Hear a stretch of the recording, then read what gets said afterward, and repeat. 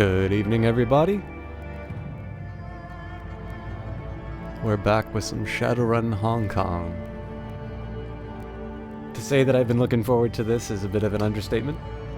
I have noted, actually, with some trepidation that a bunch of people either on my Steam friends list or Twitter feed or all these other forms of sharing that we've developed, quite a few people I know have finished this game already, so we are only on the first run, plenty of story ahead of us, but it would be wrong of me to play this game offline, so we've saved up. Fridays are still going to be Crusader Kings. Once Fridays are taken care of, we're going to be going back to Shadowrun Hong Kong. As far as content for the stream is concerned, I suspect it's going to be Shadowrun for a while. So naturally, if you're looking for something different, Crusader Kings 2 will be there. If you don't like either Shadowrun or Crusader Kings 2, this may be an excruciating couple of weeks. So apologies. But on the other hand, they're two very different and two very good games. So I'm not that sorry. As usual, we'll give it a little while for people to come in, especially because we've got a couple of plot elements to cover through. So we'll do a brief recap. We sort of stopped more or less at the introduction of the first real run of the game, formal run of the game. And we can sort of set up the event. In the meantime, I'm just going to take a quick look and see if there's anything fancy in options that I've ignored. I'm not sure if I'm going to... So I'm not quite sure if the mini campaign is something that they've unlocked for the entire community, or if that's something specific for backers. It'd be weird if they just did a mini campaign only for backers. So I suspect probably I'll not be using this. Extra blood and gore. I didn't even know that was an option, but I see it's turned on by default. And I'm actually curious I don't know the difference between these. Perhaps that's something for me to investigate when I'm not on a stream.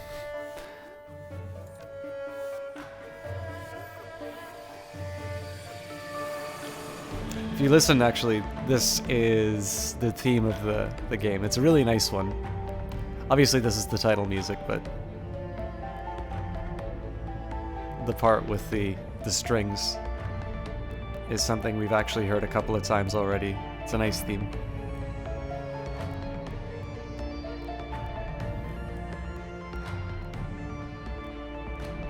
Jeff DeHeff, how you doing, my friend? I don't recall. Have I seen you in here before? Obviously, I know you from Jesse Quill's stream, but I don't recall if you stopped by for the last Hong Kong stream, or if this is the first chance I've gotten to greet you on this little corner of the internet. I am, of course, streaming alongside some wonderful name.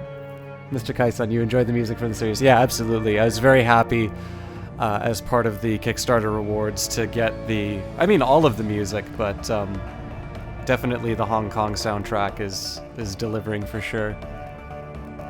I smell like poo. How is it going? I am doing quite well, my friend. It occurred to me, you got me halfway so long ago, and I never let you know that I actually played a little bit of it. I think it's really fun. I'm actually looking forward to doing it on stream, but I kind of knew that Shadowrun would be coming up, so I didn't have a chance. Oh, that's right, Jeff DeHeff, when I screwed up Kerbal Spray's program. Sorry I didn't remember. I'm kind of getting to the point now where I'm doing my best to remember people, but the names start to run together as Astral found out, and I can't remember exactly the first streams. But glad to have you here. I'm especially glad I didn't scare you off last time. But yeah, we were gonna say I'm in some fairly exalted company tonight. We've got I believe Ponce is streaming at the moment. Ponce, by the way, if you haven't checked Twitter, put up a wonderful little historical tidbit on the origins of barbecue. Ponce actually his major was in archaeology, and as far as history goes, he knows his stuff. Like I've had the pleasure of talking with him at all of the Twitch meetups now, including the small one, which doesn't always get credit as the first Twitch meetup.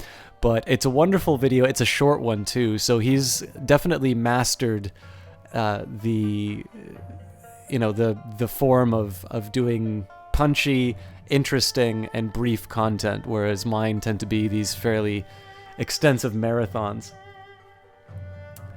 Doing well, most likely be lurking, still packing for auto. Well, I mean, Hong Kong is a wonderful lurking game because I have plenty of dialogue to read.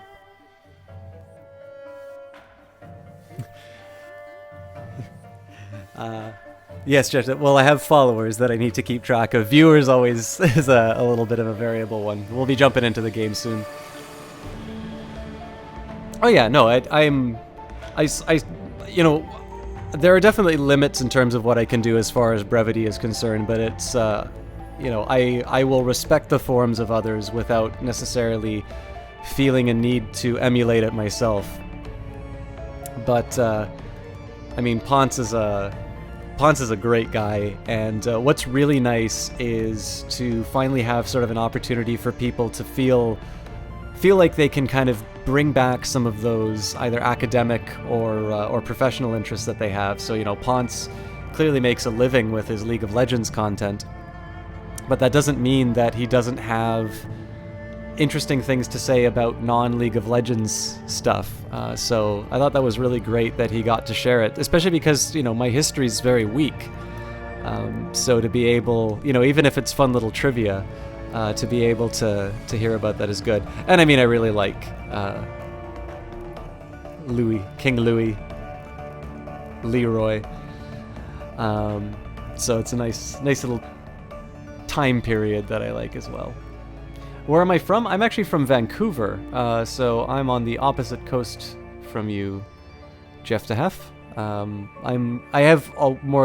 Throughout my life I've lived in BC, although I grew up in a city called Kelowna, which is a little bit further away from Vancouver. But I've been in Vancouver for a fairly substantial amount of time. Enjoy it here. It's very expensive, but I have a good university, so that's what keeps me here at the moment. And after university, we'll see where the rest takes us. Yeah, that's fair, Jeff. I mean, I notice, for my own part, I started off in Dota 2, so I never really got into League of Legends. It's actually Ponce's stream that sort of made me give it a second chance. But, there's only so much. My gaming time outside of stream is very minimal. So to be able to, there's stuff that I want to play on its own. There's more stuff I want to play which I don't get a chance to. And Dota is certainly a game I really enjoy, and I occasionally do a little bit of commentary for. So,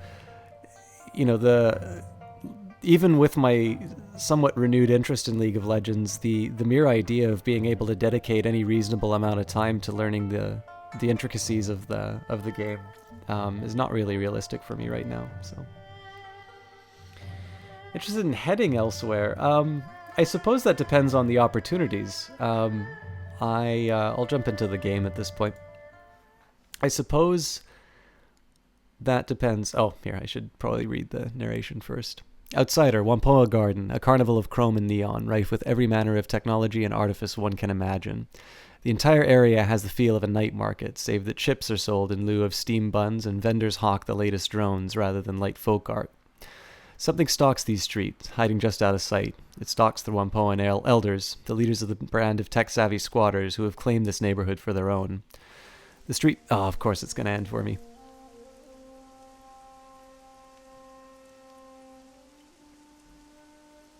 Thank you, Jeff DeHeff.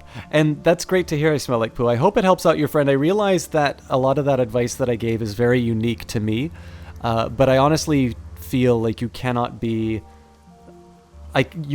over-prepare for a seminar or for any kind of presentation.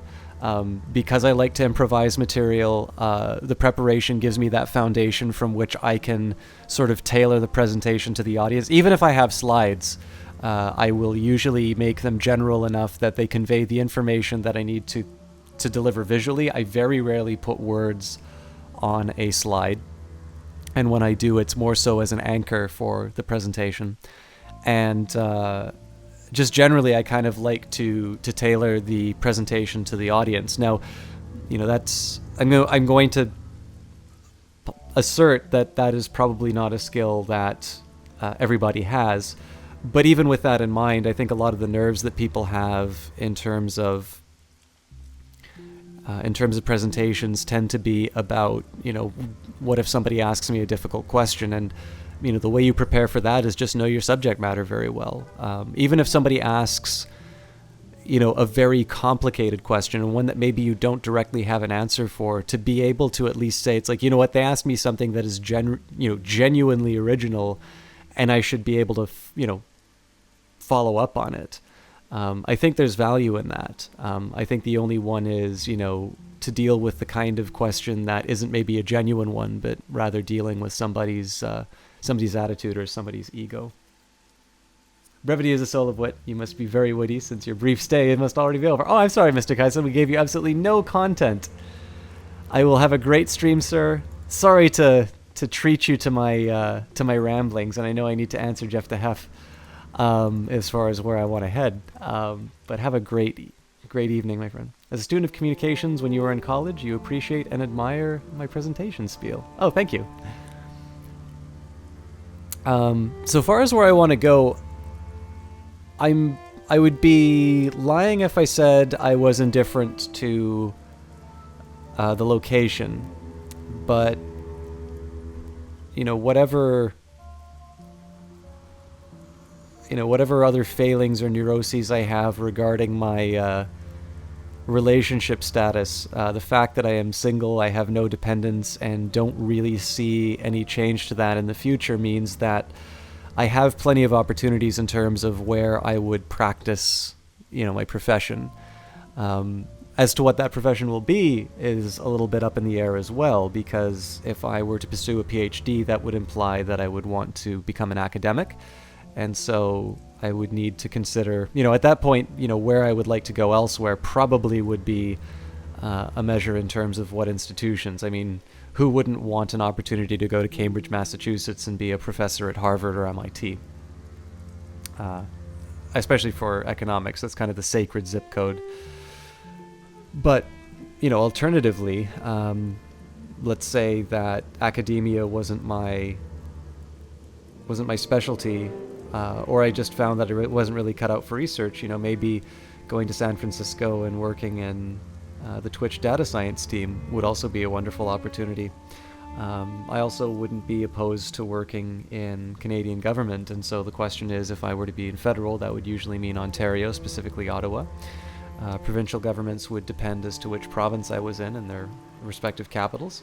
But municipal government is also a potential opportunity. So I'd like to, there's definitely cities I would like to live in and practice, but I think I'll probably consider that in relation to what I want to do as far as a career is concerned. I'd be a great mentor to new students. Well, that's very kind of you to say. I've actually been a TA, and I will be TAing in my second term, although I'm a research assistant currently.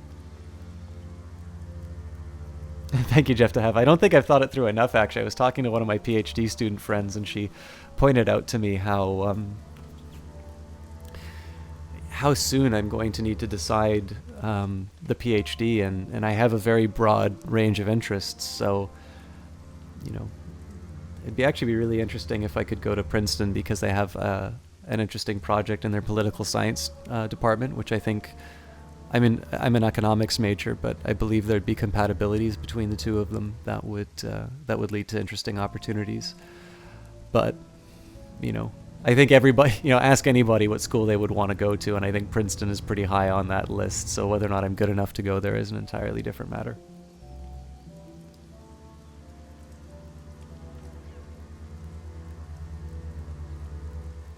Yeah, that's awesome. I smell like poo. I actually also have a friend who apparently works in the finance ministry, so it's really wonderful. Not just that you're volunteering, and my friend has a contact as well, but that everybody's so open in terms of sharing their knowledge. So I'm certainly not at a point where I've kind of decided in terms of what branch I would want to go into. But certainly, if I need some information, I think you'd be a fantastic resource to talk to. So I'll definitely hit you up for it. Oh, that's cool, Jeff, to have. Yeah, I mean, obviously, a tremendous, tremendously prestigious institution. And I mean, it'd be really cool to see the East Coast. I've never been. Um, but they've got a department there. You can actually Google search it. I used some of the data in my my honors thesis. It's called Empirical Studies of Conflict.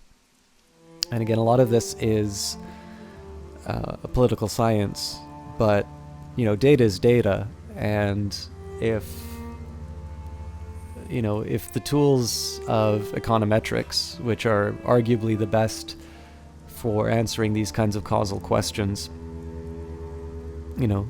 there's no rule saying that you just have to apply them to GDP or profit maximizing questions. You can also ask them of things like why do people take up arms in an insurgency? Why is it that one set of circumstances leads to a conflict, and yet what seem to be a similar set of circumstances don't lead to conflict? A very simple question you might ask is, does the influx of arms, small arms, cause conflicts or increase the likelihood of a conflict, or they decrease it? I mean, you have kind of the Republican style argument of, proliferation of guns make it more costly for somebody who wants to do violence to to do it. So, clearly countries don't just go to war on a whim. Let's assume that there's some resource that they want to seize. And a well-armed neighbor would mean that it's that much more costly to seize the resource, and so all of a sudden it might be a deterrent. But on the other hand, a proliferation of arms might also give rise to aggressive behavior and perhaps other influences that aren't necessarily resource-based, but let's say, I guess they call them the primordial origins of conflict, or really any of these things. I mean, clearly there's also cultural considerations, that there's these, well, I mean, those are, I guess, the primordial arguments, but basically there's other possible instigators. And so you say, it's like, well, if we make these people very well armed, are we just going to have a bigger problem on our hands? Are they going to be able to do more? Now, I think situations like Rwanda show that you don't require very sophisticated weaponry to commit extremely appalling atrocities.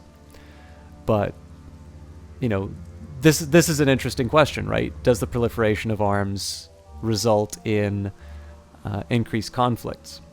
And presumably, the tools of econometrics could offer an answer to that if the appropriate variables could be measured. It's not actually a project that I'm doing, but just kind of gives you an example of how you can use these frameworks to do interesting studies. And Princeton, at least in their political science department, seems to be doing some interesting work along these lines.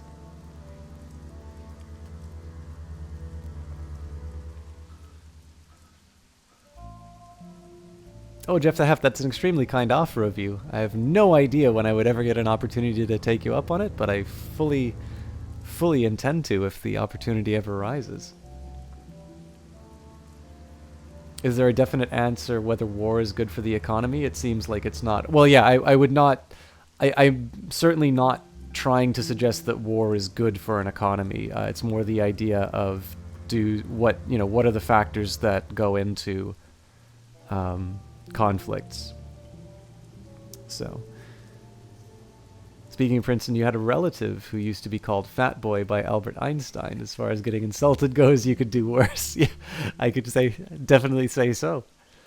All right, guys, you guys have been very patient with me in terms of the material. This is an interesting conversation, by the way. I certainly will not ignore what's going on in chat, but I guess I owe you guys some plot. So let's talk to Zippy. I think we still have some dialogue to go through on him.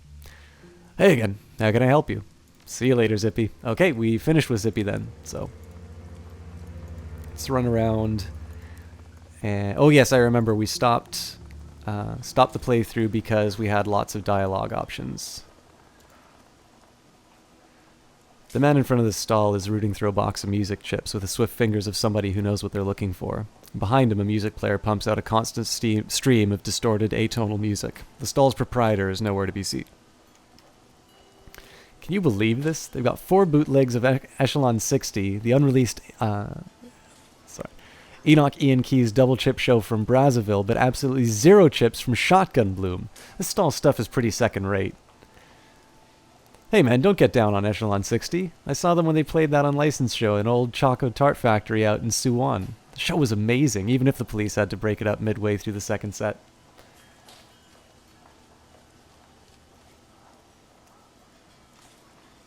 The music aficionado waves his hand dismissively. Show might have been great, but come on, Echelon 60's old news. They've already been mainstreamed. I saw a Trid ad for the new Mitsubishi Ostro scooter, and that they were using Main Volt Under the Bus as backing music. Makes me sad, I tell you. The Decker inclines his head politely towards you. Mo Nebby at your service, Decker. Technologist, music fan. You're not from around here, are you? You don't hold yourself like a native. Not Wampah Garden, no. Mo runs a hand through his hair, shaking the collected rain off of it. Thought so. What brings you out here? Trying to find out who's been killing the elders. The Decker pauses for a moment, face falling. Oh, that's a nasty business. I heard Tong died tonight. I don't know who or what they pissed off, but it seems like a really bad scene. I'm trying to keep my nose out of it. Still, I like this place. Is there anything I can do to help?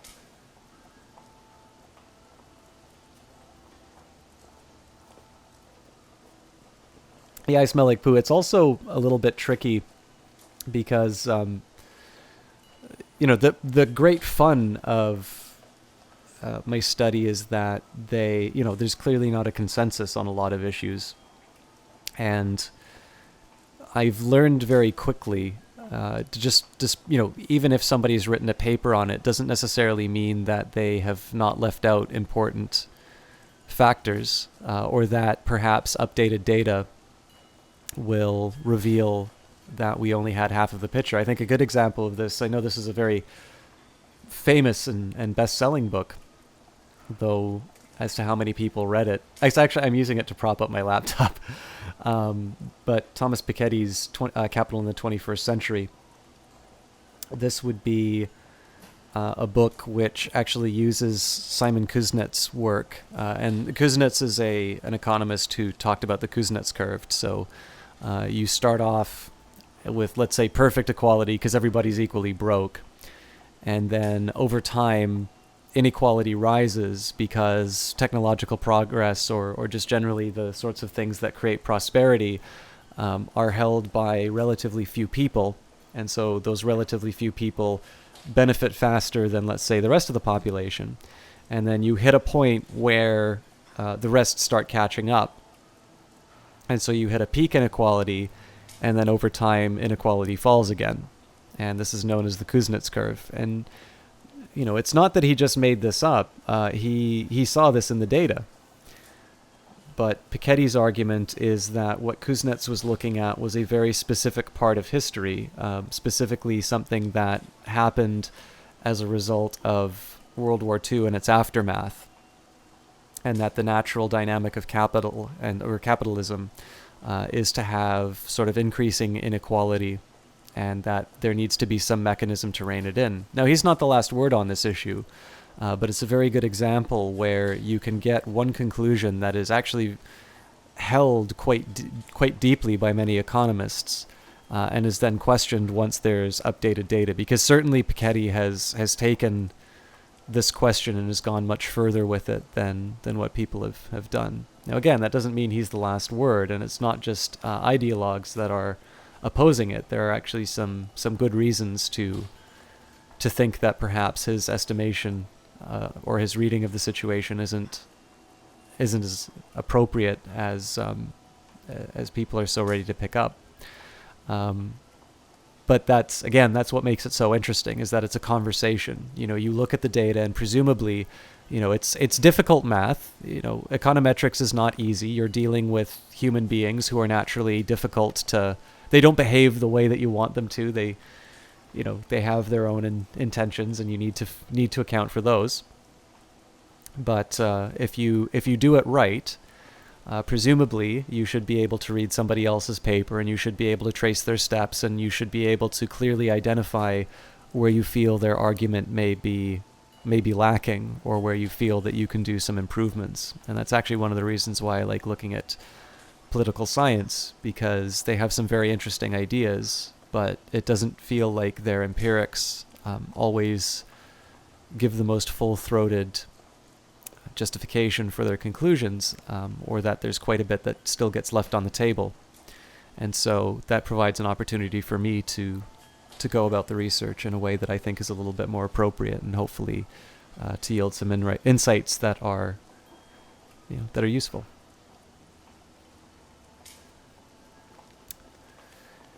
What can you tell me about the Wampoans? We're just a collection of freaks, geeks, nerds, and tech junkies. This place may look like a third world bazaar, but believe me, we have stuff here that is cutting edge in almost every field. Most swells with pride and plants both hands firmly on his hips. Maybe it's not as advanced as the stuff the Megas have in their development labs, but it's as advanced as anything you can find in a store. People come here from all over the world to buy and sell here, and we work out deals for big shipments. We've got contacts in every pirate and smuggling group in the South China Sea, and every major syndicate and gang in the Free Enterprise Zone knows not to mess with us. Not only are there a lot of us, but nobody wants to lose what we're selling. Red Dragon made a play 4 years ago, but we chased him. Mo gestures with both hands as if shooing away a bothersome insect. Scooted off back to Homantin, and they've never been back. Good for you. That's how you survive. Yeah, good for you. That's how you survive. It's all about playing the angles. Yeah, it pissed him off, but then we sold goods to the Yellow Lotus at a discount. In exchange, the Yellow Lotus kept them off our back. You don't have to beat up the big guy to win. You just have to make him step back so the other big guy sees he's off balance. Stand-up fights are for megas. We're about survival, just like anybody else in the shadows. Know anything about the murders? Trying to stay as far away from it as possible. I'm not connected enough to hear anything important, and all this talk of monsters is just plain dark. I'm not afraid of monsters, but I don't want to get their attention. All I know is a couple months ago we held Elders Nakamura, Yatun, Gan, and Magpie, and now we don't. I've heard about Magpie. Sounds like she was kind of vicious. To be blunt, she's a hateful, shrewish old badger of a person. It was always her way or the highway. She'd butt heads with the other elders over damn near anything. The last fight she had was with Tang over something or other. I guess she ended up throwing some of his micro-drones into the deep fryer and threatening to kick his ass around the block. What was her line of business? Matrix gear. Her shop's called the Jack Point. Not very imaginative, I know. She always had the hottest programs, best chips, and some killer decks for anybody willing to pay her rates. Cost plenty of Nuyen, but she was one of the best in the business. At least in Hong Kong. You want to know more about her? You should talk to Zippy. He's he's one of the only people around here who got along with Magpie. You can probably find him by the MTR station. He loves the steamed bun cart over there. What's your area of expertise? I'm a decker. I used to be a company man for years, pushing code on the servers, smearing the little cyberpunkies who would get into our secure systems. I made a pretty good living. Had my own place on the 48th floor of a corporate skyscraper. It was the kind of thing that Sims teach you everybody reaches for. The dream life. So what went wrong? Found out the company wasn't what I thought it was. Sure, they paid me well and kept me in creature comforts, but I accidentally looked over some misfiled reports while cleaning out a company data store. Turns out one of the company's security riggers had gotten drunk and blabbed about some project or other being over budget and behind schedule. That's not good. It'd be a fireable offense, right? Mo purses his lips, his eyes going distance for a while. Well, I guess upper management was worried that info would hurt their stock ratings by a fraction of a point or two, so they fired the guy with a 30-08 round right through the skull.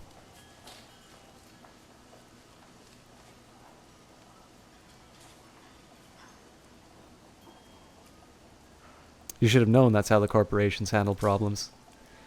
Well, I sure as hell know it now. You get a wake-up call like that, it'll really open your eyes. May have only been fractions of a point, but there were still tens of millions of Nuyen. I guess that went beyond a firing offense, directly into murder territory.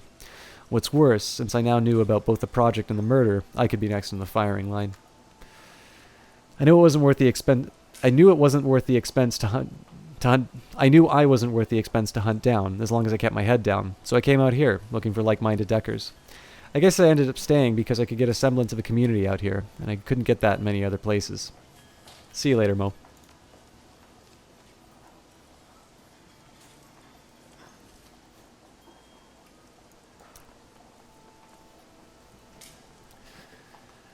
An imposing troll stands in front of a stall overflowing with weapons of all sorts. Pistols, rifles, and even brass knuckles overflow onto the rug around him. Ho there! You look like a man who understands the value of self-defense. Breaky Hui at your service, and I can promise you I can help you defend yourself.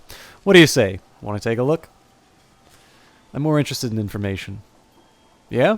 Tell me what you want. Maybe I can help you out. Know anything about the murders? Just that the elders have been getting hacked apart. I tried to stay away from it all. No sense painting the crosshairs on my own forehead, right? The troll shrugs indifferently. I'm nobody important. I aim to keep it that way. What are your impressions of the Whampoa and elders? Can't say I associate much with them. They organize big trade deals in the Loho Jawa pirates, the triads, and legitimate businesses. They tell us if somebody's been blacklisted and dispense justice when somebody breaks the rules. Beyond that, they leave us alone, and I leave them alone. I'm just not important enough to register on their radar. Do you know anything about Elder Magpie? Never met her, thank God. She ran with the Deckers mostly, since she dealt in chips and software. I heard she was hard to work with. I think the phrase I overheard was that she shrieked like a harpy with a fresh corpse. I don't know, you should ask Zippy though. He's a sharp one with a deck, so he'd know her better than most. Aside from Tong, who slings the BTLs around here? The Red Spear Gang. They run up in here sometimes, but don't cause any troubles. Check out the parking garage south of here though. They usually hole up in there. Step late though. If they don't know you and you cop an attitude, they'll put you in the ground. Funny thing, I heard there was a shootout with some Hong Kong police in the garage a month ago. I was away in Beijing at the time, so I didn't see it directly, but everybody was talking about it when I got back. Why is that funny? Because we don't let the HKPF in here most times. We'd shoot them if they'd try. Every time they come in here, it's bad for us because they're always looking for a scapegoat. Why would the elders let them in? Nobody knows. See you later. He shot me with a gun. Still added him to my LinkedIn, though.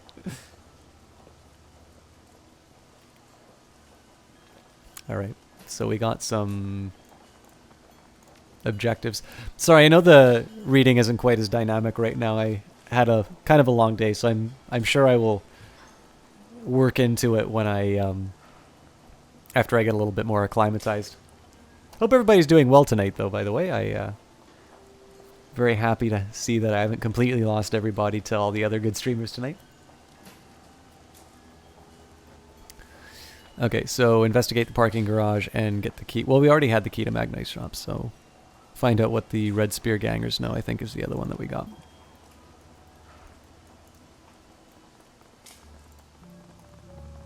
By the way, I don't believe I gave credit earlier today. Mr. Pornstar is hosting us tonight, so he's been pretty good at anticipating the stream, or he's just kind of got me on by default, but its regularity certainly does not make it any less appreciated, so thank you again to Mr. Pornstar for that host. This dumpy-looking man is busily hawking a variety of grilled spherical treats of various sizes. Some are sold individually, some are skewered on sticks, and some are packaged in sets of 4 or 6. A sign on the front of the cart reads, Kita's 1 yen yatai. A cacophony of small trid screens are attached to the cart, each playing a different trid show. Interest you in some dango? Teriyaki? Maybe a nice nikuman. That's a pork bun with a Japanese twist. Any kind of tasty Japanese treat you can imagine? I've got it.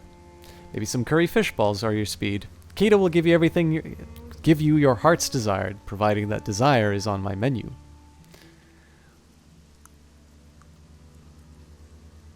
Let me have some dango. Your wish is my command, good sir. Keita deftly pulls one of the dango sticks out of the cart and drops it onto the grill. A small robotic arm slides out from the cart and begins turning the stick until the balls of rice flour are toasted to a brown color. Lifting them from the grill, Keita dips the entire stick in a tub of sticky brown sauce before handing it to you. The snack has both a sweet and salty flavor, reminiscent of sesame seeds and soy. The balls inside are pleasantly warm and surprisingly chewy, a bit like eating raw dough, but without the attendant chalky taste. Kite260, how are you doing, my friend? Should note, actually I should be talking about all of the streamers. I don't recall, Jeff DeHef, if you stream yourself. Please let me know if you do, so I can give you a proper shout out. But I will T. Clark, my guess is that Mr. Pornstar hosted you, then forgot how to unhost and just said, screw it, I'd end up hosting him again anyway. Yeah, that's entirely fine. But again, I'm never going to let the familiarity of a host or the regularity of a name be taken for granted. Certainly, it's always nice to see everybody here. It means quite a bit to me when it's been the same name several times in a row. I love the fact that there are people who've been with me since more or less the beginning, but that's never an opportunity to take somebody for granted, in my opinion. Just as the streamer in the household. All right, Jeff DeHef, then I will only praise you for your modding. So I do want to take a minute, though, and point out that I Smell Like Poo is a streamer who streams under East Bright Bay. Feel free to give yourself a link if you'd like. And Kite260 is a member of Team Panda. I suspect a lot of you know this by now because, of course, we've got quite a few regulars in here right now. I believe currently is convalescing, so I wanted to wish you absolutely the best and a speedy recovery, partially because I'd really like to see your stream again, but more importantly because you are an extremely kind fellow, and I think it is a great shame that life has seen fit to give you the kind of troubles that you have been so good at talking other people through. So I certainly don't envy your situation, and I have every confidence that you'll get through it.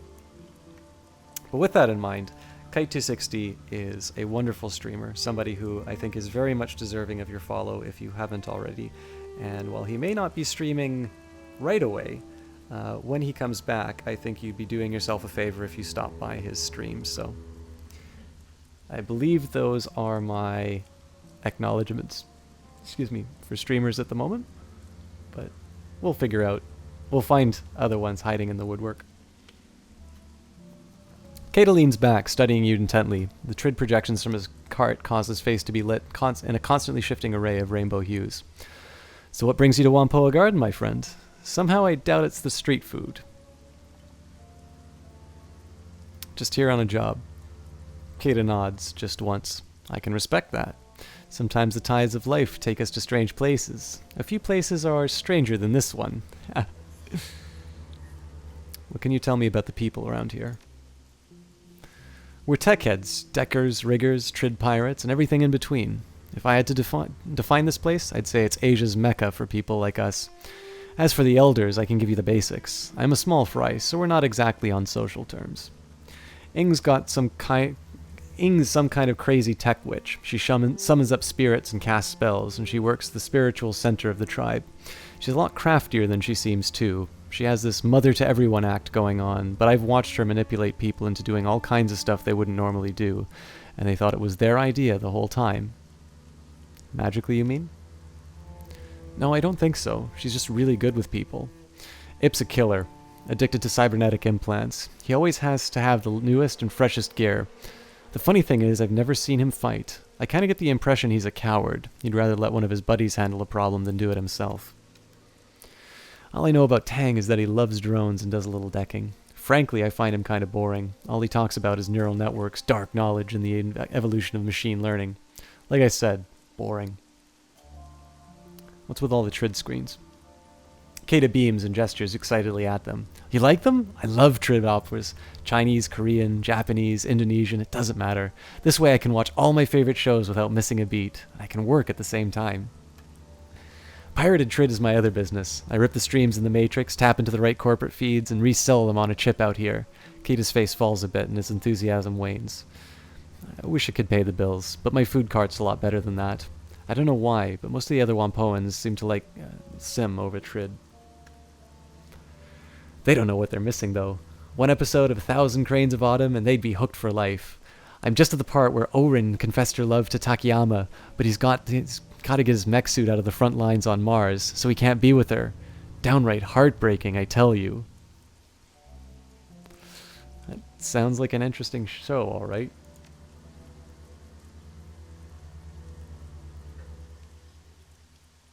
Eyes twinkling, Kata leans forward in a breathless excitement.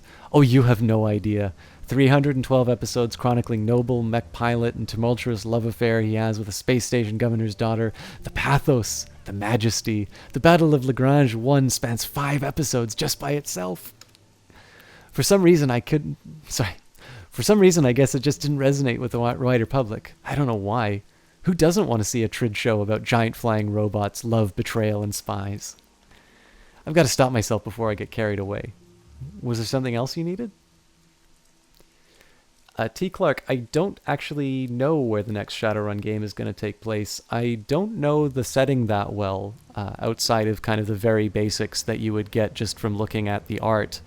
But they did actually do a poll, so the reason why Berlin was the setting for the second game was it was kind of the runner-up in terms of the poll that they did, and I think Hong Kong was the third. So if I dig up that old poll on the Shadowrun Returns Kickstarter, my suspicion is that they would probably go for the next city in it. They might actually go... What they could potentially do is set it in Chicago, which is a city that is kind of fallen to a complete disaster in the Shadowrun universe. But that would definitely be a very unique kind of story compared to what they normally do.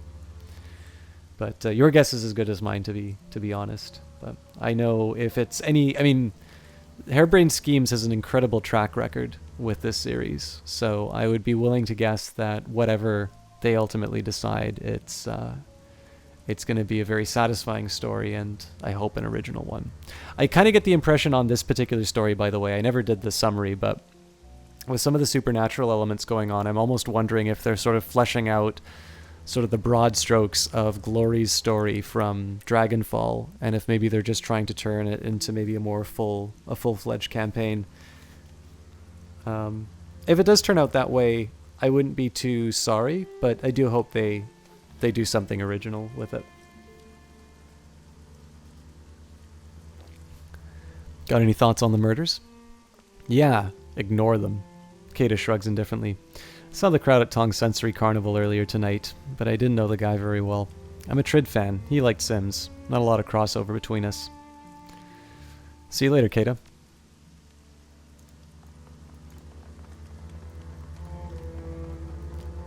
Glory is by far my favorite character in Shadowrun Dragonfall. I mean, other than my character, obviously.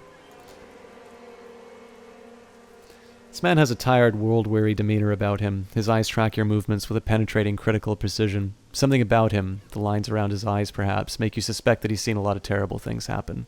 He lifts his cup of cheap soy-calf as you approach. Let me guess, you are the freelancers the elders have been paying to look into the murders around here. That's right. Who are you? Call me Demergo. I'm not one of the Wampoans, but I've been here long enough to know that they don't think twice about me being here. Demergo drains the last of his soy calf in a large gulp. So what have you found so far? You're awfully curious for a random guy. Professional curiosity. I used to be with the New York Police Department as part of the Thaumaturgical Research Division, part of the CSI branch, except I did the magical investigation while the other guys pulled prints and checked blood samples. Demergo tosses the soy calf cup towards a nearby garbage can. It bounces around the rim and rolls inside. When I hear about shit like this happening, I keep my ear to the ground. Old habits, you know?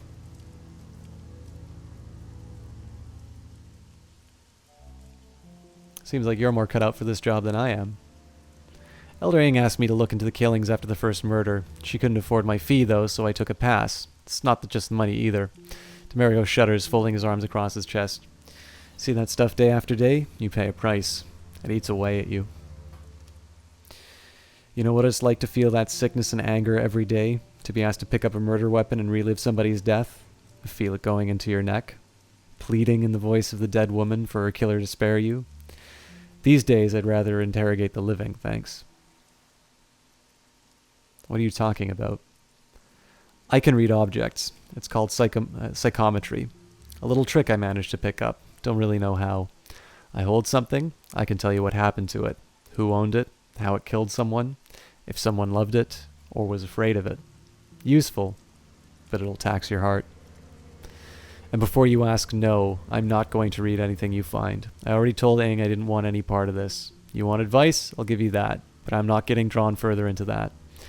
So aside from that, is there anything else I can help you with? What can you tell me about the Wumpoans? I don't know much. Even though I've been here almost 2 years, I'm an outsider. They don't really accept anyone who's not as much of a tech nut as they are. I'm just the crazy mage who lives down the road. Demergo pauses and looks off into the distance as he collects his thoughts. Ip's got some heavy-duty cyberware. Basically an enforcer for the rest of the council. He doesn't seem to set much policy. Aang is a shaman that worships machine spirits. It's all a bunch of hokum if you ask me. Magic is magic. Whatever you want to call the source is fine by me, but don't ask me to believe in a great spirit full of electronics. As for everybody else, they tend to be an okay bunch. A bit strange, but that's fringe culture for you.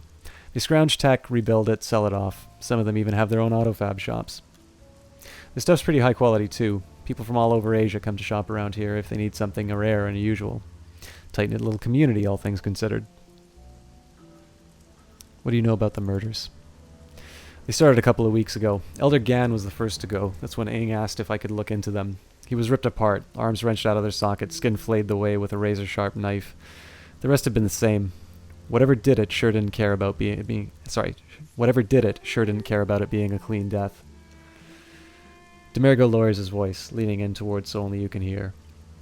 The funny thing is, the Hong Kong police force was out here a few weeks before that. Maybe a month ago, tops. I know that doesn't seem like much, but the Wumpoans don't normally let the police in here. That, by itself, is odd enough, but it gets even stranger. The officers were loaded for bear, too. Big guns and heavy armor with NBC seals. The works. They went into the parking garage near here, and there was some kind of gunfight. Never made it back out. When backup showed up, the Wumpoans chased them away. Why would they let the cops in and chase them away? It's exactly the kind of question you should be asking, and that the elders refused to answer when I asked. Demergo shrugs. Go take a look for yourself if you want. Watch out, though. A gang's taken up residence in there, dealing drugs and BTLs. They call themselves the Red Spear. Not too violent, but if you push them... not too violent if you don't push them, but be careful what you say.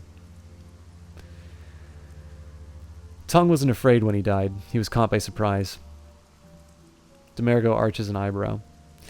It's not what I would have expected. With the amount of mess at each scene, the victims should have left behind a hell of a lot of fear and pain. Are you sure? Very sure. Tung died tonight, so the astral signature hasn't had time to fade. There was only a sense of perfunctory accomplishment. Then it sounds like this wasn't a crime of passion. A planned attack would have that kind of resonance, in my experience.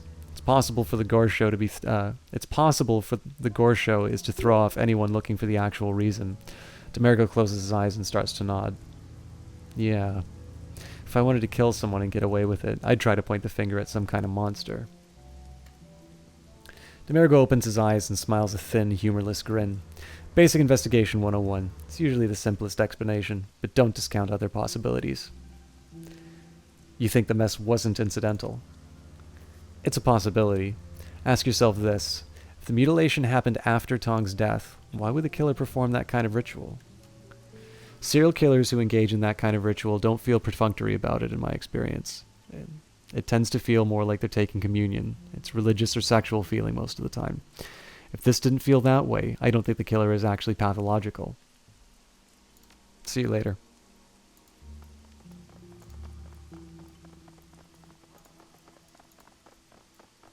So, I suppose the implication here... Well, there's two implications, which is number one, if the Hong Kong Police Department shows up and can't handle what's inside, then that lends itself to the monster story. Certainly, that's the one thing that has changed in the story. But the conversation with the police officer suggests that somebody is trying to cover up their actions. So at that point, I mean, unless they're trying to suggest like some spirit or something like that was taken out of the parking garage. I think I'll talk to the elders before I go to the garage. I'll just see if I can find... Yeah, get the key to Magpie's shop.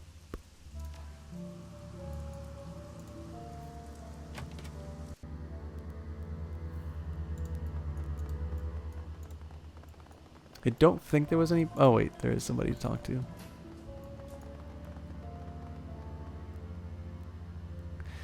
The owner of the shop barely looks up from his PDA while greeting you. The tone is one of immense boredom. Welcome to Min Vong Matrix Materials, aka MVMM. What can I get for you? Not buying any of that. He was rightly bored.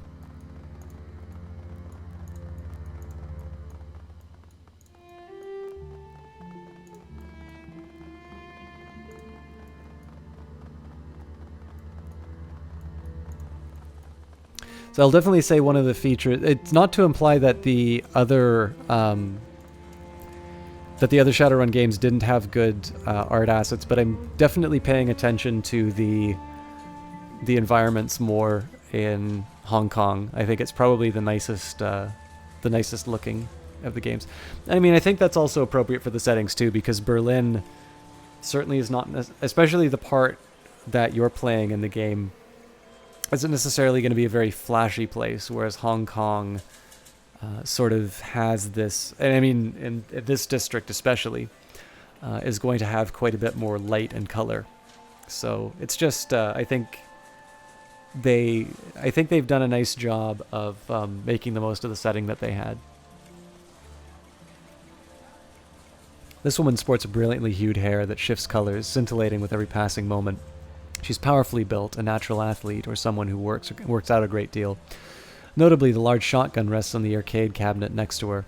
She affords you a short glance as you approach. When she speaks, you note a peculiarly lyrical accent to her voice. Something I can help you with here, friend. You're throwing off my game. I'm trying to beat my best score. So she's clearly from Tir na Nog. Tank Warrior Opa. I haven't seen one of those cabinets in years. The woman's mouth twists up into a wry grin. Aye, me neither. Managed to find this one near by accident. But I heard the music and thought, hold on there, Rainbow. You know that tune? After a few moments, Rainbow's game is suddenly over, her tank obliterated by a barrage of air-to-ground missiles. She hisses her breath through clenched teeth. Piss on ya, ma. Alright, Robbie that was.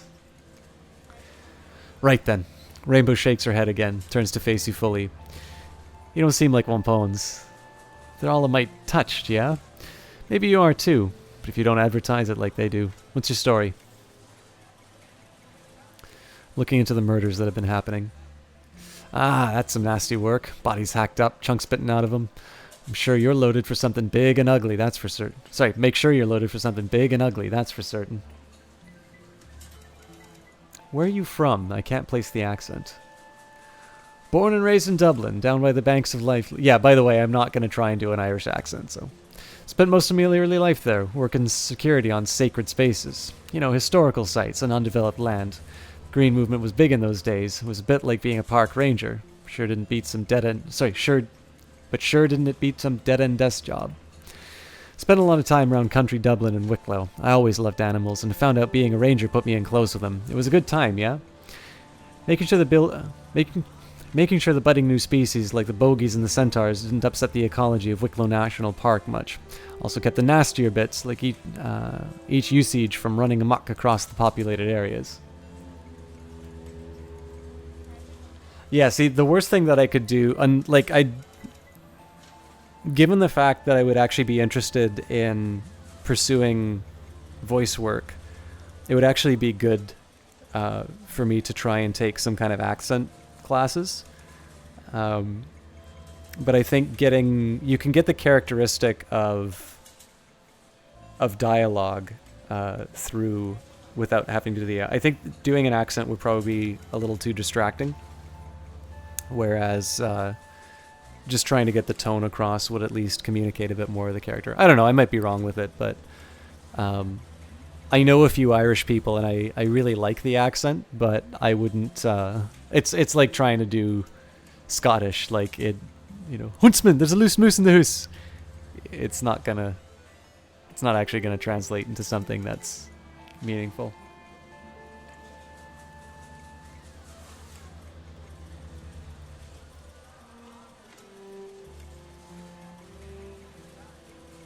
What's that? And eat whiskey. Nay, eat whiskey.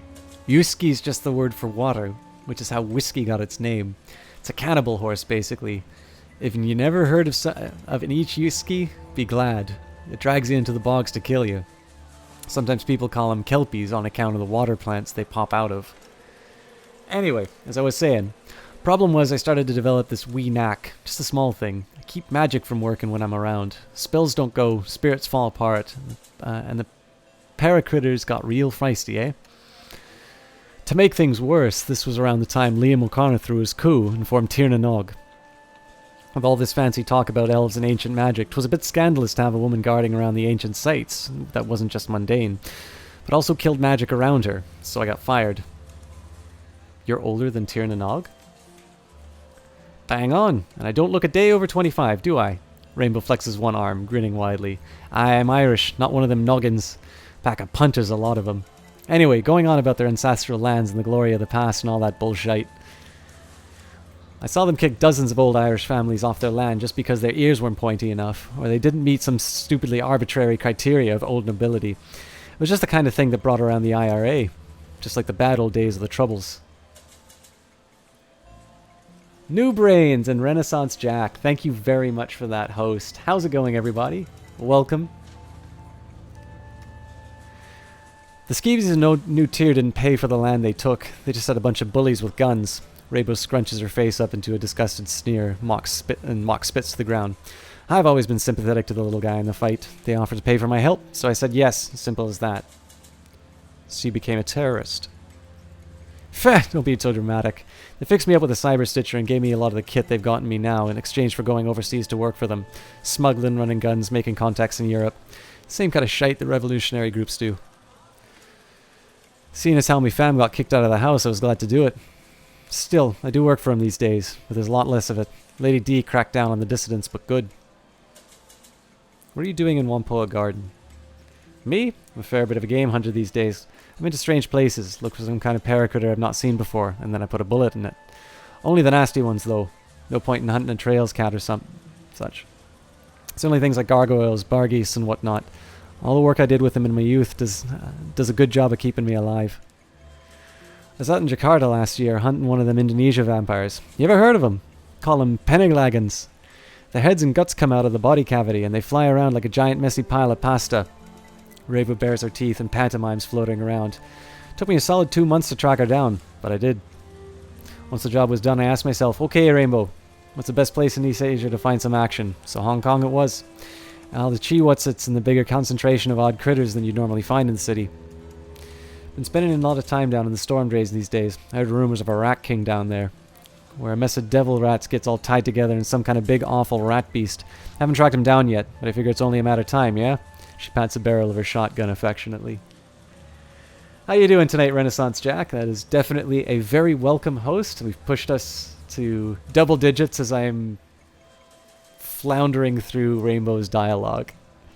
See you later, Rainbow. So this is another interesting factor, which is pointing towards a monster. It's not coincidence that a monster hunt. That's a really interesting character, by the way. I didn't know that there was kind of these anti-magic characters in Shadowrun. What were you playing tonight, Renaissance Jack, if you were in fact streaming? Is there anything I can do for you, 71? Why didn't you tell me about Elder Magpie disappearing? Why would we have? Her departure from the Whampoans isn't related to your investigation. It happened before the killings began. I'm certain she's off just sulking somewhere. Ing's tone is profoundly indifferent.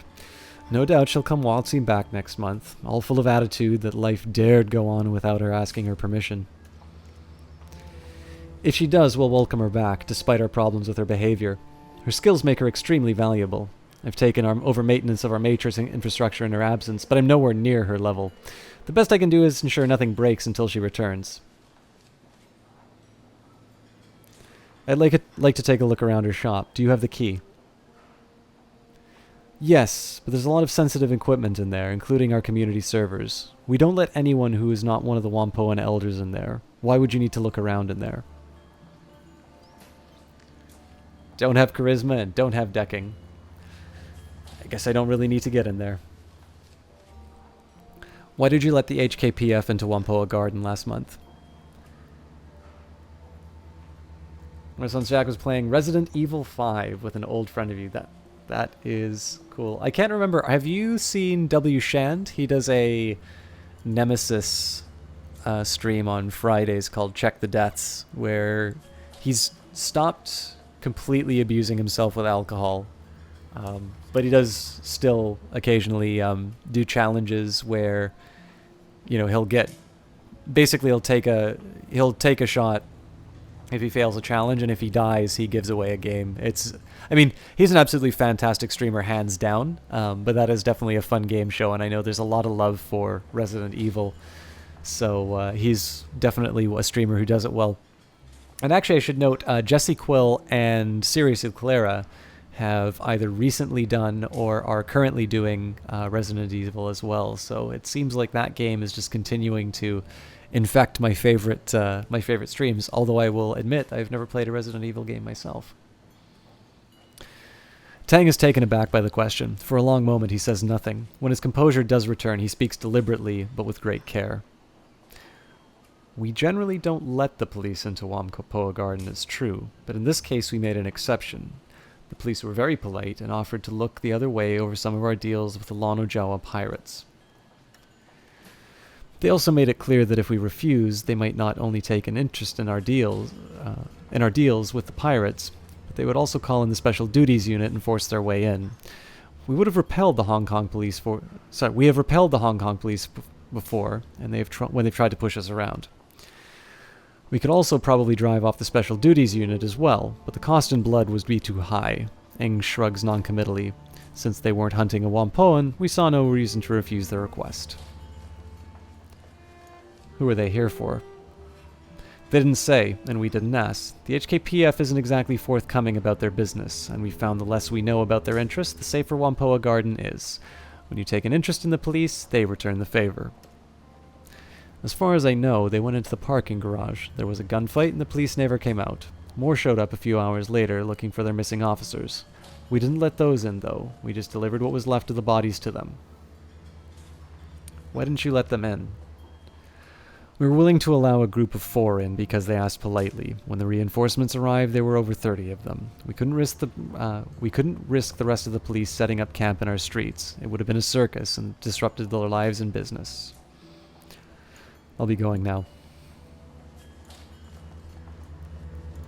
Oh, I don't believe I talked to the person in here because I couldn't see a dialogue button. Welcome, sir. Welcome to the Kwok Aether, home of the finest clothing in Whampoa Garden. I'm the owner, Master Tailor, King Wee Kwok. How may I serve you today? I didn't expect Whampoa Garden to have a tailor's in it. Many people don't. That's a mistaken impression that we Whampoans are only interested in technology and the Matrix, but even technologists need clothing, don't they? And many of us are in lines where added protection is a requirement. I myself am a materials scientist, as well as a keen follower of fashion trends. What kind of materials science? Fiber-related, of course. Primarily aramid fibers, graphene composites, and dialates. It affords me a certain unique perspective when designing clothing that is not only beautiful, but defensive as well. I specialize in high-fashion body armor, similar to the kind crafted by Securitech or Vashon Island, but with much more personal touch. Show me what you have. So I'm not going to be able to afford any of this, but it'd be good if you go to something like a tailor's, you can kind of get an idea in terms of what you're looking for. So, ballistic cloth suit, a tailored suit interwoven with graphene aramid composite fibers, lends an air of quiet authority and class. Armor 4.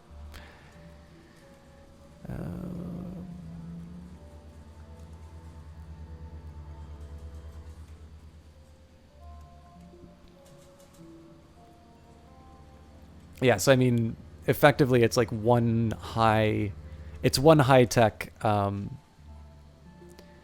armor, which is kind of the clear, obvious, or sorry, it's like the obvious best one, and then the rest, I think, are just kind of, they're all going to give you armor 3, so they're basically just fashion choices. Goodbye. So I noticed in their patch notes they talked about fixing some of the grammar in the game, but there have been a few points where I noticed there's a little... The dialogue is a little off. I kind of stumbled over it myself personally, but I think by and large there's a few points in the dialogue here where the writing doesn't quite pass the university English requirement. Alright.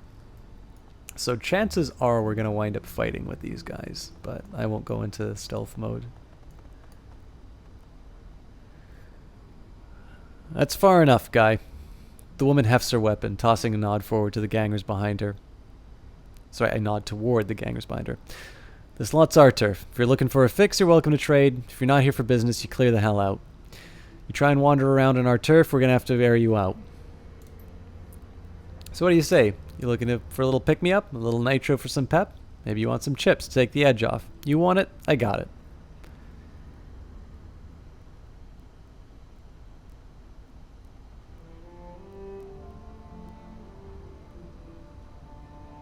What happened in the fight here?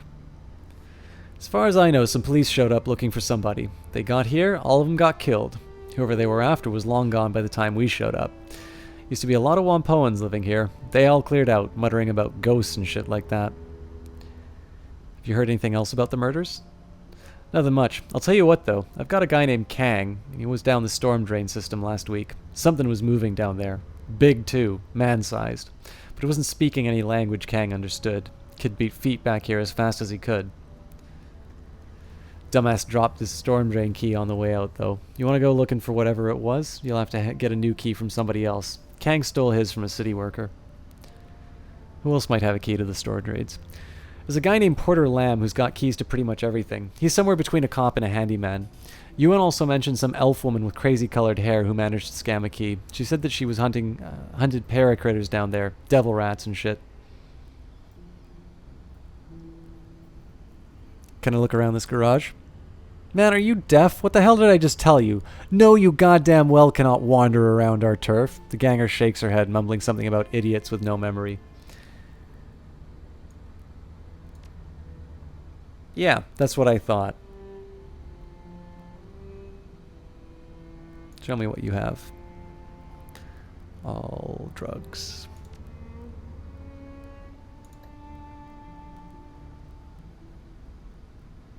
And we already sold mine, so.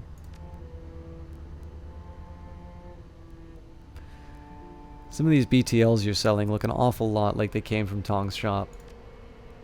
Yeah? So what? What do you care?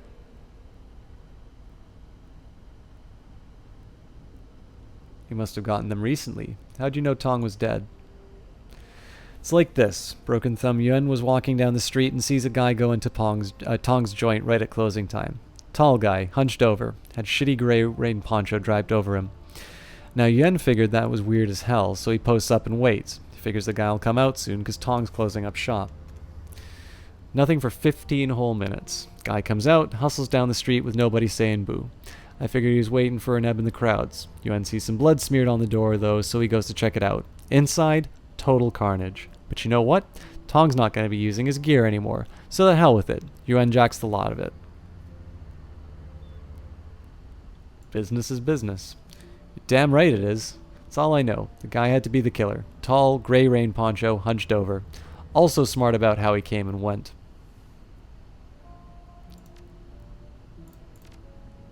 So. I won't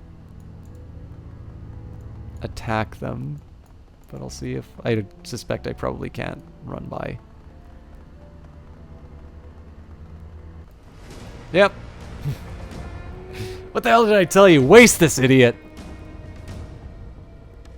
It's kind of neat that they give you consequences like that, but...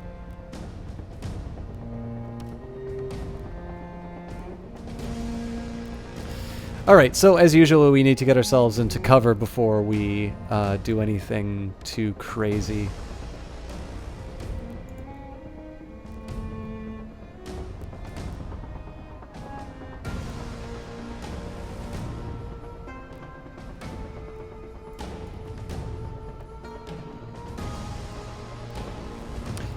So I think the biggest thing I want to do is go for the flanked and the lowest armor. So in this case here, that would be the Red Spear Ganger here.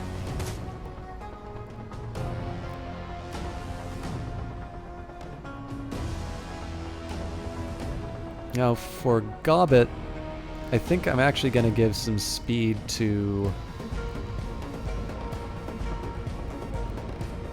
my main character. It potentially gives me the ability to take out this guy. Not quite enough.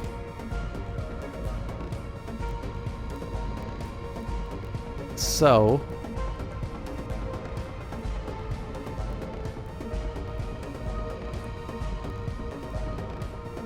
let's do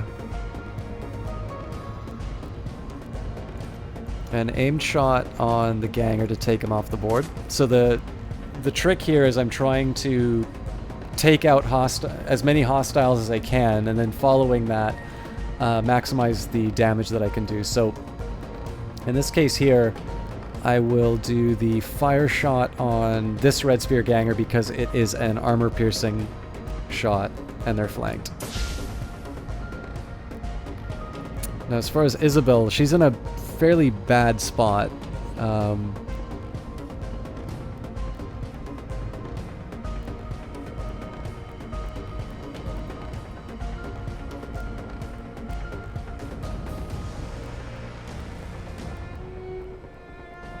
think in this case I'll just run straight up to this guy's face and do as best as I can to gun him down.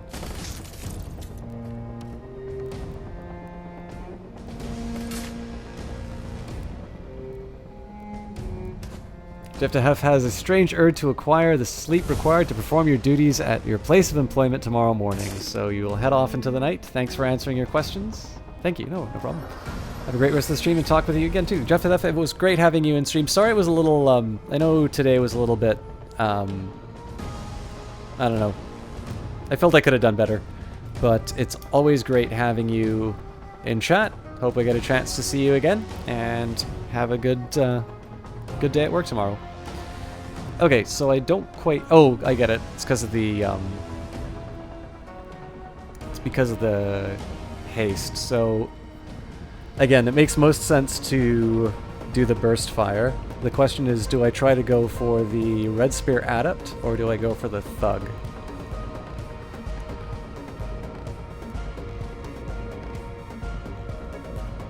I think we'll do the Thug, because there's chances that we could take him out with this one move. Not good enough. Alright. Well, we'll just keep putting the hurt on him then.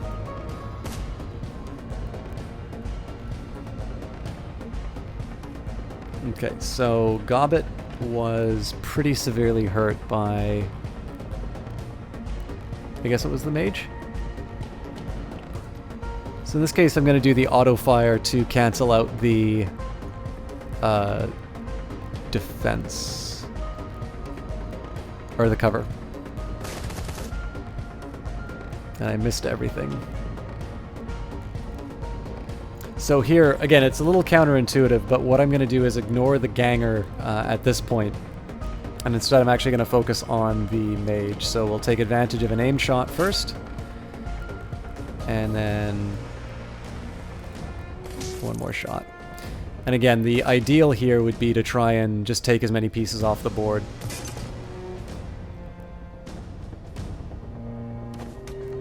Endors, how you doing tonight?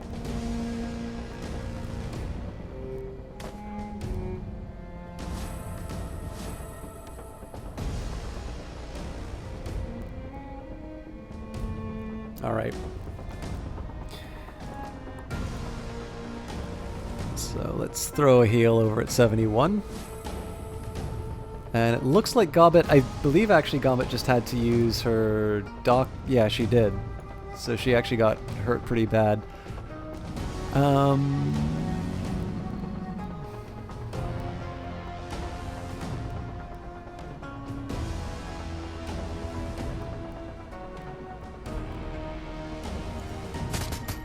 I think at this point we just need to throw as much damage as we can at them, so we'll do a double shot on the Red Spear Thug. And then Isabel can clean up the Ganger. This is the one with a high amount of armor, so it's actually going to be a little difficult.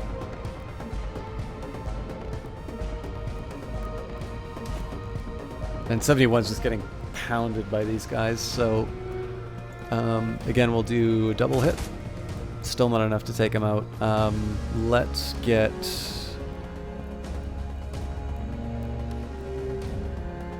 This is actually kind of tricky.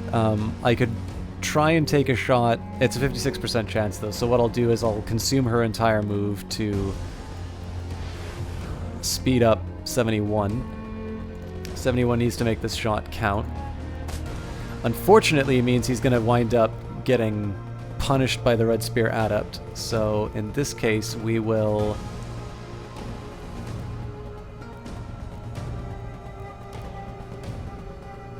Ugh. Pierce is up to 2 armor. I think we need to do... We'll do the best we can with Burst Fire. Respectable damage, but not good enough. I'm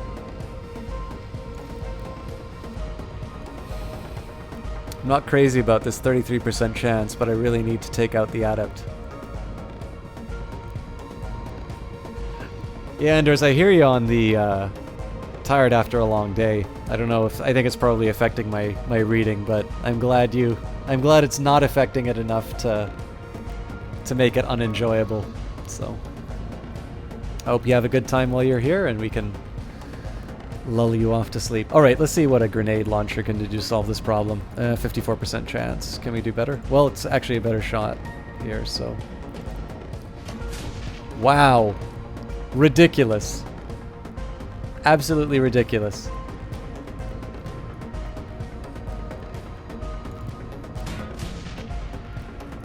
I killed my own party member with the grenade launcher.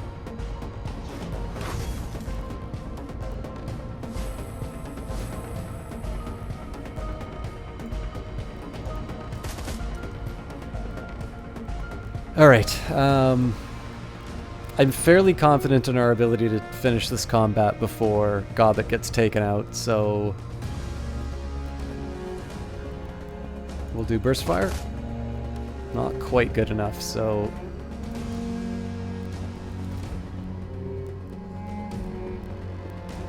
I don't think I can position myself any better, so let's do an aim shot.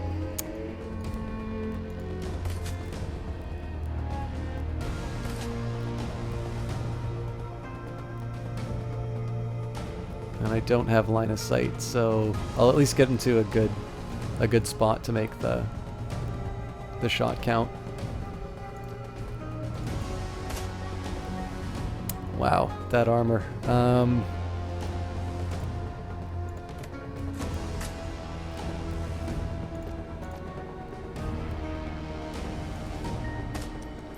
God.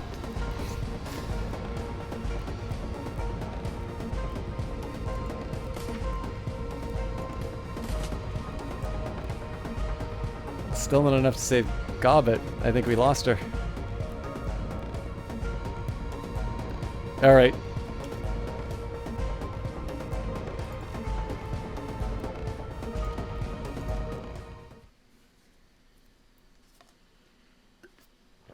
Fail.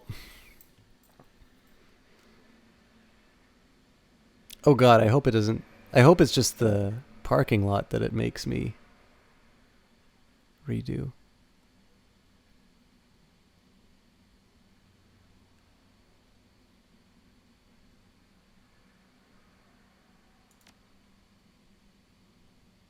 No, they really meant the whole level. That sucks.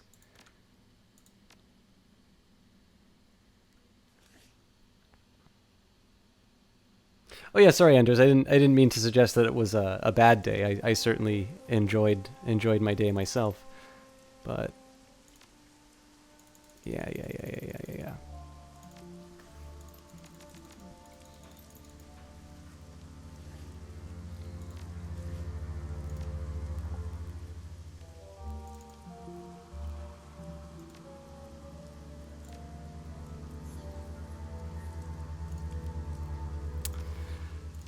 All right, I'm not going to read all the dialogue again, but I will. I'm going to have to redo all the...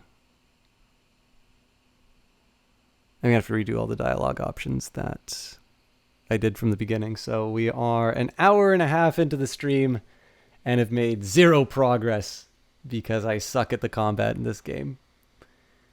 But yeah, so I had a very enjoyable day. It's just one that's leaving me feeling a bit tired. I actually did get so I did a meeting with the prof I'm doing the research for, and I definitely wound up with some interesting work. So means I have less gaming time, but I've kind of come to accept that.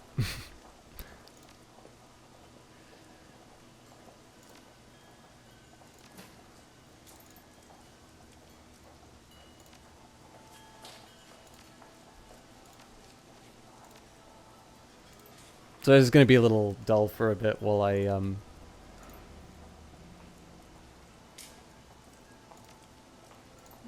trying to remember which dialogue options I picked. It's mostly just to make sure that I get the appropriate subquests and whatnot.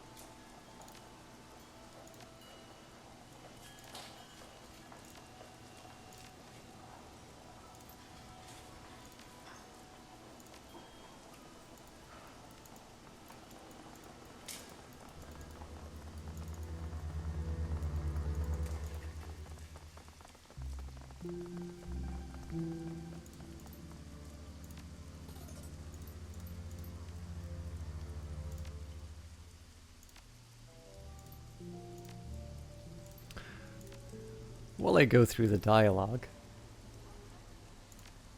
how's everybody's day going today?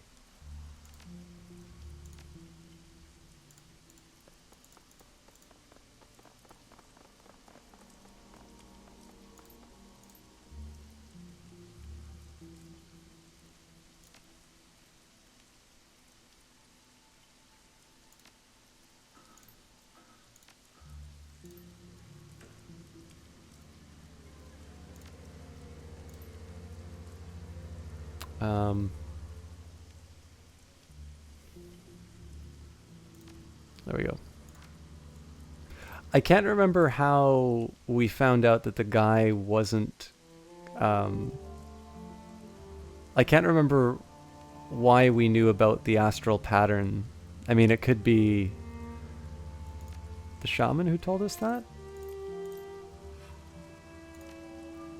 I don't recall.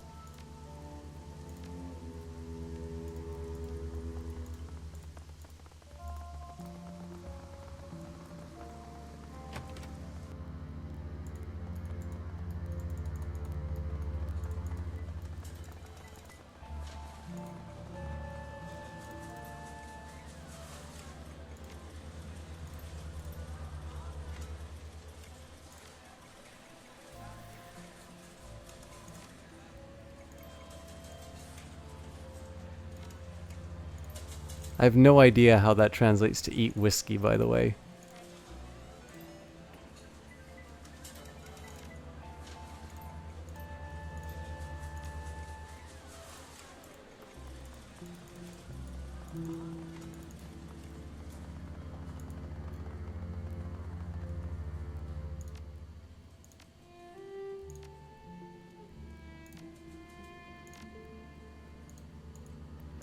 One of the great ironies of this game, too, is that the character that I did for Dragonfall would actually be really well suited for these encounters.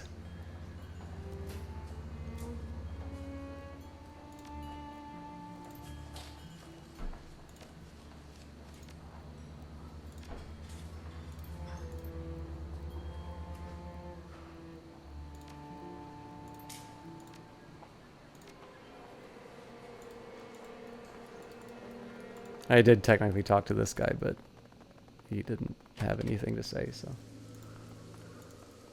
Okay, we're caught up, and as much as I hate to scum save, I'd really rather not have to sit in silence while everybody watches me make up for my sins. And for some reason I can't save? No, there we go. It'd be cool if you could carry over your other characters. I agree, although it definitely, this particular story definitely seems to be setting up a very different set of circumstances. So, as interesting as it would be to carry over characters, I think it would put a bit of a limit in terms of what it'd put a bit of a limit in terms of the kinds of stories that they could tell. Right.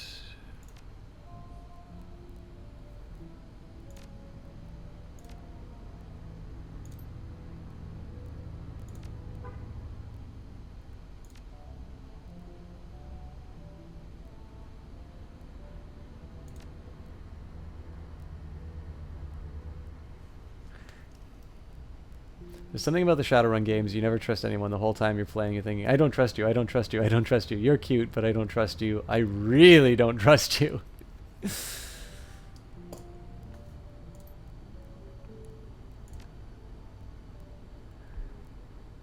Man,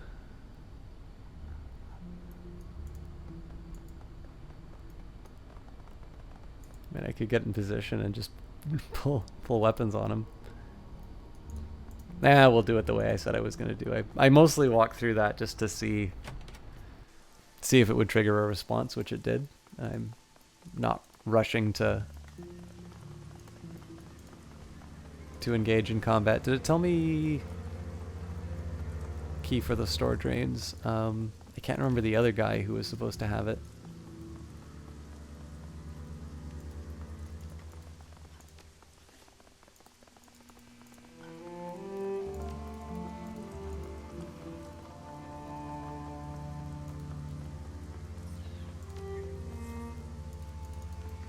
These crowds always keep running away.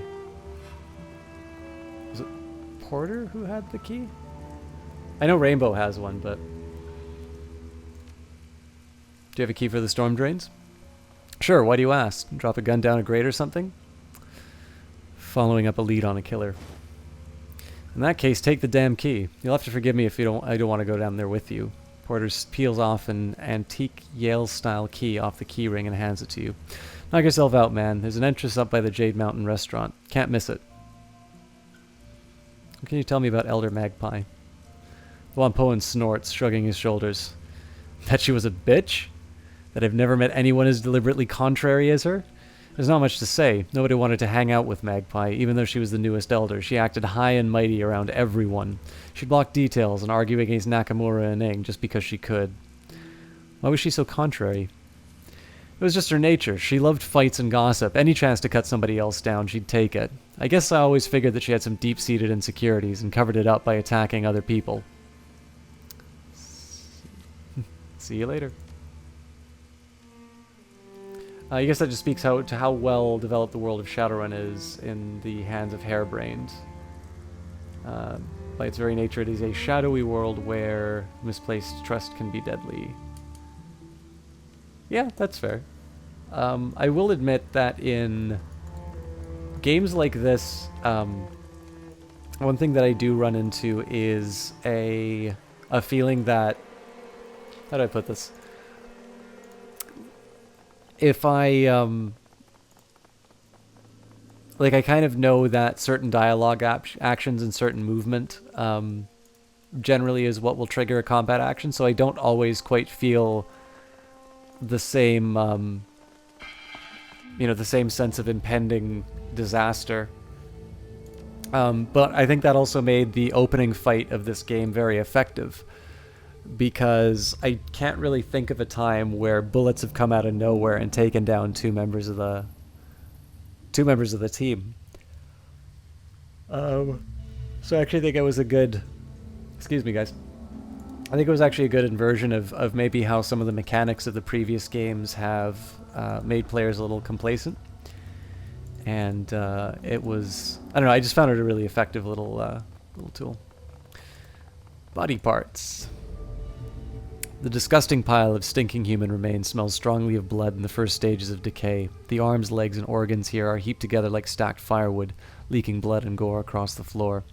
The parts contained therein appear to have been sliced away from the parent body rather than just torn or bitten. Judging by the clean edges on the cuts, the blade used to sever these parts was extremely sharp. This is a whole world of messed up 71.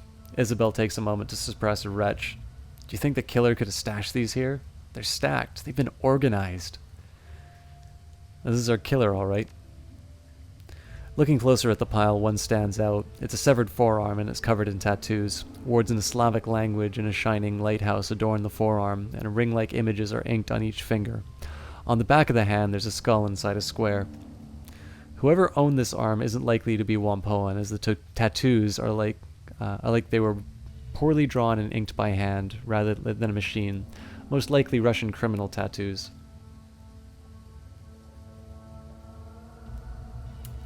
I want to put you in a recording studio with my favorite books.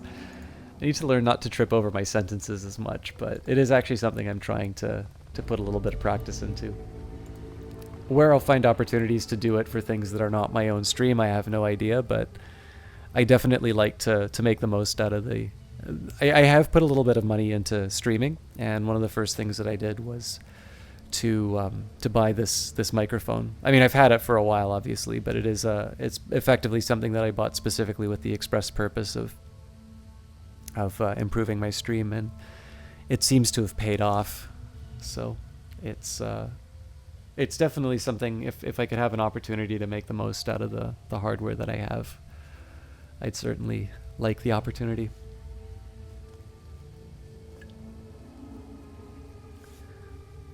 Despite the darkness, you see something glitter at the edge of the drain. Looking closer, it appears to be a necklace chain of some kind. It's become caught in the drain's grate, narrowly avoiding falling down the deep pit. Take the necklace. Lifting the necklace out of the drain, you turn it over in your hand. It's a simple silver pendant on a chain. The silver pendant depicts a long-tailed bird in flight, a magpie.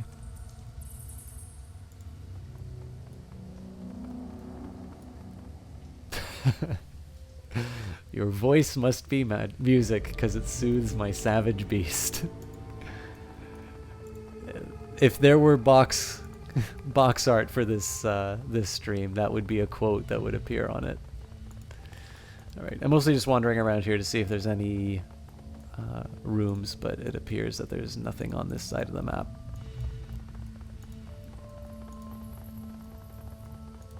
Actually, I'm just going to hit the lights because can't quite see the level.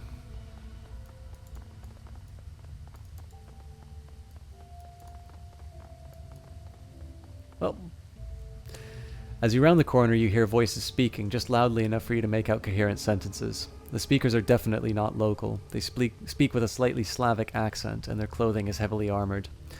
Around them are a number of crates and boxes, all mostly filled. It looks like the group is packing up.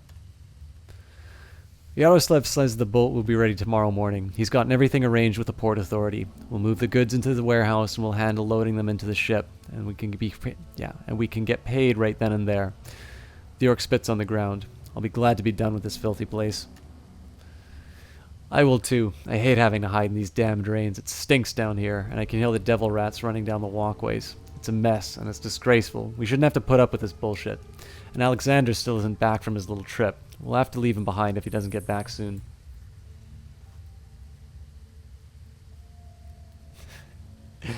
Enders feels that he needs to ramp up the compliments if you're comparing them to the ones that I give. Well, maybe I mean, I've not really put a lot of thought into how I give compliments. I think they're ordinary. I mean, I guess I would say I do my best to make sure that when I say things, they're heartfelt and unique. I think I've said this before, but one of the drawbacks to me about Twitch is, I mean, I think it's just the hyperbole of the internet as a whole, but it sometimes feels like people can't really describe things anymore. That basically, when you go on the internet, everything is, the best ever, which clearly cannot be true by definition. And so with that in mind, when I make a recommendation of people, it's a very crowded space, right? When you have, like, here would be a very good example. Alaskan Savage has, hundreds of viewers consistently every night. And with that viewership, there comes a certain authority. Now, clearly, being a good streamer, somebody who is able to command an audience of that size, doesn't necessarily make somebody a good judge of other streams, right? Just because Alaskan Savage likes it doesn't necessarily mean that I would necessarily enjoy it myself, although I think it's a fairly good leading indicator. By the way, this isn't to say anything specifically of Alaskan Savage, it's just to give you, he's somebody with a large viewership that I could think of. So if he says something is the best ever, that doesn't really give me a whole lot to work with when I'm complimenting people, right? I am a very small caster with a very narrow appeal. And so I think one of the ways to get around sort of this, praise inflation, if you will, is to speak specifically about why this is somebody worth watching, or, somebody, if they've been, a perfect example would be your case. I've run into this wonderful problem now where the number of people who are coming into the stream and who are coming back is growing to a point where I'm having a little bit of difficulty placing people. And yet I can specifically remember when you came into the stream during Gods Will Be Watching, and then joining me for Antechamber and pretty much every game since. And so that means something, that speaks to your dedication to the stream, that speaks to how you have been supportive of me from my rough early beginnings. Now I'm just into my rough, stream middle age. I just think it means a little bit more. I think if I'm able to make that individual connection, that can tell people where I'm coming from, that can give them a frame of reference to decide whether or not it's something for themselves. So, there are many things, if I compliment Jessie Quill, one thing that I can always talk about is their facial expressions, but that's not necessarily the reason people watch that channel. It might be something that gets them into it. It might be something that they really enjoy as the channel, but I think to just reduce her to facial expressions would be a great disservice to her many talents as a caster. And so, whatever great extents I go to for my compliments are usually just an effort to give in very clear terms why I think somebody is worth paying attention to. Yeah, I don't know how you call kind of the past the newbie state. I mean, I'm still very new in very many ways in casting, but clearly I can't call myself a new caster in any meaningful way. And welcome back, Renaissance Jack. We didn't make a lot of progress because I died foolishly on a mission. Anyways, I will too. I hate having to wait, hide in these damn drains. Oh, sorry, we already did it. Alexander didn't come back from his little trip. We'll have to leave him behind if he doesn't get back soon. I know, Galena. Until Audrey says that we're in the clear from the triads, we can't be seen with the goods on the street. They find us, we go back to Vladivostok in sausage casings. Those Red Dragon Mudaki don't screw around when it comes to protecting their turf. Who knows, maybe Alexander was stupid and they caught him. Either way, we'll have to lug this crap through the drains for a few clicks. The orc woman sniffs the air suspiciously, and her eyes dart towards the dark tunnel that you stand in. Before you have a chance to get out of sight, she locks eyes with you. The orc lifts her chin as she regards you, cracking her knuckles. What have we here? A curious little pest come looking for things that don't concern him. What do we do with pests, Galena? Galena puts a hand on her shotgun's barrel. We break them, Vasilia, and then we hammer a spike through each of their throats so anyone who sees their bodies knows not to meddle in our affairs. I suggest you stay where you are, pest.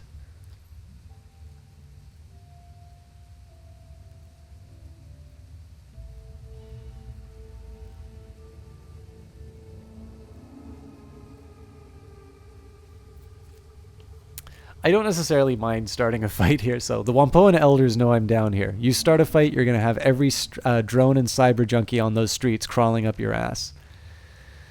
Some of the cockiness goes out of the Russian woman's eyes. She shifts back and forth nervously, shooting a glance with the orc. Finally, she lifts her shotgun, sighting along the barrel. You think we're afraid of those little worms? You think we're afraid of you? Don't make me laugh. We could be out of here before they ever realize you're missing. You think those crazy clipheads give a shit about what happens down here? I don't think so. Duncan sneers at them, spitting on the ground. Make a move, shithead. Give me a reason to put you down. You thugs think you're so hard. I kill trash like you every damn day. I don't care what you're doing down here or what you've stolen. I just want to find the person murdering the Wampoan elders. You think I give a shit about what you're doing down here? None of that concerns me. So why the hell should we let you live? Because I know what happened to Alexander. Vasilia's eyes narrow. She hisses the words through her teeth. If you so much as touched him, your suffering will become the stuff of legend. I promise. Where is he?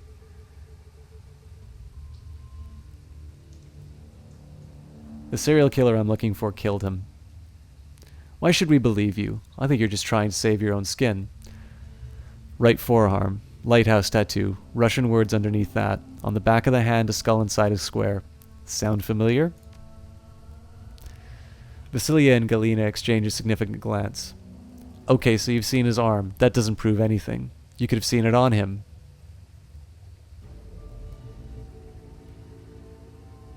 Let me just take a quick look here. Oh.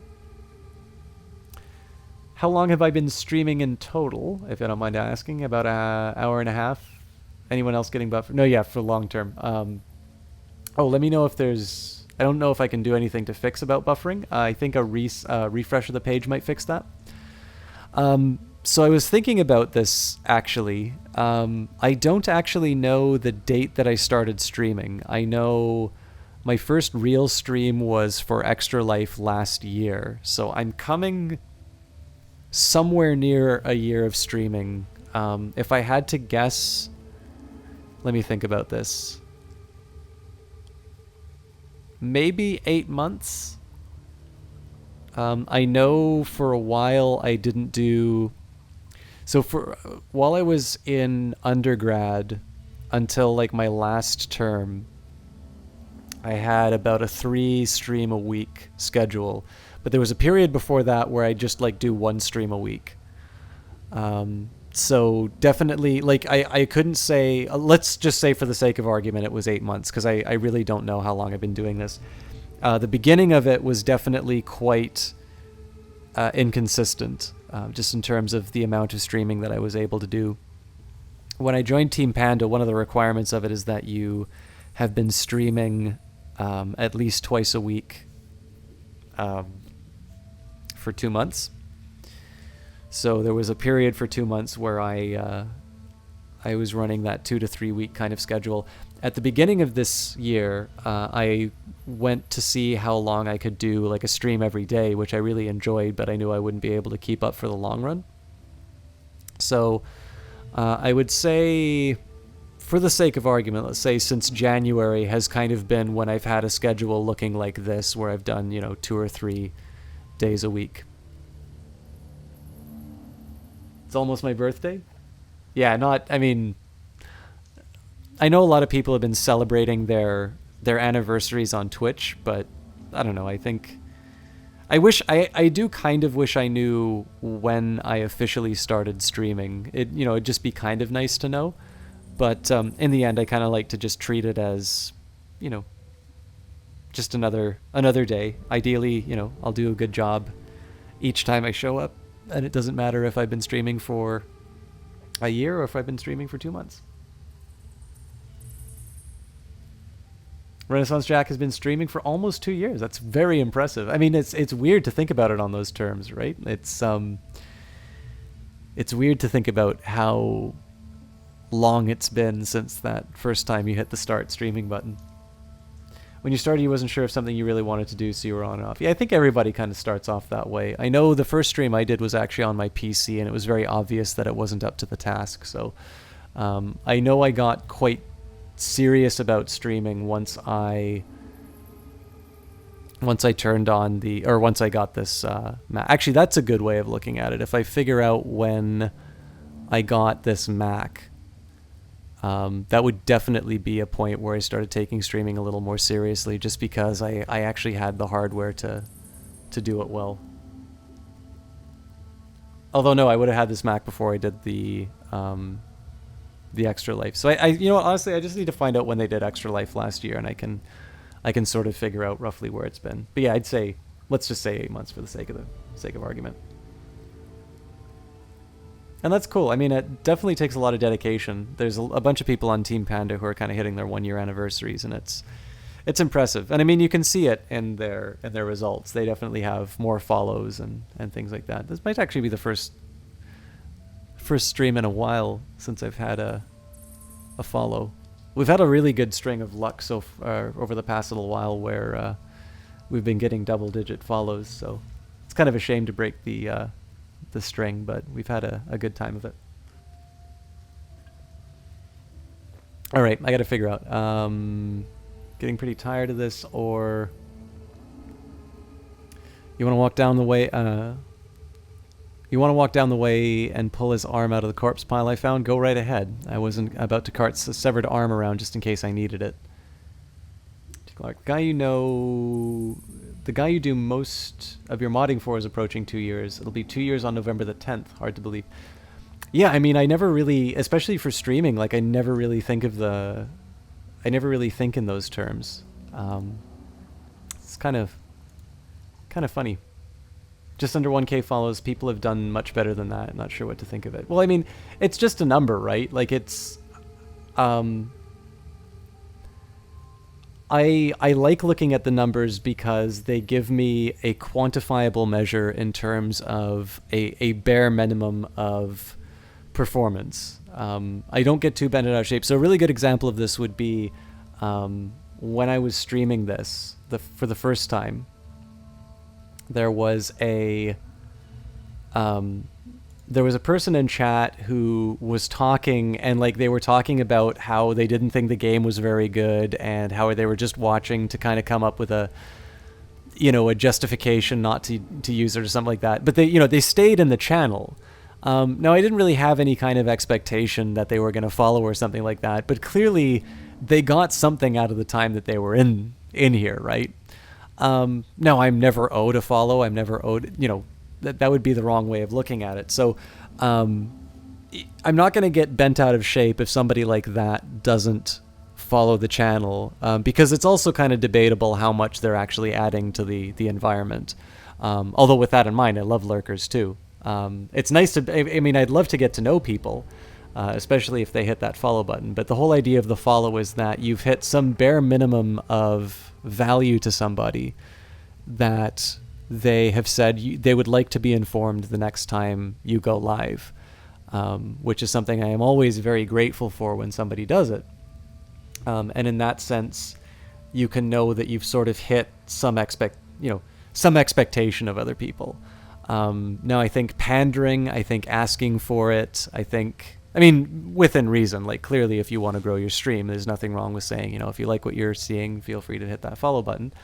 But, with that in mind, I don't fixate. Like, it's not for me to see that number go up to 363, right? Because I value the 362 preceding follows as just as much as the others. So, in one sense, it's gratifying to know that the stream is growing and that people want to be informed when it comes back again. But I think there were a couple of people on the team who used to be very fixated on numbers, and they were obviously getting very stressed out when they were going by on casts and didn't get extra follows, and it made them sometimes unpleasant to talk to. So in general, I think it's just good to take it as one measure of quality, but in the end, the dialogue that you have with people and the just generally how you feel about things is what counts.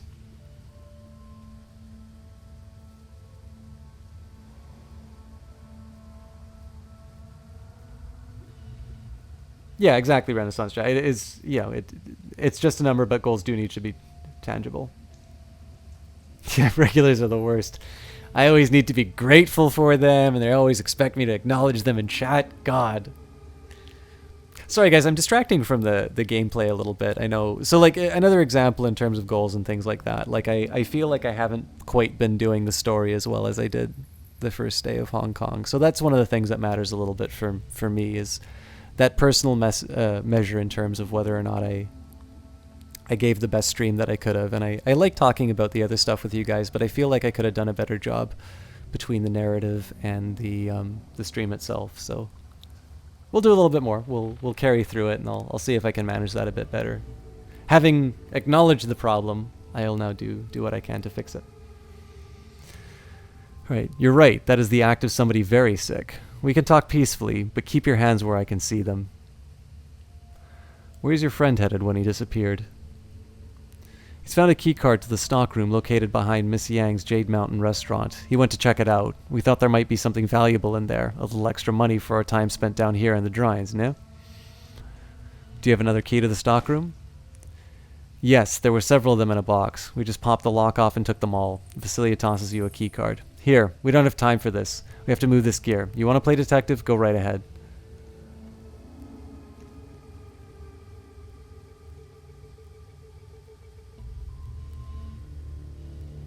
Renaissance Jack, you had a following when you started, lost them after you started working and stopped streaming as often. Yeah, and I mean that happens, right?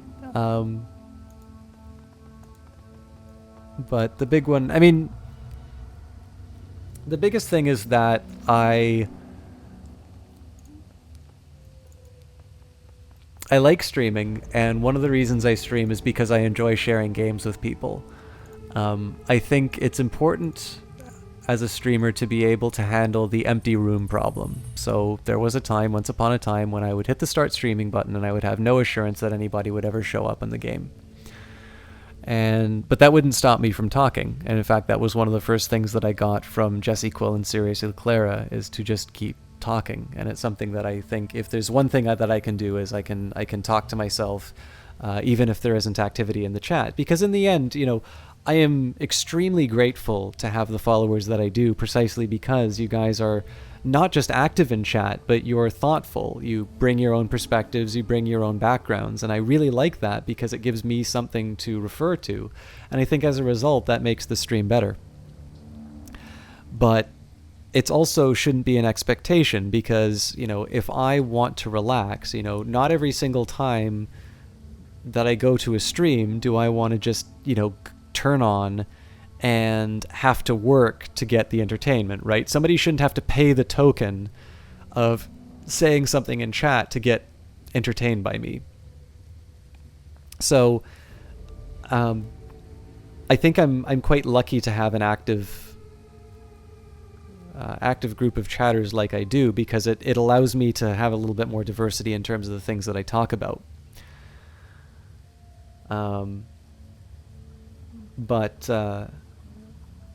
But again, I mean, what people do with their time, and whether or not people want to continue following, if let's say I fall behind on my schedule, is ultimately up to them.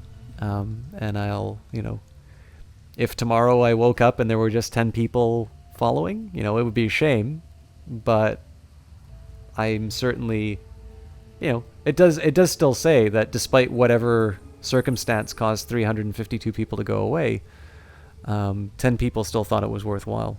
And then I just either find out what I did wrong, if I did anything wrong, and rebuild from there. Another thing to keep in mind is that follower numbers are only half the equation. Sure, you can have 100,000 follows, but what good are they if only 5 ever show up? It's more about appreciating those who show up and working to add more to the pile than it is working to add more to the pile who don't show up. It's great at letting those viewers know that their presence is appreciated. Thank you for saying that, T. Clark.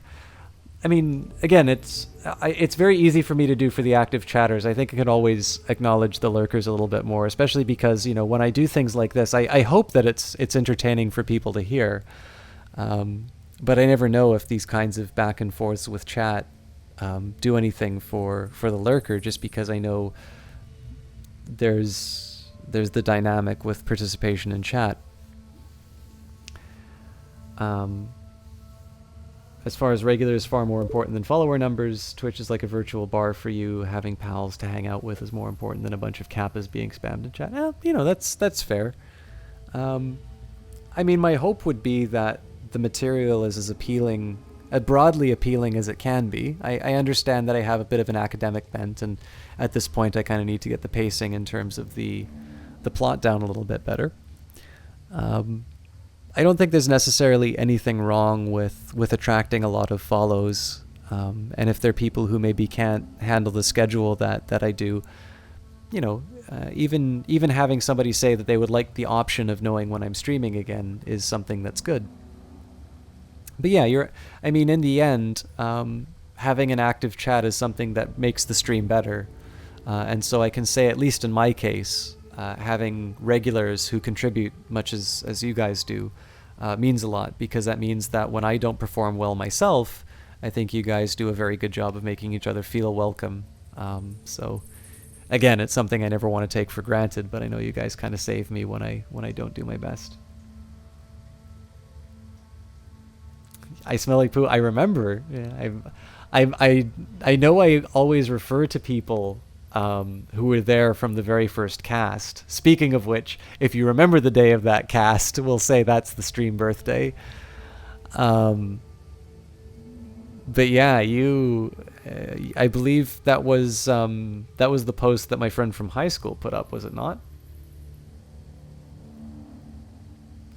I'd unfollow you, but that'd be way too much effort to have to type your name into the bar to see if I'm on.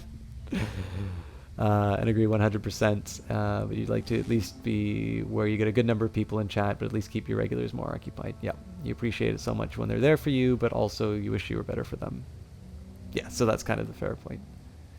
Twitch is pretty saturated, but you might get a bit of exposure there.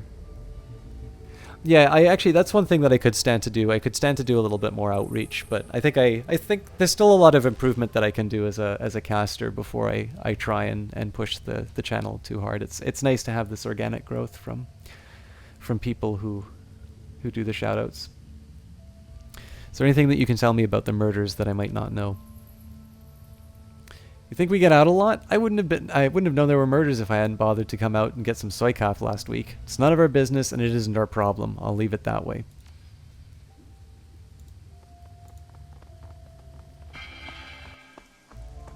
That is correct. I smell like poo. It was for the Extra Life charity, specifically for the BC Children's Hospital, because that's number one, I've actually been there as a patient, but second,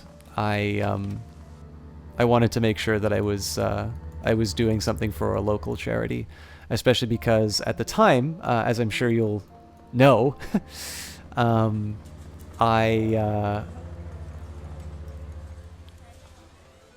had I had no real expectation that I would be getting any donations from people who stopped by the channel. The stream was more so a thank you for the people who had donated, and so I wanted to make sure that, you know, it wasn't just a vanity project. It wasn't just, you know, me talking about, you know, I never liked the type of person who would only run the marathon because the cameras are running.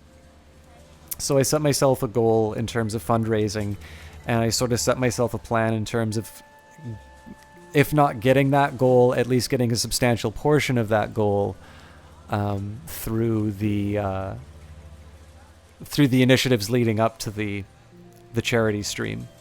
And so to do that, I wanted to make sure that I was doing something that I could directly connect both to myself personally, but also something that was a local cause that I valued. And so again, I've been there as a patient. I know people who have been touched by that organization, and I especially just think that there's something very special about doing a charity for a children's hospital that I thought. It was, again, you know, when we talked about compliments, it was something that was more than just like, oh, you know, Africa is this open wound of suffering on the world. Isn't it so good of me to, you know, to tell you to donate towards it? It was something that I could say to people. It's like, you know, listen, if I've made you laugh, if there's a witticism that I made, if there was, you know, something about me that you remember, it's worth recalling that there's something that happened earlier on in my life, and it's something that has shaped me to the way that I am now. There are some things that I did and could not do based on what happened, and obviously you can never have the counterfactual, right? You never know how your life turns out had things been different. But in that case, I can say, it does, there's a very real impact to it. And I can say that the existence of the Children's Hospital has led me to that kind of connection with an individual. So it was a way that I could kind of personalize the charity experience, and it turned out. I mean, I got the donations that I needed. So.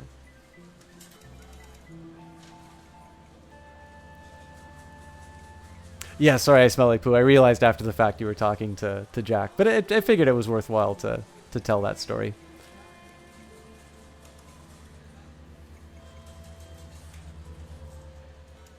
Africa is an open wound isn't so good. Yeah, I mean, like don't get me wrong. Like, clearly, developing countries need to be, they need attention. They need work to be done. We live in affluent countries. The majority of people who watch this stream are from North America. Although the people, the fans from Europe also live in fairly affluent countries. And clearly there is sort of a moral imperative to reducing the amount of suffering in the world. But this whole, idea of celebrities turning Africa into this theme park where they can make a big show of, adopting children. And isn't it good that we took this one life out of this continent of suffering and, celebrity exists solely to draw further attention to itself. I think there's something very wrong about that. I really don't have a lot of time for celebrity. So, I think, in the end, if people with bad motives wind up generating meaningful revenues for, let's say, education reform in Africa, in the end, the end is a good one. But like I said, just as I don't like the kind of person who runs the marathon only on the condition that the cameras are running, I don't like the idea of charity just so you can show people how magnanimous you are. And so I thought the best way that I could counteract that was to talk, especially if I'm expecting people to put money towards it, because there's so many good causes that you can put your money towards, right? And so if I was going to ask people for money, I thought it would be better to speak to something that I had personal experience with. That, I might be mistaken in that logic, right? But it's just, the Africa example is just, I hear so many times people refer to Africa as if it was just one country and it was just the place where everything bad happens. Like, there's no joy on that continent at all. And that's just simply not true. Every country is different. There are some very good stories coming out of Africa. And I really wish people would stop using it as kind of their, like I said, like their theme park to show how charitable they are or how thoughtful they are. Disney Third World? Oh, God. Well done, T. Clark. All right. Hey, good to see you again. Something I can help you with. Found something pretty strange down in the sewers. Can I ask your thoughts on it? Sure. What'd you find? Pile of severed limbs stacked like firewood. Rainbow doesn't answer immediately. Instead, she stares at you like you're some kind of alien. Okay. That's not the answer I expected. What do you mean stacked like firewood? Can you describe this pile in more detail? Looked like somebody had made an organized pile of body parts. A little pyramid that wouldn't fall over. There's no beastie I know of that do a thing like that. Some animals store food for later, but they don't stack them like that. I'd suggest whatever did that wasn't an animal but a person, albeit a very disturbed one. Maybe we're looking at some kind of vampire or infected. A Wendigo, maybe. They generally have a cult of cannibal followers. That's organized behavior. That means the culprit is precise and careful. Also, given that it wasn't stored in a layer, I guess, would mean that it doesn't want to risk the eventual smell drawing people toward where it sleeps. It's rather good in terms of foresight, don't you think? That they're killers and a right crafty lot. They've a mind better than that of a beast. See you later, Rainbow.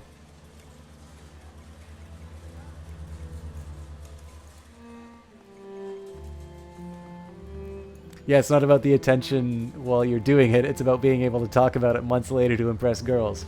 All right, well, let's just take a quick second here. We'll acknowledge the people in chat. So what I see here in terms of viewers, we've got Black Dahlia 1147, Endors 12, I Smell Like Poo, Jazz Poo, Kite 260, Leet Pace, Mecha Fanboy, Renaissance Jack, T Clark 1981, the Awkward Sloth, and the Bunny Crusade, who I don't think I've had a chance to see in chat yet. Welcome, guys.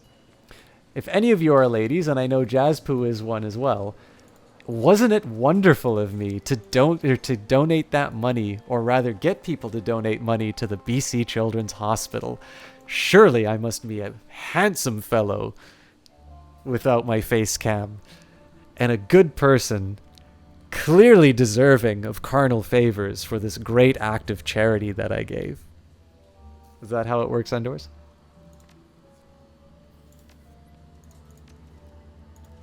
Alright, I don't think I'm going to get anything else out of these guys.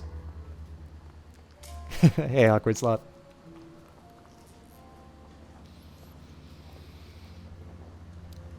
Is there anything we can do for you, 71? I found this necklace down in the sewers. It's magpies. Or sorry, is it magpies? You are the female variety. Oh god, I'm so sorry, Awkward Slot. Excuse me. Elder Ed turns the necklace over in his hands, and after handing it back after a moment, that definitely belonged to Magpie. Here, take this key to her shop. Just don't break anything, and don't shut off the servers. Is there anything else? I'll be going now. That voice. So alluring. Plus good deed. Oh my god, Endors. So is anybody else mildly disturbed that one of my longest viewers... By the way, I've got a couple of my longest term viewers in the chat right now, but one of my longest term viewers is apparently just turned into my digital pimp. Oh, it looks like I spoiled a Dahlia raid. The real Skeleton Killman 4. That is no less than 3 times that the Dahlias send their regards. So, Kite260, thank you again for stopping by and raiding with Dahlia. Curry Tiger, Misspelled Girl. Misspelled Girl. Did you know that I did a magnanimous charity work for the BC Children's Hospital? And apparently I have a nice voice if chat is to be believed. Occasionally I also read books. The whole package. Skill, you didn't wait, man. Black Dahlia, I already shouted you out. Thank you very much, everybody. Black Dahlia. By the way, you know what? It's been a while since I've done this. So let me bring up my alert box. For whatever reason, Twitch Alerts doesn't like giving credit for the hosts. So let me talk. You have a fantastic. Okay. Did I just start? I feel like I probably just started clicking. So give me a second here. I'll clear these out. I know the visuals are not that compelling at the moment. Hopefully, if there was crackle, it's gone now. Guys, let me know if there's any problems with the audio.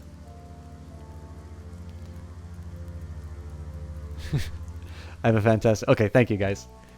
That panty dropping... Jesus Christ, guys. Oh god, the mic. He sounds like old Captain Sparkles. Staticky is dicks. Okay, hopefully that got fixed now. If I'm still staticky saying this, I hope that'll fix. I hope it'll be fixed. Yeah, anyways, so what I was going to do, hopefully it's fixed, but to give Dahlia proper credit. Why? There we go.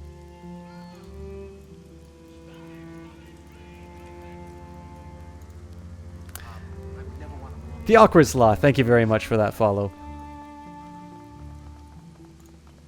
Audio day is saved. Yeah, sorry guys. I'm not quite sure.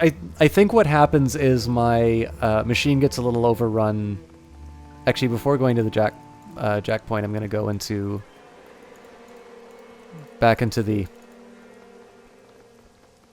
garage. There's probably not going to be anything there for me, but let's just double check. I believe it is memory problems that cause the static. To give you a bit of an idea, I'm streaming on a Mac, and so the current multi-platform version... The Real Skeleton Killman, thank you very much for, one, tipping me off to the Dahlia raid so we could be prepared, but also giving me that follow. Thanks a lot. Paula Tacos. Thank you so... Yeah, sorry, System Jock is now hosting. I mean, obviously it's supposed to say Dahlia, but unfortunately Twitch Alerts doesn't like giving credit where credit is due. So Paula, it has been so long. It's great to see you again. I hope you've been doing well.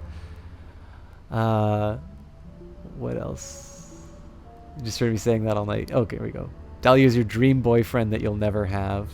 No problem, aim all the charity work. Yes. I go from complaining about celebrities using Africa as the suffering theme park, and now I am apparently caught in this trap of talking about a charity event that I did a year ago. I will actually try and do Extra Life this year, though the Masters program is going to put a little damper on it. I guess I should introduce myself to all these raiders. We got some very healthy numbers right now, so...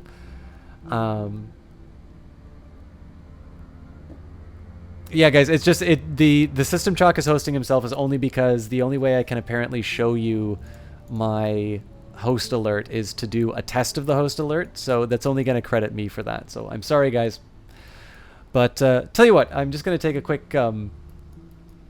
quick break from the dialogue here. I've been a little I think it's just because I had a long day and I've been a little dazed.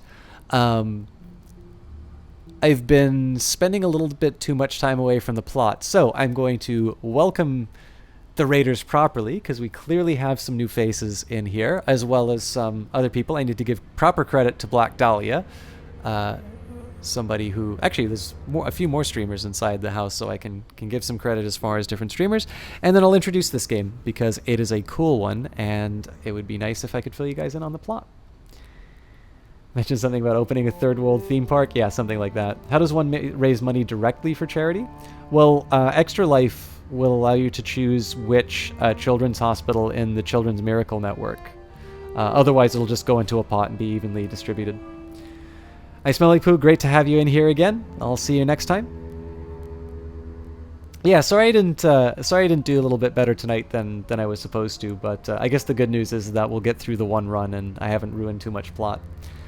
But yeah, so for those of you who are new to the channel, I'm System Chalk. I would still call myself a variety caster, although the format's going to be a little bit more consistent than normal. We're playing Shadowrun Hong Kong right now. It's part of it's the third entry in a series by Harebrained Schemes in their Shadowrun games. Shadowrun Returns was the original title. Shadowrun Dragonfall is a game that, one of the first actually that I played all the way through completion after Gods Will Be Watching. And had an absolutely fantastic storyline. So they kickstarted this game. I think Harebrained Schemes gets a special credit for doing Kickstarter right, because with the success of the other Shadowrun games, they said they knew that they were going to be creating a new Shadowrun game no matter what. And what they kickstarted for was to say, it's like, we're making the game, but we want to make more than what we currently have budgeted. And so the Kickstarter was just simply to enhance a game that was already being made. That meant that Harebrained Schemes still had a financial incentive to produce a quality product, because they were already putting their money towards the project. And the result so far is very impressive. I will say that I've not quite got locked into the plot, but that was the same with Shadowrun Dragonfall. So this just got released last week, and we're going to be playing it through to completion. The other game that I play regularly is on Fridays, Crusader Kings 2, very complicated grand strategy game, which doesn't get streamed that much on Twitch, so I kind of wanted to have a dedicated day towards that. But when I'm not doing sort of a special event like Shadowrun Hong Kong, you'll usually find me playing variety games ranging from Titan Souls to Hand of Fate to Talos Principle or anything like that. Ew, being consistent. I know, it's silly. Yeah, the Real Skeleton Killman. I Smell Like Poo always makes me feel a little bit weird whenever I I say his name in chat. He actually streams under the name Eastbright Bay. Someone go watch the old Captain Sparkles and tell me... okay, so now I have to go see who Captain Sparkles is. What was I playing with Dahlia? So I played Men of War with Dahlia. Oh, no, sorry, not with Dahlia. What was Dahlia playing? So yeah, credit where credit is due. Black Dahlia is a fellow member of Team Panda, as is Kite260, and Paula Tacos, all streamers. all very much worthy of follows. I will specifically shout out Dahlia precisely because he is the reason why we are at the follower number that we have. He has, in fact, most of you have probably had the experience of being lectured by him if you haven't followed me. So please only follow if you actually want to continue continuing on with this stream. It's I realize it's not for everyone. You do not need to worry about reprisal from Dahlia. He's a kitty cat. But tell us what you were playing, Dahlia. I know it wasn't one of your ASMR casts. Oh yeah, Wolfenstein: The Old Blood.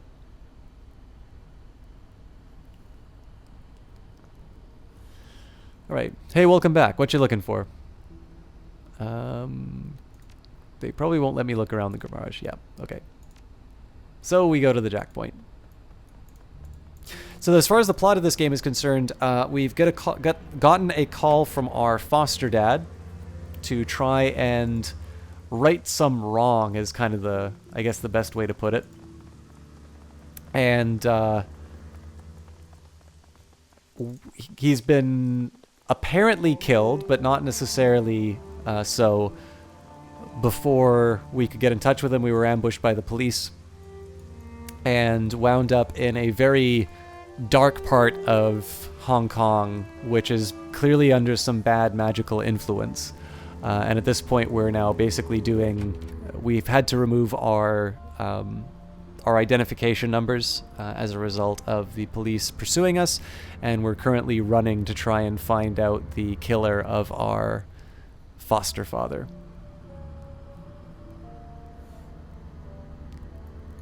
And or should you unfollow? Well, if you really want to. Played Red Orchestra 2 and you were the Germans. Of course you were the Germans, because you're a terrible person.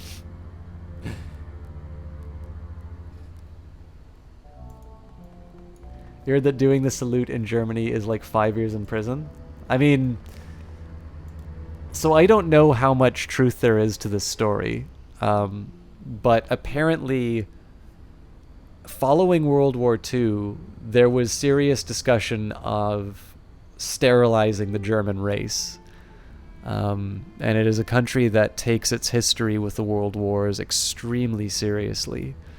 So I suspect, and I mean, if you think of the magnitude of the Holocaust, it is one of those kinds of human atrocities that kind of beggars belief. It's very, I mean, 6 million is a very, very difficult number for me to try and comprehend on its own, let alone the idea of the extermination of people for just being a member of a particular ethnic group. And so I'm one of the crazy people when it comes down to free speech issues, actually. It's a big point of conflict with Canadian, like, obviously it's not like I've been in front of a tribunal or something like that, but as much as I love the country that I live in, it's actually one point that I have some fairly stern disagreements with. And I mean, that's maybe a different conversation or a blog or something like that. But even with that in mind, there's a certain point, and I mean, if this, I think like the smallest Jewish population in the world is likely in Germany.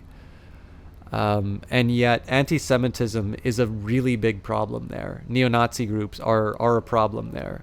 And so a salute like that actually means something. And I think they want to send a very clear message in terms of how unacceptable it is. So Dahlia sends, thank you, Chumley. Reinforcements? Early for the next raid, if there is another next raid. I've called Dahlia a Nazi one too many times. I don't think I get another raid.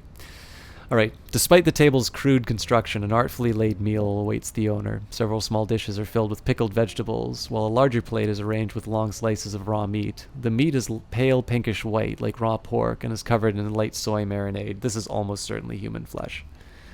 Poking at the raw meat, you discover that it's surprisingly tender. What's more, it has a faint aroma of marinade, as if deliberately prepared. Leave the meat alone.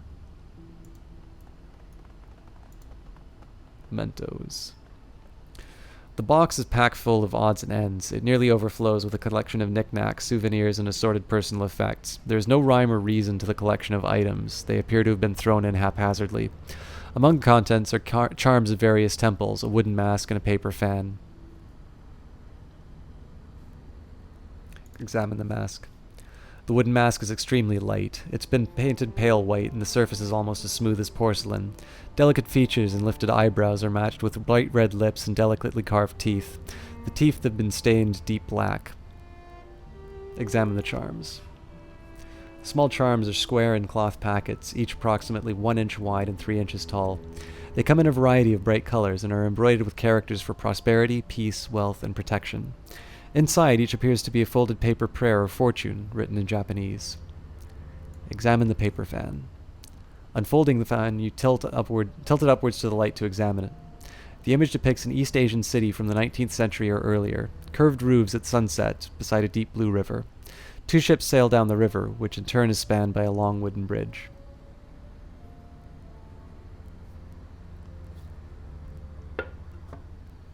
That's very true, Renaissance Jack. I suppose the question here would be if this is a clear identifying sign of an extremist group which has a very credible threat to the population, would you want to put that under a free speech? So, for instance, you could say that preventing people from wearing gang colors in a school is a free speech issue. And yet, I'm not entirely sure that the cost of restricting the types of clothing that students can wear in a school area is necessarily a severe enough restriction on civil liberties to, to outweigh the benefit of, of keeping bystanders safe. Although I will also say, like, in general, I don't support restrictions on speech. I don't know. I think I would definitely say in the case of Germany, it's a very unique situation, which I don't think I have enough information to credibly speak about. But I think their behavior is very much in line with a country that knows that they still have a problem with racism, and if the tools that they use are blunt instruments, I think it's just because the fear of the return of that kind of mentality to the state is very great.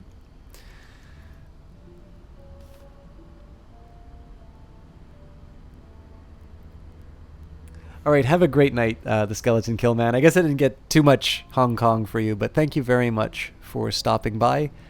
I hope to see you again, but of course, if not, I'm sure I'll see you inside Dahlia's channel as well. Have a great sleep.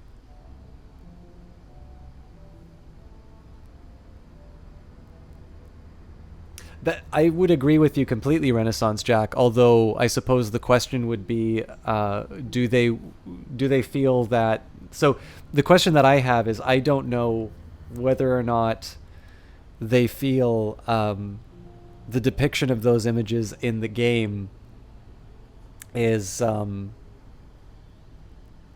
right way to remember those events. So to give you an example, if they weren't able to play Hearts of Iron 3 or the forthcoming Hearts of Iron 4, which makes an effort to be historically accurate, I would maybe say that that's probably not a good law. If that law extends so far as to eliminate the depiction of Nazi history in history books, then I'd say it's a deeply problematic law. But I suspect what the effort is, however heavy-handed that particular law, is to ensure that the history is remembered properly. And I'm not entirely sure that Return to Castle Wolfenstein is the way that they would necessarily want people to mark that history. Again, it's not necessarily... I mean, in the end, Germany needs to defend their laws themselves. But I think It's I think there's a little bit of nuance going in those situations that sometimes I fail to appreciate.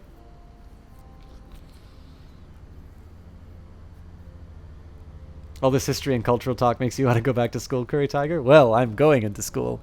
There is, if you are interested, I will say, if you are interested in the history and cultural talk, if you go to the highlights, there's a couple things that might interest you. The most recent highlight is actually me reading a children's history book called A Little History of the World. Depending how I'm feeling at the end of this playthrough, we might do a little bit more A Little History of the World. If you go further back, this is when I didn't have the mic that I do, so the quality isn't quite what it should be. But there were 2 interviews that I did with classics professors at the university I go to, the University of British Columbia. And one of them is Toph Marshall, who he is a classics professor, but he actually does. Oh, I'm sorry, I missed your name. It should come up on my dashboard in a second. Thank you, whoever followed. It'll tell me, hopefully tell me soon. Was it Misspelled Girl?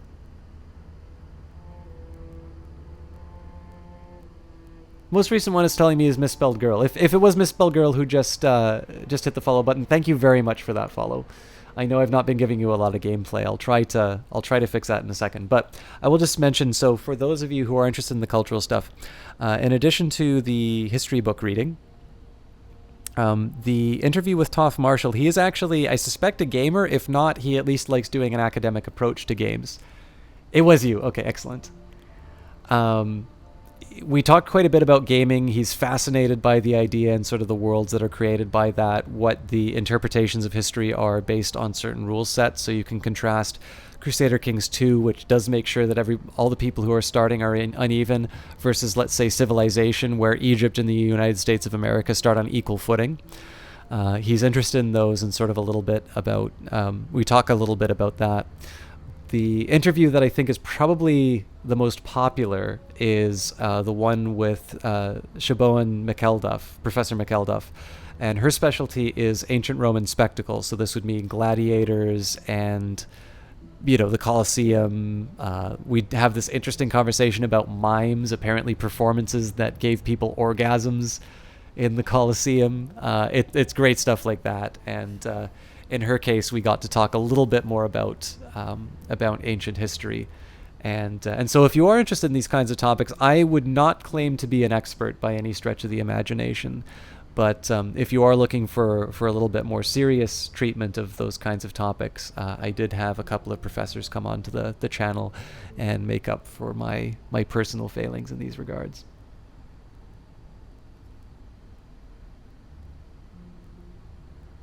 Mostly just sit on pause screens and let him educate us. Yeah, I need to get better with this.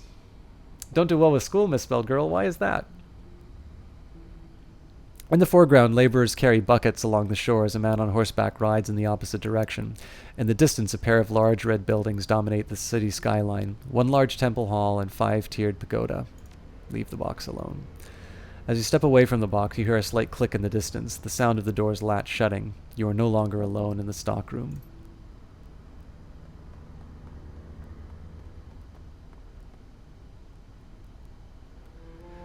The ghoul's blind eyes search back and forth as it regards you. It cannot see you, but it has a sense that it knows. You have the sense that it knows exactly where you are at all times. Ah, a hired gun, no doubt brought to bear against me by the Wampoan elders. A means by which they can lift the curse plaguing them. I salute your tenacity, but I wonder, will you hear me out before raising your weapon to kill me?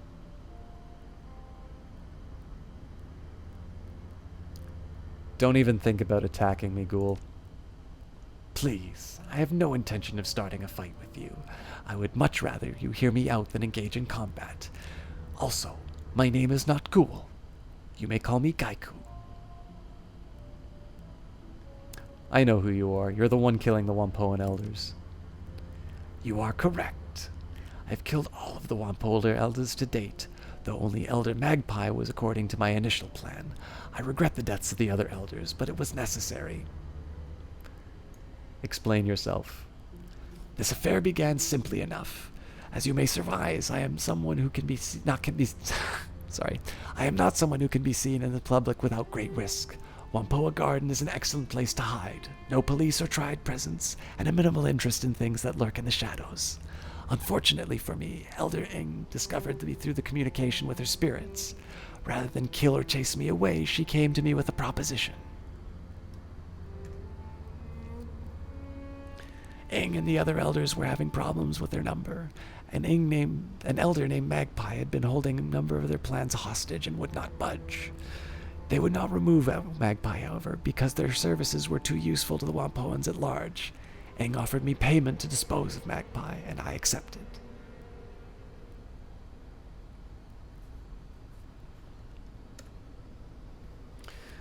Wu shoots you a sidelong glance, tusk bared as he grits his jaw. Why the hell are you talking to this thing, 71? It's a goddamn ghoul, and you know what they're like.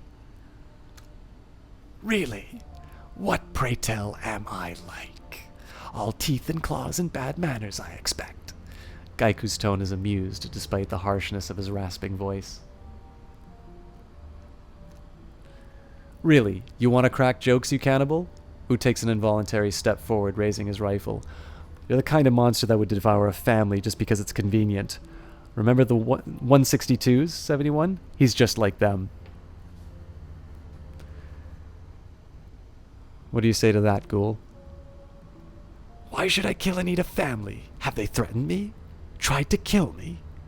The ghoul cocks his head, lips curling back in a scornful smile. No. I have plenty of food, and perhaps to only devour those who have tried to do me harm. I believe that we were speaking of the Elder's plans to have me kill Magpie. Surely you must be a little curious about that. I've heard of Magpie. The Elders didn't like me asking for the key. Naturally. They would keep her service under lock and key to avoid any awkward questions about her whereabouts. I was thorough disposing of her, as our contract stipulated. She was to simply disappear without a trace, a task that was easy enough to accomplish. I disposed of Magpie's body by emptying the blood in her bathroom. Then I cut her up into more portable pieces. Those were placed in a plastic tarp, which I took to the storm drains and hid. Gaiku nonchalantly waves his hand, his tone flat and unconcerned. It's unfortunate, but my survival depends upon the consumption of raw metahuman flesh. Letting such nourishment go to waste would be a foolish error. Sorry guys, I gotta catch up on chat. Renaissance Jack doesn't see much point in reading novels if you rather feel you've got something out of it. I mean, I've not read a lot of novels, but I think it's just because I've had other reading. I've really enjoyed reading a lot of Neil Stephenson, though. The lack of fiction that I've read is just because I have so many other things that I want to read. Sounds cliche, but school is some of the best years of your life. I mean, I'm in school right now. I don't know if I have the counterfactual. Think it doesn't hold your attention very well. Anything more than a year now and it just goes downhill. Oh, that's a shame, Misspelled Girl. I mean, I understand where you're coming from. I actually, I was in an honors class, and I can definitely tell you there's a lot of people who are in it just because they were looking for a job. Like, it's definitely, if I were to talk to them in a couple of years about classes that we attended together, they would not be interested in them at all. So I definitely don't believe people should just go and take up topics because they feel like somebody's told them that they need to. But with that in mind, I definitely get a lot of pleasure out of learning. So it's something I think I'm a little bit lucky to have that temperament, just because it keeps me from getting bored. My entire education is just one huge effort to keep me from getting bored.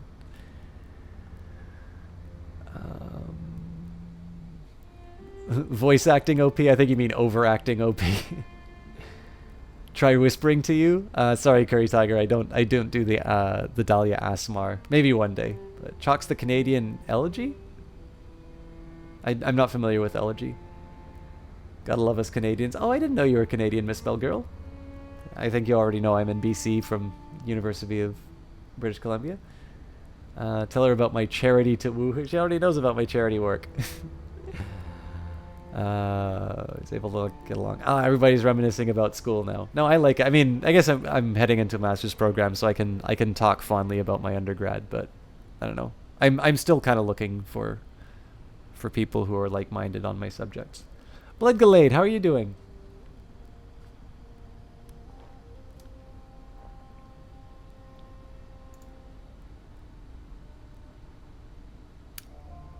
That doesn't explain everything. Afford me a moment and I will explain the rest to you. I contacted the elders, not in person of course, and they arranged to exchange payment. I assumed that since the job was done, Ing would be a woman of her word. Baring his teeth, Gaiku hisses the next words across clenched teeth. I was mistaken. I arrived at a nearby parking garage the elders had told me about. They cleared out the other Wampoans under some pretense, though I'm not sure what ruse they used. The elders never showed up. Instead, several members of the Hong Kong police force arrived. They were more heavily armed than usual, so I suspect they knew something of my nature. I heard about the fight. You expect me to believe that you took on the police squad and won? Of course. I've survived as a ghoul some years now on the streets of Hong Kong. If that isn't evidence enough of my tenacity, I doubt any words I could say would make you change your mind. A betrayal of that sort cannot stand. Not only... Sorry, guys. This is hard on the throat. Let me get some water. Sorry, guys.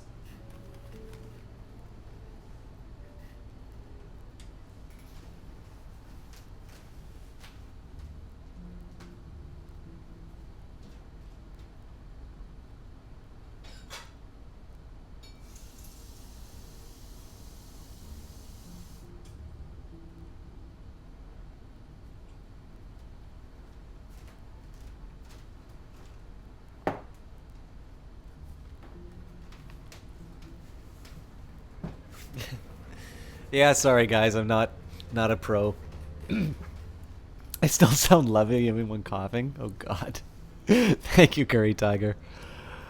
Not only was I not paid for my time and effort, the Wampoan elders treated me like a common animal, and I am so much more than that. Reputation is everything, and I had none. I had hoped to build a network of contacts so that I would be able to continue finding work, but with that treachery, my hopes were dashed. I decided to become the monster that they feared. One by one, I have eliminated them. They know how to contact me, and they could have ended their nightmare at any time by making amends. I would not have asked for more money, but I would have ceased my hunt, yet they did not. Instead, they contacted you, no doubt asking you to eliminate me where the police had failed. So I ask you, what now? What will you do? Will you attempt to finish what the Wampoans started? Or will you treat me with the same humanity I have shown you? Let me ask you some questions. Very well. What would you like to know?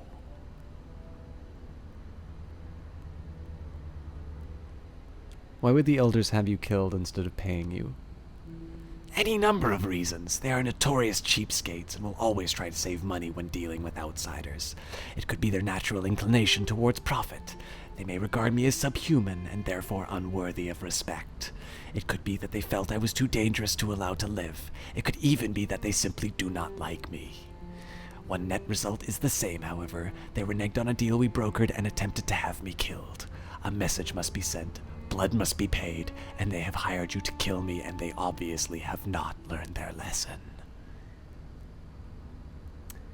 If I let you live, what will you do?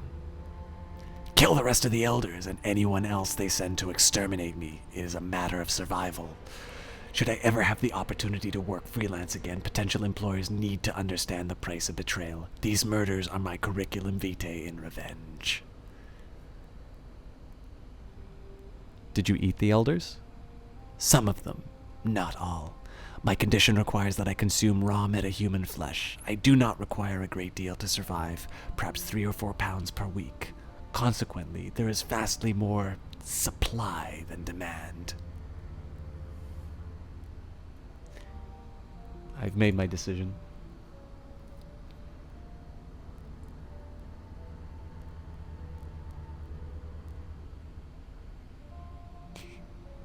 You always think of asthma when you put in ASMR? Yeah, well, that's why I call it ASMR. Jade has her new lady boner. I guess I'm old news now. Sorry, Dahlia. She can just listen to me talk about economics, and I'm sure I'll have a flock back to your channel. Kitty explosion? Oh God.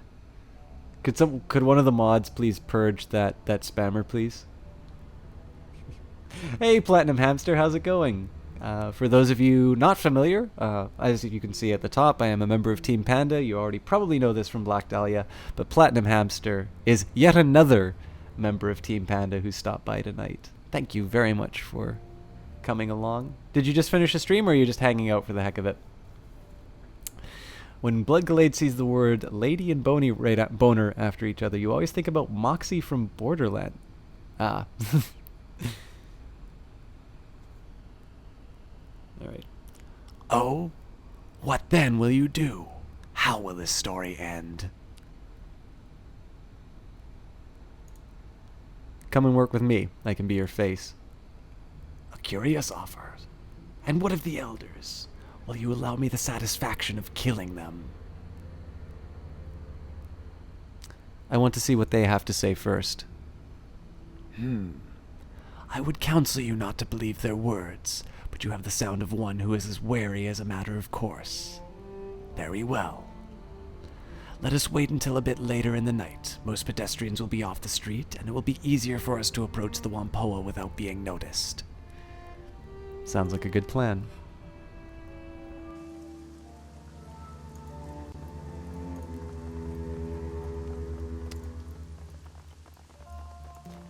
Oh, Platinum, I'm sorry. Oh, you know what? You probably wrote about this too. What happened?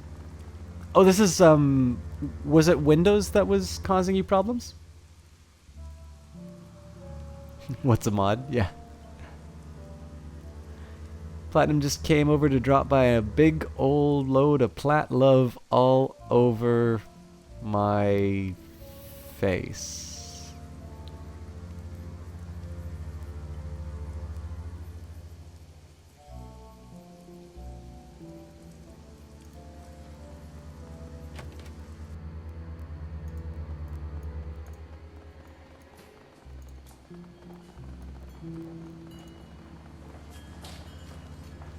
As you approach, Elder Ing's eyes widen. Her mouth falls open and the veins on her neck bulge. What are you doing? You've brought this thing into our home? Quick, kill it before it kills us! Porter hefts his pistol warily, but does not aim it at anyone. Yeah, I've got to say, this isn't a good idea. What the hell is why the hell is a ghoul in here, and why is it wearing armor? Calm yourselves, I am not it, and your elders know this intimately.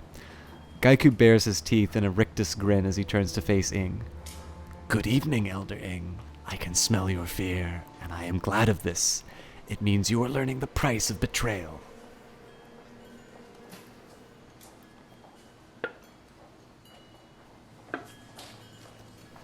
Curry Tiger will be here in potential hurricane weather while you're all having fun at PAX. Well, Curry Tiger, for what it's worth, I'm going to be at my home, though not with potential hurricane weather.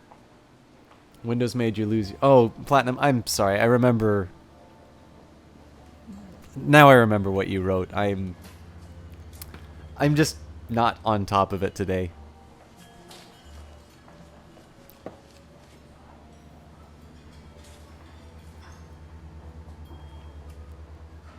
Didn't Chalk mod someone here at some point? Mecha Fanboy, my friend from high school, and actually the first person who watched this channel, Ainukum, was kind of given a vanity mod, but he doesn't really know any of the commands, so he's not really a mod. Platinum Hamster would like a lady boner?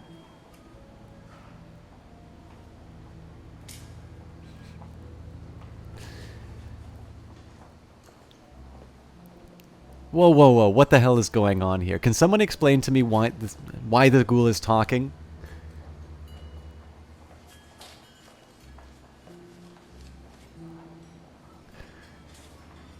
Gaiku had a contract with the elders and they betrayed him. You dare accuse us of conspiring with a monster and covering it up? You're insane. The very idea is preposterous. Porter nods at the elders, looking back at you with a wary expression. I'm interested to hear what kind of evidence you have to support this theory, 71. As far as I can tell, this monster killed Tong and the others, and it makes him a threat that should be eliminated.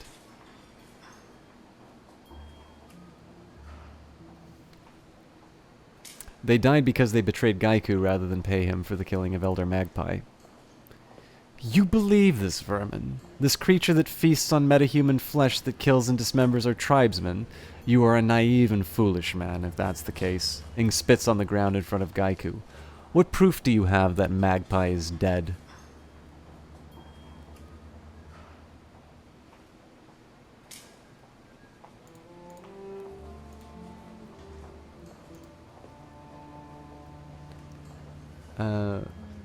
Where there's a ghoul, there's a guy? Pretend mod's like a scarecrow.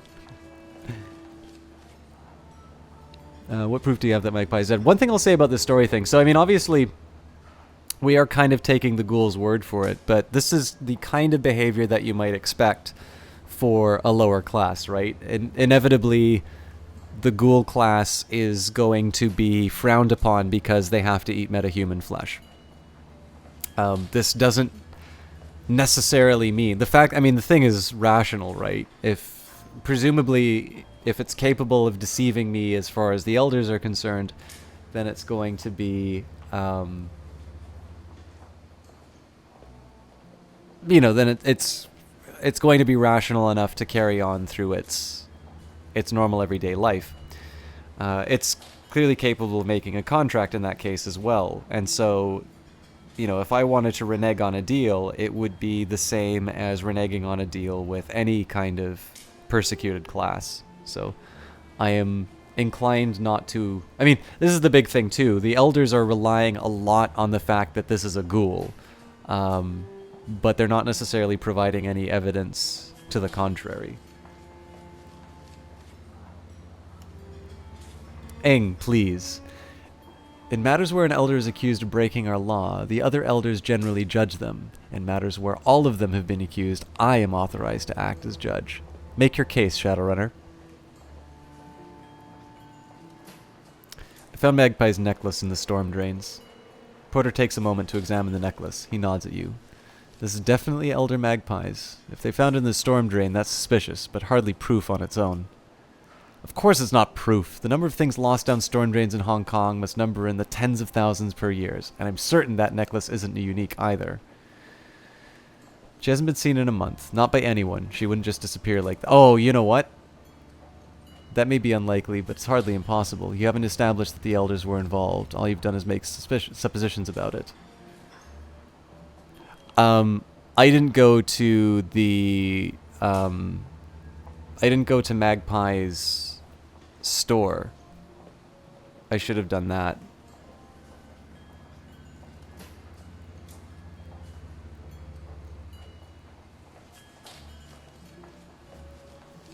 What proof do you have that we hired and betrayed this creature? I won't sit by and listen to idle accusations without any kind of concrete evidence to back it up.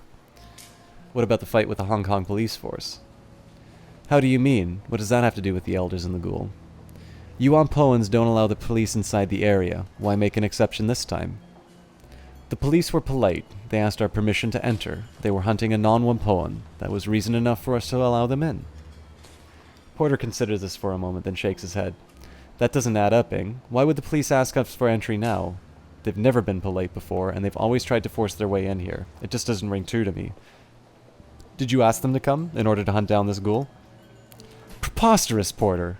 You know what our community is like. We wouldn't lie over something like this. This ghoul has been lying this entire time, trying to cover his tracks. He still brutally murdered several elders. That's true. Those murders were vicious and cruel. Porter fixes you with a hard stare. I don't see any way to explain that away. This ghoul is a monster for how he killed Tong and the others.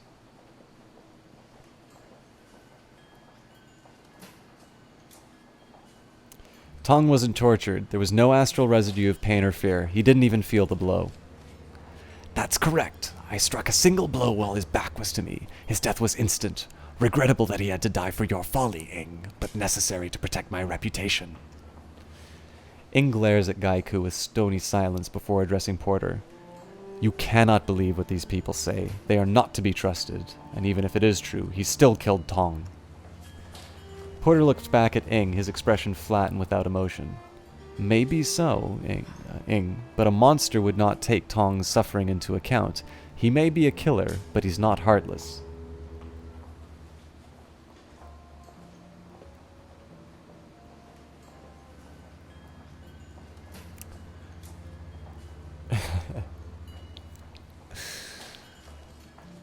The scene of Tong's murder, like the others, is a deliberate sham. It was made to look more horrific than it was.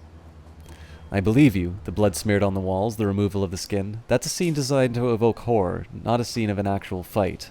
Elders, what do you have to say in response?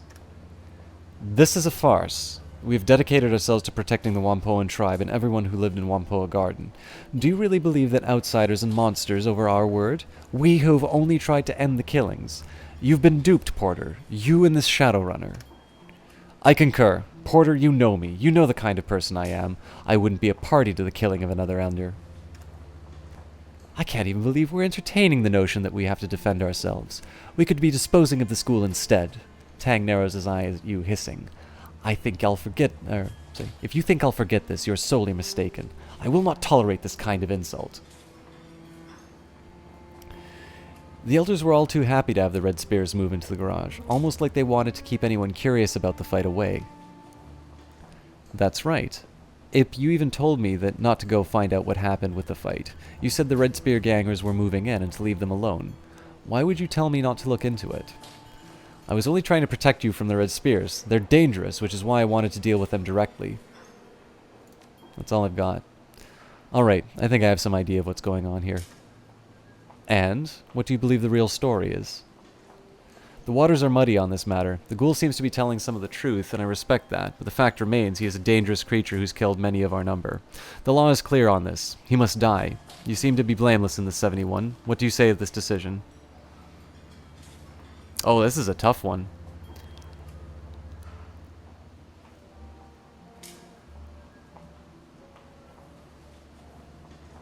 You know what? He is a murderer, so you're right. He's too dangerous to let live.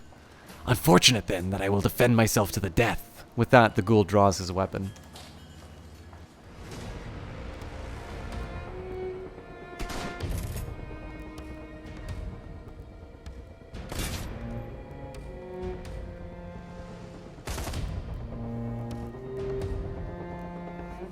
They're so bravely running away from everything. Alright.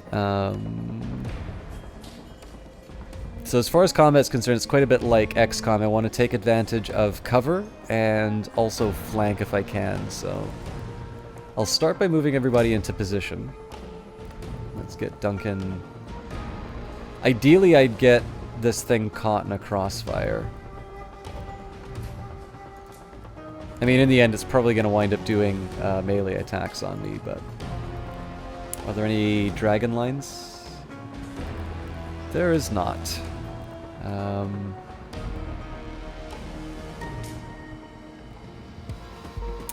Ideally, I don't have this character move at all, but they are the closest to Gaiku at the moment, so...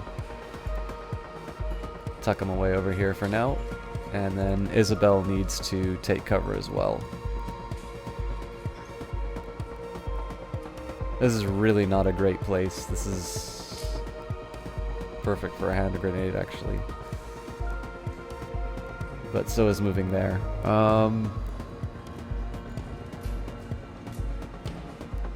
Well, we'll move her. Okay, so...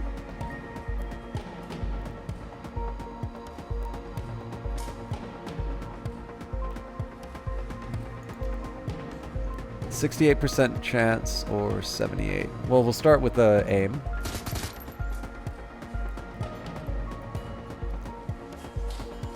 And yeah, I think just take him down with a crossfire. And in this case here, because it's possible to actually take this, if it's possible to take him out before anything, there's a chance for a crit, but especially this one does It goes through 2 points of armor.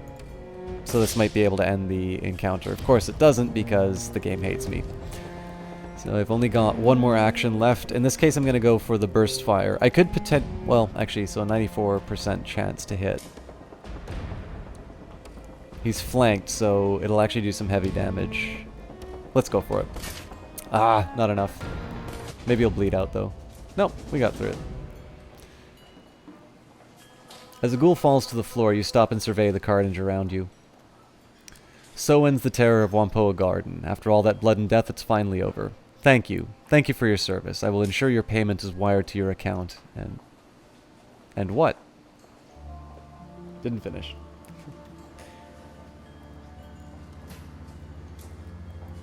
Anyone with the word elder in their name can't be trusted. Fact, you would have stood by the ghoul's side. I would too, but the options it gave me would be... in this case, like, the ghoul is a murderer, right? So, I'm not crazy about the fact that the elders got away with it, though. Curry Tiger has to get ready for sleep. Thanks for the stream. Have a good night. Good night to yourself, Curry Tiger. Thank you very much for stopping by. Hope I get a chance to see you again, but if not, I'm sure I'll wind up seeing you in Black Dahlia's channel as well. Skunk Odor is hosting me for 7 viewers. Thank you very much, Skunk Odor. Hopefully you're in the chat to hear this. Alright, I'm going to save this because I have a feeling I'm going to have to go too far back, but I want to see what happens if I go to the Jack Point.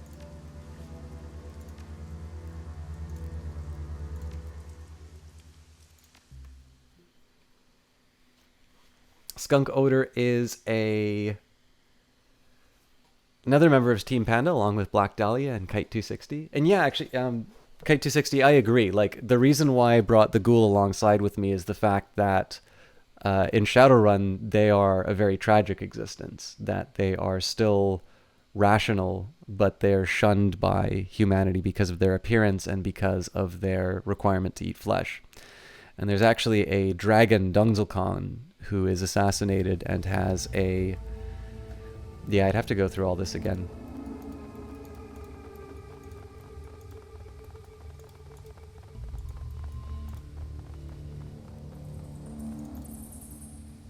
You know what? I made my decisions in this game, so let's just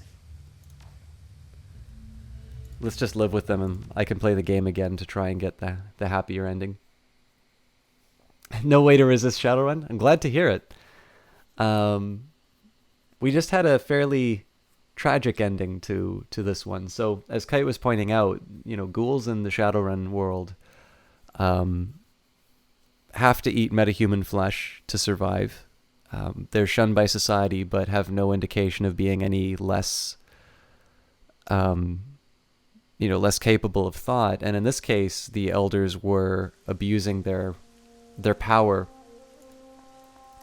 and trying to renege on a deal. But the point that Porter makes, and keeping in mind too, like my job here is to work on a contract. Even in the face of the ghoul's story, the fact of the matter is that I'm effectively a killer for hire as well. But in the end, the way that the ghoul decided to deal with this problem was not just to murder people, but to set up the scenes as grisly as possible. So, in the end, if somebody commits a murder, there is a consequence for that action. So it's not unjustified to call for the ghoul's death. The only thing is that the elders also need to pay for their action. And in the end, I'm not the one to make that decision, right? Picked it up this weekend and you're excited for some game time in after PAX. So I get to spoil everything for you? I need to see if they actually gave me my money right away. Nope.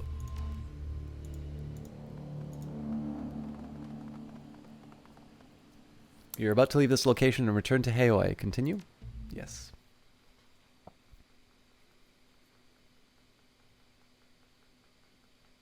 Haoi. The MTR rockets noiselessly around Haoi along the edge of Kowloon Bay. The black water glitters in the night with the light of 1,000 reflected storefronts.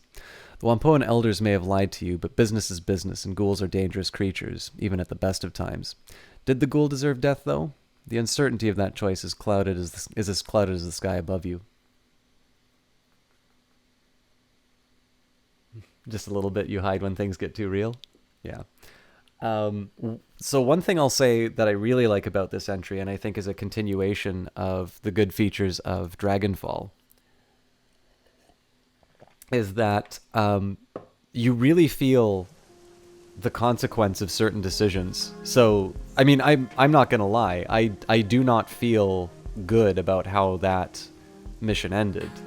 But I made my decision, and that's that. So,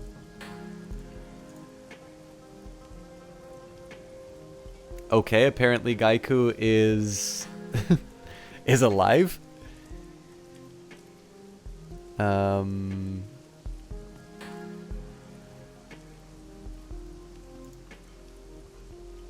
That has to be a bug.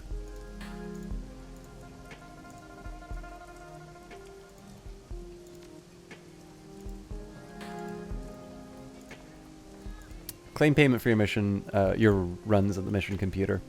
So yeah, in this case here, for bursting in on the scene before I investigated everything, namely going to Magpie's shop, I didn't have enough evidence to make the situation end any differently. So it's really neat how they create these kinds of situations. It's actually not the first time that I have gone in with limited information and have had an event turn out differently from the way I had planned it to. So definitely a really nice touch in this game. 3 people, possibly locals, are busily hunched over, avidly discussing something beneath their breath. From the looks of them, they appear to be sailors, rough-hewn clothes stained by salt, leathery skin, and an acute awareness of being on land. You watch their feet shuffle awkwardly on the docks. Their whispers are just within earshot. Now, I asked Crafty, and she said the same. Them dreams is bad. Think we'll lose them at sea? We're supposed to set out soon to make the delivery. What if they follow us? You see the man shudder. I don't think so. Crafty said this thing is affecting here right now. The first sailor points to the ground. As soon as we sail, dreams will stop. Hey! The third sailor sees you and taps her friends on the arms. They shoot upright. One examines the fingernails, and the other coughs loudly as begins to hum. And the last pretends that she didn't see you. But they all... when they sense your continued stare, the third speaks up. What are you looking at, Landy?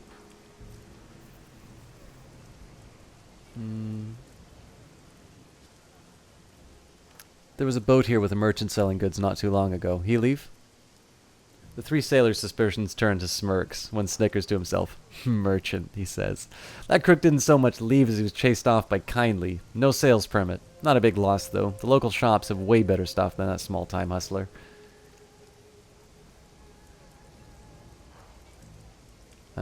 Black Dahlia, would anybody happen to have a Minecraft account that you could use for single player? You're morbidly curious suddenly to see the progress they've made, and you've lost all your accounts. I've never played Minecraft. Well, sorry, I played a very early kind of beta version of the iPad one, but I don't think that game translates well to iPad, so I never picked it up otherwise. I have Terraria, though. Why don't you look around? You'll find the shop owners more friendly now that you've gotten the okay from Kindly. Thanks for the tip. They all exchange a look. The first sailor responds, Right. And stay careful around these parts. I overheard you talking about dreams. I've had them too. You feel an uneasiness pass through the sailors. Seems anyone who comes by these parts is having them. As soon as they leave, the dreams stop. Right eerie it is. Any leads on why they're happening? We don't know much ourselves. We've only just returned from our last delivery, but the dreams ambushed us fast enough. Hey, what about that, Crafty? The sailor turns to you. She runs the 5 phases. Smart girl. You might know a thing or two about this blight. You ask her, and she may have something more to say. Didn't mean to interrupt. See you around. I think some of this dialogue's gotten a little disjointed. The brooding tide of whispers resumes as your back turns to the sailors.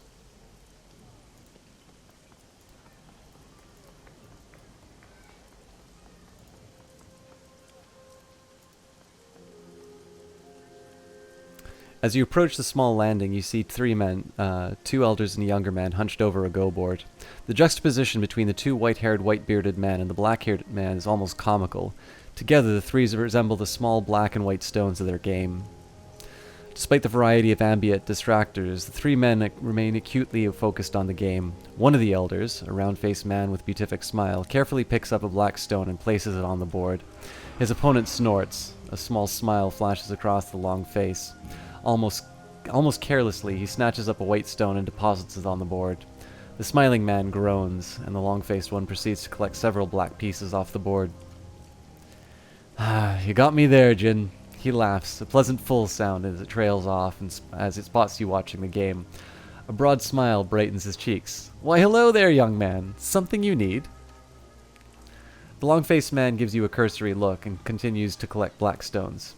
"Just a gawker. It's your turn." The name's 71. Got a second for a question? Shayu nods. "I could use a short break. How about you, Jin?" Jin sighs, shoulders slumping forward. After a moment of scowling, he reluctantly speaks. "Fine. A short break." The two elders turn towards the younger man.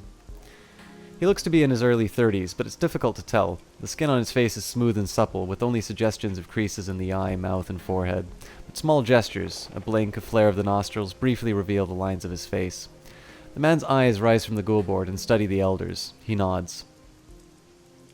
"Been having any strange dreams recently? I hear that happens around here." The three men exchange looks. Shayu turns to you. "What a coincidence. It wasn't but an hour ago that we were discussing the very same thing. We've all been having bad dreams. Every one of us." "Tell me about them." Jin huffs angrily. "You can't just come in here demanding that of us. Show some respect to your elders, young man. Just what makes you think we'd be comfortable telling a stranger about our dreams anyway?" Shayu waves his hand dismissively at Jin. "Don't mind him. He's always been a poor sport. But he raises a good point. Some of our dreams contain information best left private, just as yours do, I'm sure. Having just met, how can we be sure that you'll respect our personal information?" "I'll tell you." The younger man's voice cuts through the din like a razor, and the elders fall silent. He turns to you and he locks his eyes, dark orbs that burn with piercing scrutiny onto yours. He nods and returns his gaze to the go-board. "I believe you're trustworthy. Please, 71, make yourself comfortable. I'll share my dream with you." "I appreciate it. Go ahead." He exhales slowly and begins speaking. "I dreamed of a long, dingy hall. When faced with such a thing, one generally walks its length, so I lifted my right foot and placed it in front of me. But upon taking that first step, I found myself instead drawn down an alleyway to my left. It wasn't there before, this alley. It appeared only as I began to walk. As I moved down this alley, I found myself surrounded by friends and loved ones. They all stood there, silently watching me with smiles on their faces. As I passed each one of them, they fell to the ground in my wake, dropping like puppets with severed strings. Somehow I knew that if I followed this road to the end, I could have everything I'd ever dreamed of, but I woke before I could reach it." He folds his hands into his lap. There's a moment of silence before Shayu speaks up, the rosiness in his cheeks having drained away. "I too saw the long hall. My own experience was different, however. The hall was far off in the distance, and I was looking down on it from a strange angle, as though I were perched on a wall, high above." He pauses and looks at you. "You know, young man, 71, you look very much like a person I saw walking that hall." He moves steadily down the path, walking at an even pace, and just behind him a great and terrible shadow followed. Of course, I didn't have the best view up on that wall, or whatever I was. Could have been anyone. Perhaps this old mind of mine is seeing your face now and misremembering the dream." He lets out a chuckle, and a small flush of red returns to his cheeks. He looks over at Jin. "All right, Jin, go ahead." Jin broods in his corners, arm crossed and jaw set. "I've changed my mind. I don't want to share my dream." "Nonsense. Master Lao and I have both told him our dreams. Now it's your turn." Jin sticks out his lower lip. "No."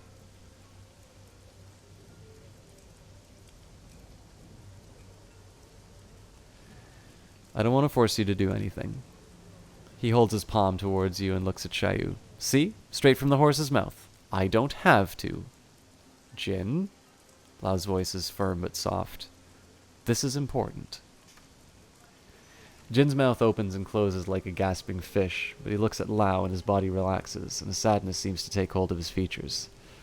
All right. But don't go repeating any of this, you hear me? He takes in a deep breath and slowly releases it, folds his hands into his lap. My dream began as a nightmare. I dreamed of the failures and the mistakes that I made throughout my life. The people I've let down, the competitors I've crushed, the wife who died in the hospice without me. I dreamed of the family that I abandoned. Change comes over him. His eyes brighten and he continues energetically. But then I dreamed of the walled city. I stood before it as if the door opened to me, and when I passed inside, all of my guilt fell away. It was as though the city had absolved me, and I was washed away of my guilt. I remember feeling happy.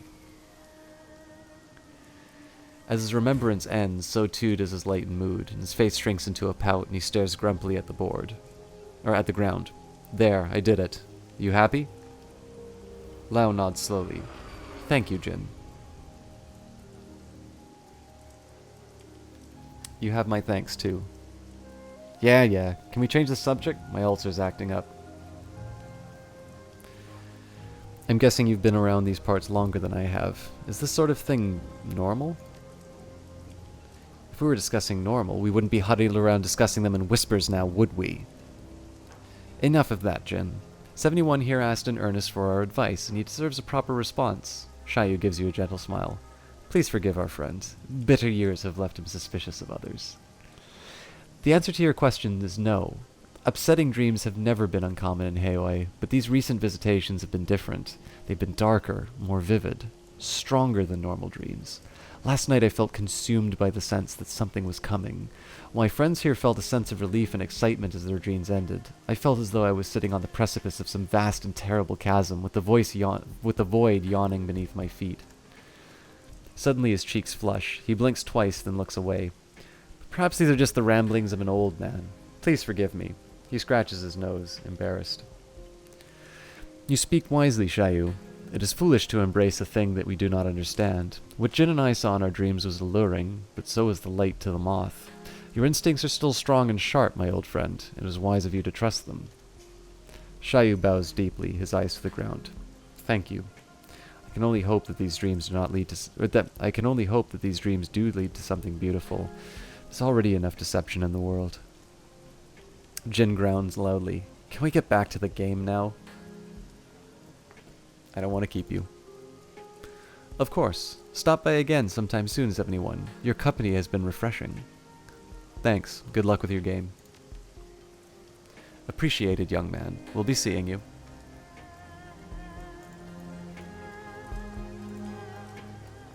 So I think what I'm going to do is do all of the I'll do all the dialogue. I will collect my payment, and then we will see what the mood is for other activities.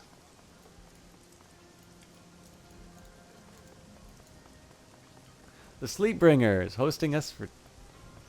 I shouldn't be saying the number of viewers, actually. I didn't say it for anybody else. Thank you very much, Sleepbringer. Another Team Panda member. Again, all the good people are coming in here, and another habit where I've wound up at the end of a stream with a lot of hosts. So thank you very much, Sleepbringer. Welcome everybody from Sleepbringer's channel. Thank you very much for stopping by. We are doing some more... Oh my goodness, we've got the dialogue too. Get your pillows ready. It's a Sleepbringer raid. Rithanir, Razor X Slash, and of course the Sleepbringer himself. Welcome to the stream. Thank you very much for the host and stopping by. We are playing Shadowrun Hong Kong. I am not quite doing my best with the dialogue. We had a sad ending to our first... Brickham Defenders. We had our somewhat sad ending to our first run. And we're just going through all of the flavor dialogue now. Smooth jazz drifts from cheap speakers on the barge. A wide array of worn-down drones litter the battered deck. Most are utility and domestic types, but a few cordoned off from the others are low-end security models. The salesman smiles indulgently at you, a tall, lanky human of clear Cantonese ancestry. He's wearing a cheap suit and limply clutching a smelly cigarello. He addresses Ty with an exaggerated nonchalance, languid, ostentatious, like an American casino promoter. Hey there, beautiful. Something a little floating heaven. Oh, sorry. Welcome to our little floating heaven. You got a discerning look about you. What brings you to the Reliable Matthews Robot Bazaar? Razor X Slash, thank you very much for the follow. We're doing quite well with follows today, actually. Thank you, guys. That would be chill. Oh, Minecraft account.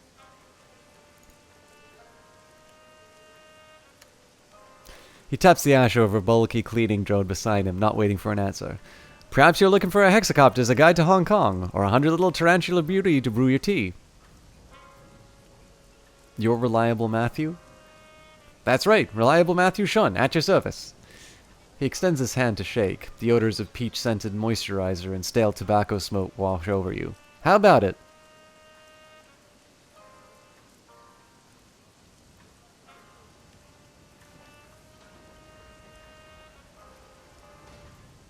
I love the image of this guy doing his spiel and just standing silently. Matthew holds his hand out. He looks nervously and then suddenly pulls it back. He seems momentarily flummoxed and then abruptly carries on. Well, now that we're acquainted, maybe I can brighten your day up a bit. How about a robot nest, friend? Are you calling me beautiful? You know it, beautiful. I hope it doesn't offend. I just can't help it. To me, everybody's beautiful, baby. Knock that off. Sorry, I just can't help myself. It's who I am. I'm interested in your combat models. Reliable Matthew looks over his shoulder at the security drones, some heavily cannibalized in the center of the yard. He turns to you with a nervous smile. Funny you should ask. I've just gotten a Doberman that I'm selling at an incredible bargain price. Shall we take a look?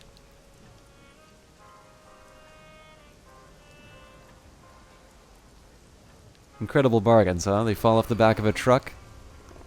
Are you implying they're stolen? If so, you're mistaken. He smiles indulgently as if you've said something in an alien language. This merchandise is powered only by trusted suppliers who certify the authenticity and workability of their goods. I don't furnish manufacturer's certificate, but all the providers are really top-shelf guys, really beautiful people. Otherwise, I wouldn't carry the drones. Where do these trusted suppliers get them? Where do Fan's prawns and soy chips come from? Or Lucy's lovely textiles, or the electricity from the lights? Reliable Matthew sweeps his arm expansively at the heavens, trailing a stream of blue cigarella smoke. Where do we get this glorious bluebird sky? Matthew takes a big breath, standing rapturously at the gray clouds. He looks back at you. His expression goes flat. He shrugs limply and speaks in monotone for a moment.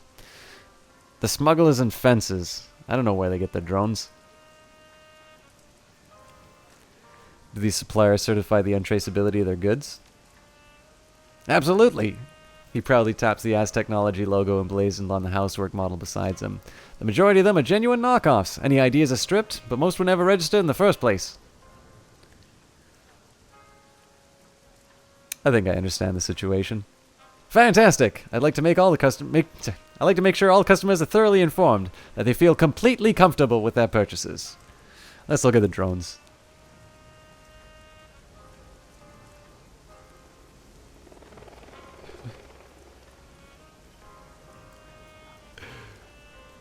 What can I say, guys? I gotta do what I can when I encounter a character like this.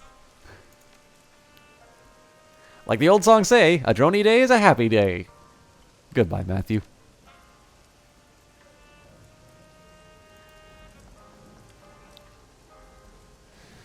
The side of Matthew's trailer looks freshly scrubbed. It reeks of kerosene. Broad swathes of the flaking paint have been removed, revealing brittle plastic siding discolored by years of acid rain. You can see the faded black traces of erased graffiti. It reads, Job Stealer. Something thumps the inside of the trailer. You could easily peer through one of the windows. Look through the window. Inside are dingy, cramped living quarters, cluttered with broken drones and unwashed dishes. What looks like a rumpled, motley-colored shag carpet is heaped over the half of the tiny space, obscuring most of the furniture. After a moment, the shag carpet moves. It rises about a foot and surges silently towards the window. Then it stops, pulsing and fidgeting. It's hard to see clearly through the built-up grime in the window. Wipe the window. The carpet is actually plush-covered drones. Teddy bears, raccoons, little dolls. There must be 24 inside the caravan, all companionship models. They're looking at you, as if they've realized you're not Matthew. They watch, fidgeting. Then in one coordinated motion, they all lie down and go dormant again.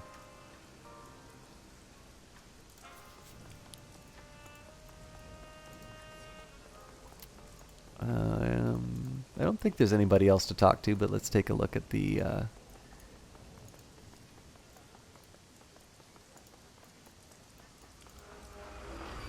Oh yeah, let's see what Maximum Law has to say. Maximum Law surveys the docks beneath his meticulously patched tarpaulin, goggled and belted with electronics, his arms folded. His expression's stern, a sweat-drenched little king. His boat rocks gently. As you approach, he looks sharply your way and breaks into an awkward smile. Hey, 71. Was hoping you'd come about. You got a minute? What's up? Kindly had Wampoa burn your sin. Word is you're doing work for her. Not normal. Yellow Lotus stuff. Law shifts from foot to foot. He fidgets with the hardware on his belt. Shadow running.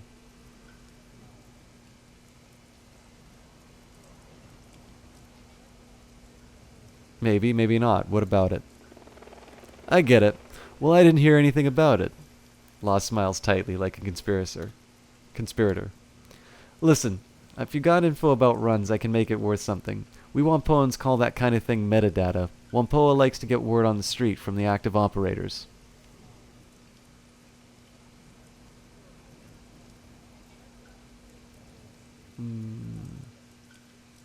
Worth something? Credits?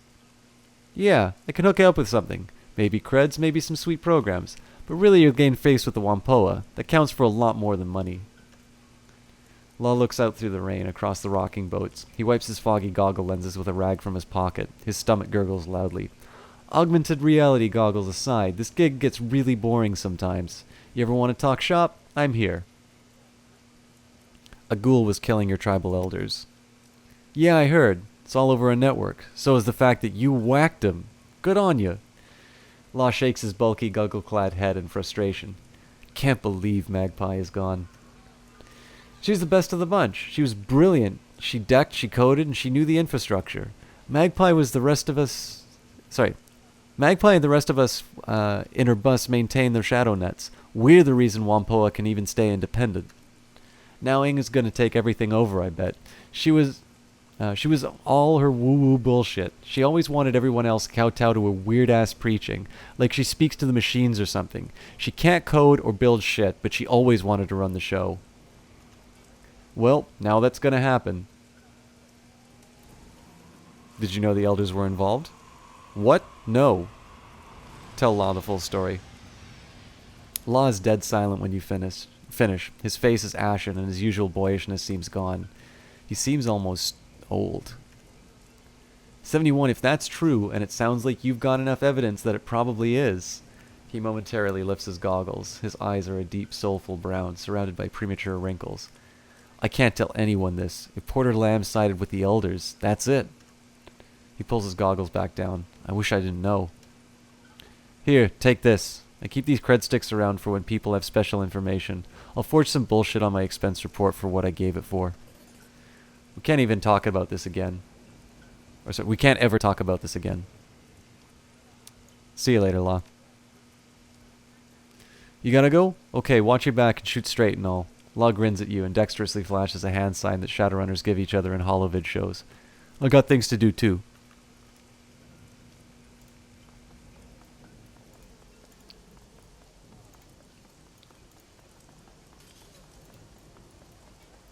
What I mostly want actually is that special outfit, but I think I gotta get my pay data before I do that. Or not pay data, but my payment.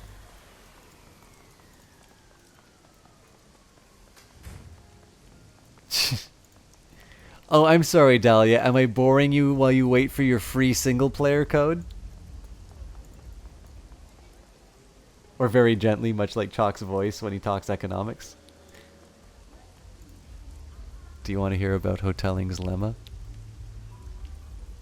A disheveled man in filthy rags teeters on the sidewalk, wobbling on unsteady legs. His bloodshot eyes dart about desperately, and the acrid sweet odor that wafts off him buzzes unpleasantly in your nostrils. You okay, man? You have to help me, man. His teeth grind as his grip tightens. His hand feels like a vice. I need your help.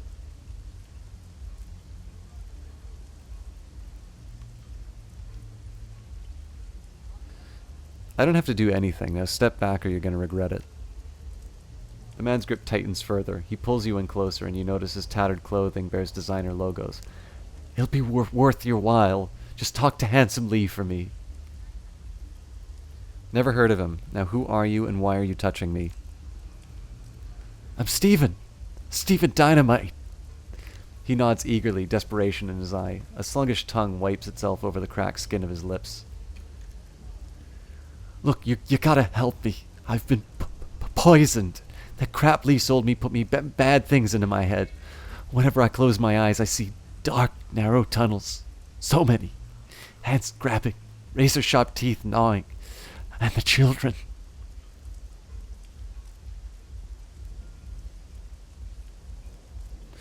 Poisoned? Are you sure it's not just a bad trip? The man gives a hollow laugh. I know my way around substances well enough to know what a bad trip when I have one. This is something else.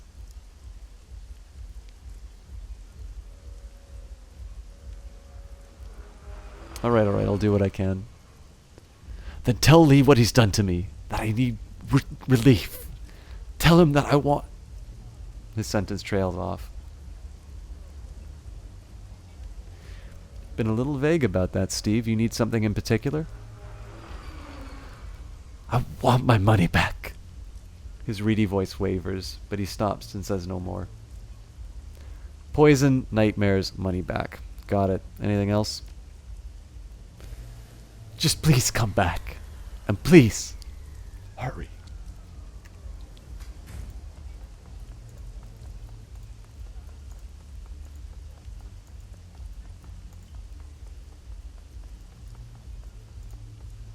It's funny, this isn't actually giving me any missions.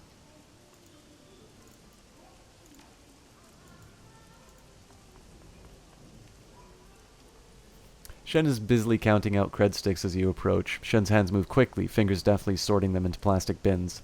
The label on the bins bear names: Steel Amlu, Grandfather Woe, Lucky Ping, and Kindly Cheng. Shen's eyes flicker up at you for a fraction of a second before returning to the task. One moment, I'll be done shortly. The last few flicks of the wrist see the final cred sticks sorted by their respective bin, with the lion's share going to Kindly and Steel Amlu. There! Now what can I do for you?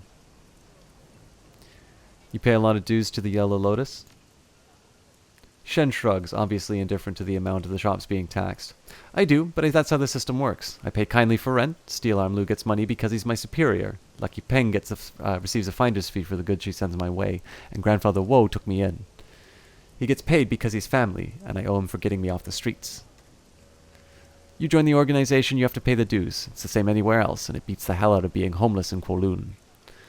Stuffing the boxes away before the counter, Shen produces a box of assorted needles and inks and begins cataloging them on a battered PDA. So you don't mind paying?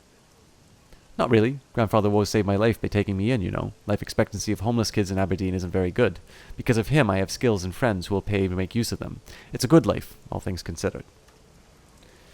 Shen leans back against the cages, causing the snakes within to hiss and snap at the glass. I'm just a Blue Lantern, a foot soldier. I answer to White Ming, who I studied with in the Wudang Mountain.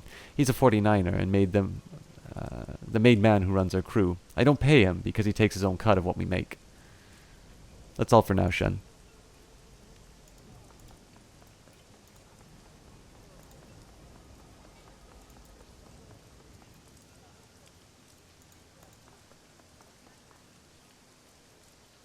Two men in dirty synth leather jackets look up from their conversation as you approach. They both look haggard, their shoulders slump with exhaustion, and neither appears to have shaved this morning.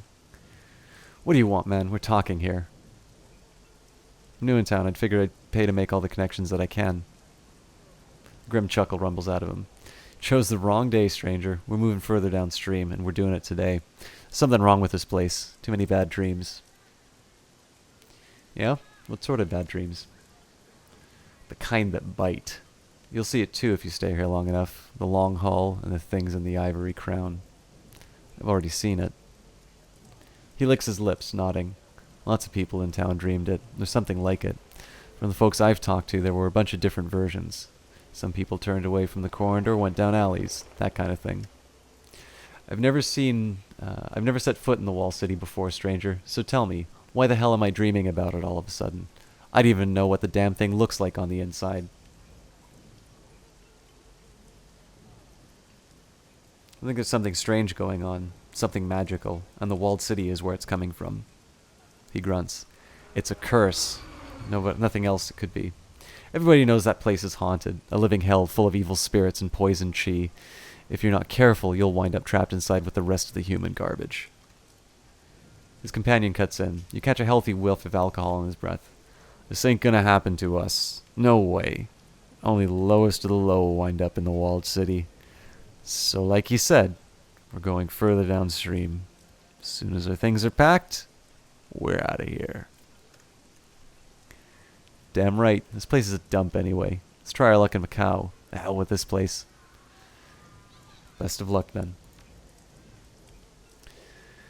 Would say the same to you. You're staying here in the Heo after all. Of the three of us, you're the one who's most likely to need it. Let's get money. So optional, get some rest.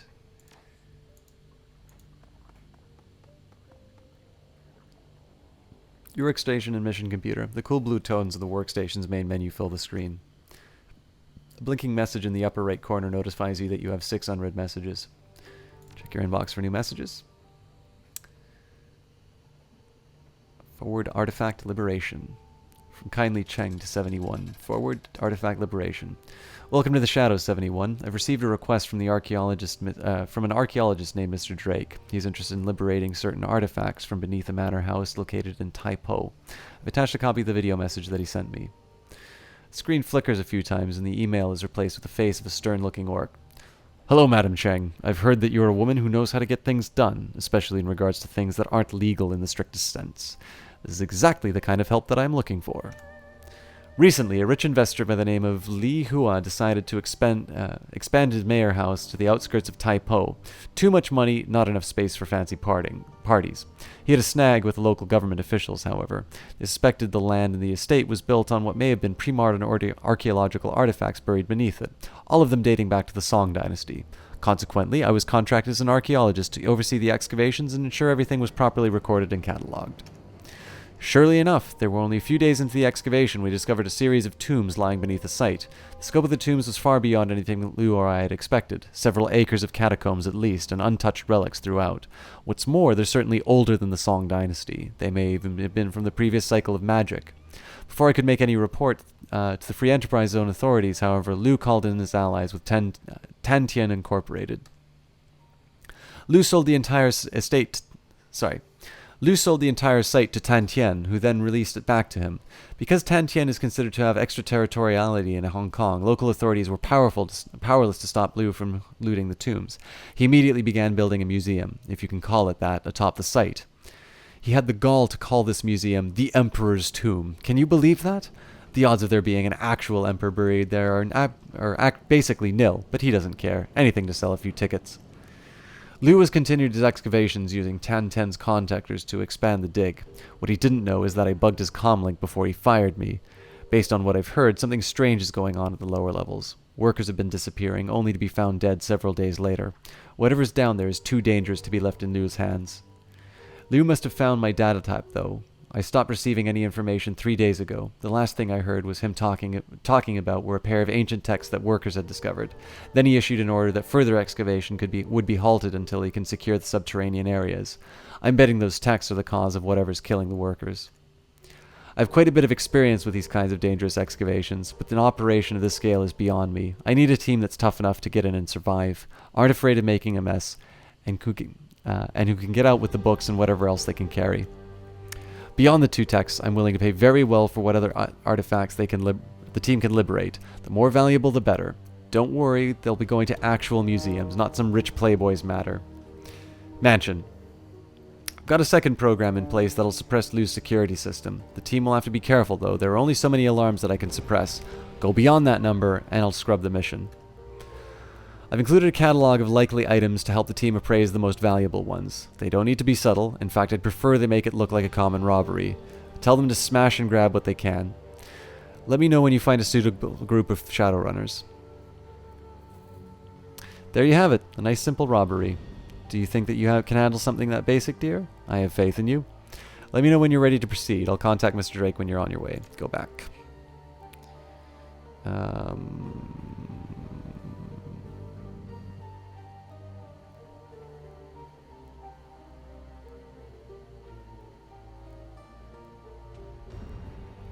I think I'm just going to go back in general. Old messages.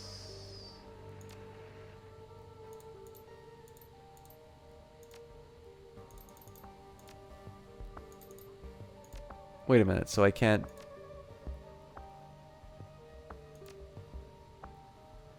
Okay, got it. So I'll read all the emails.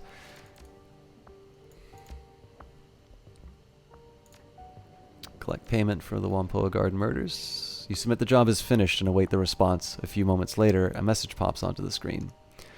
From Kindly Chun to 71. The Whampoa's elders are satisfied with how you handled their little ghoul problem. They even expressed how impressed they are with your efficiency. I have no idea what you did out there, but you've done well. I've attached your payment. Try not to spend it all in one place, darling. Kindly Cheng. Have you active jobs? None. Access Shadowland BBS. Post pay data? I don't think I have any. Go back. Claim payment for sold pay data. 300, 30% escrow fee, so another 270. We can at least get the close.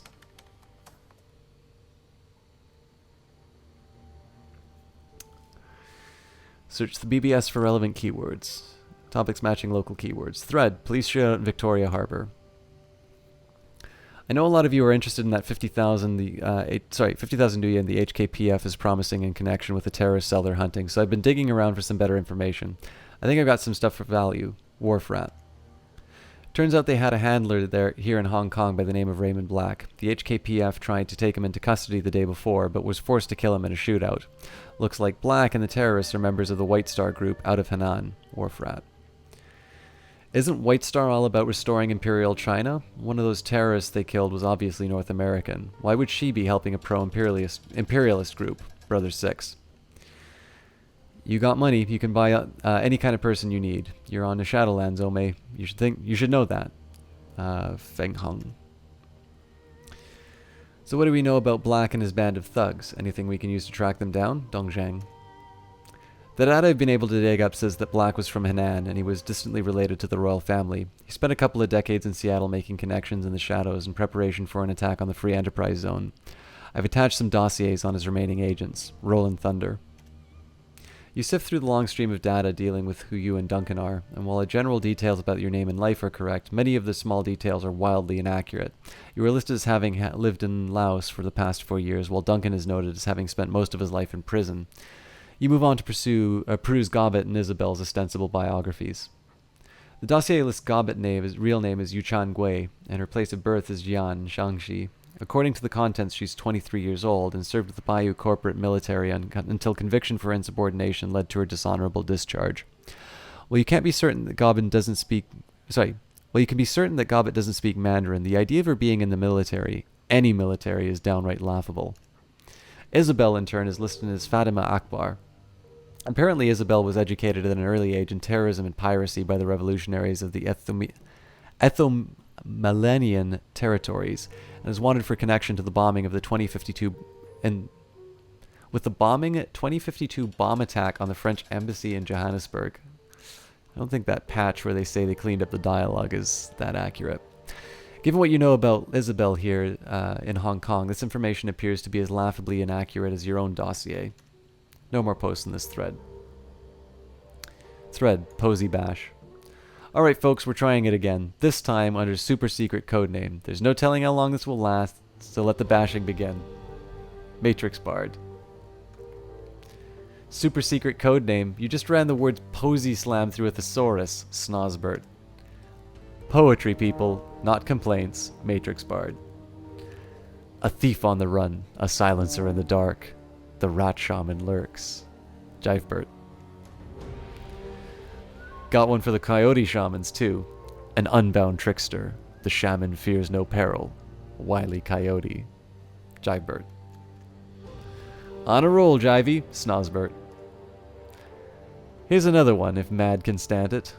Pulses of light glance off bright chrome, translucent spheres encase my treasure, mirrors and tubes and neon implode.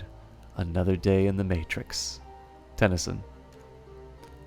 Hey, I can do traditional. I happen to prefer the haiku because less typing. Gossamer tresses, infinity in your gaze, very pointy ears. Now you're mad. Extra points for using gossamer correctly in a sentence. Matrix Bard. I like elves. Now you're mad. Jivebard is still the master of the haiku. In fact, Snozbert. Oh, graveyard keeper, ashen skin, spindly fingers, and claws freak me out. Jivebert. Alright, Shakespeare, this is strike 2. This thread is getting locked, and you aren't doing this again. Got me? This board is for deckers who want to talk shop. There are plenty of other forums you can use for your stupid amateur poetry. I suggest you go find one. Sysop. No more posts in this thread. Top Shelf Sublet, available immediately. Like the title says, good location, cheap rent, serious offers only, please. Harbor Rat. What do you mean by top shelf? As in fancy corp condo? How did you manage that? Shenjin Joe. No, man, it's literally the top shelf of the converted maintenance closet I live in. Harbor Rat. You're joking, Shenjin Joe. No joke, it's cheap and the location's good, right near the Temple Street night market. And it has super fast access, just in case you need to get in and get out of the Matrix quick. I'm not the sort to ask questions. There's just about enough space to stretch out your legs lying down, and there's a ceiling hook for your gear. What do you say? Harbor Rat. I don't know, I need a place, but still. Shenjin Joe. A shelf in a shared closet? Screw that. I've got a sweet pad for rent that you can have all to yourself. It's not Victoria Park or anything, but it's a bargain. Hot Pot 888. Where's it at? Shenjin Joe. Kowloon Walled City. It's one of the new construction units on the outer edge. Hot Pot 888. I'll throw in a second ceiling hook. Deal? Okay, message me and we'll work out the nitty-gritty. Shenjin Joe. Seriously? The walled city isn't that bad. My apartment is huge, and it even has windows. I'll beat Harbor Rat's rent. In fact, just tell me what you want to pay. Hello? No more posts in this thread. Looking for Decker. Looking for experienced Decker for discreet milk run on supply house of purveyors of recreational substances. Potential for longer-term arrangement. We're a team that's been together for years, running basic heists and the occasional transport gig. We've got a reliable fixer and a long list of happy clients. Requirement? You must have a good sense of humor. Give me some Nuyen 888. Hey, are you willing to give a newbie a shot? I've been in and out of the Matrix since I was in school. I've raised some creds doing odd jobs, and so I've got a hot new cyber deck that I've been itching to try on a real run. A Mayzoom. I don't know, man. We'd really like to find a long-term Decker, and you kind of don't know shit. Said so yourself. Sorry. Give me some Nuyen 888. Aw, come on. You said it was a milk run. How else would you find it? Sorry. How else would a Shadowrunner start if not with an easy gig? I'm being upfront with you. Doesn't that count for something? Amazoom. Fine, I got a test for you. You hack this guy, Captain Scone, and change the password to erotic massage. Give me some Nuyen 888. I'm on it. Thanks. Amazoom. Done. Am I in or what? Say yes. Say yes. What the fuck? Captain Scone. Amazon, may I introduce you to a rigger, Captain Scone. You'll make a fine addition to the team. Give me some Nuyen 888. Thank you. You won't regret this. Amazon. You gotta stop telling people to hack me. You gotta stop telling people to hack me, Gimme, or you're getting a new rigger next, Captain Scone. Aw, you know you love me. Give me some Nuyen 888. No more posts in this thread. I will say some of the banter on Shadowland was some of my favorite moments of Dragonfall, so I'm very glad that they kept that in there. By the way, Dahlia, I have a private Terraria server, and I know the password I'm going to use for it. Check your inbox for new messages. Geomantic Sabotage. From Kindly Chen 271. Subject, Geomantic Sabotage.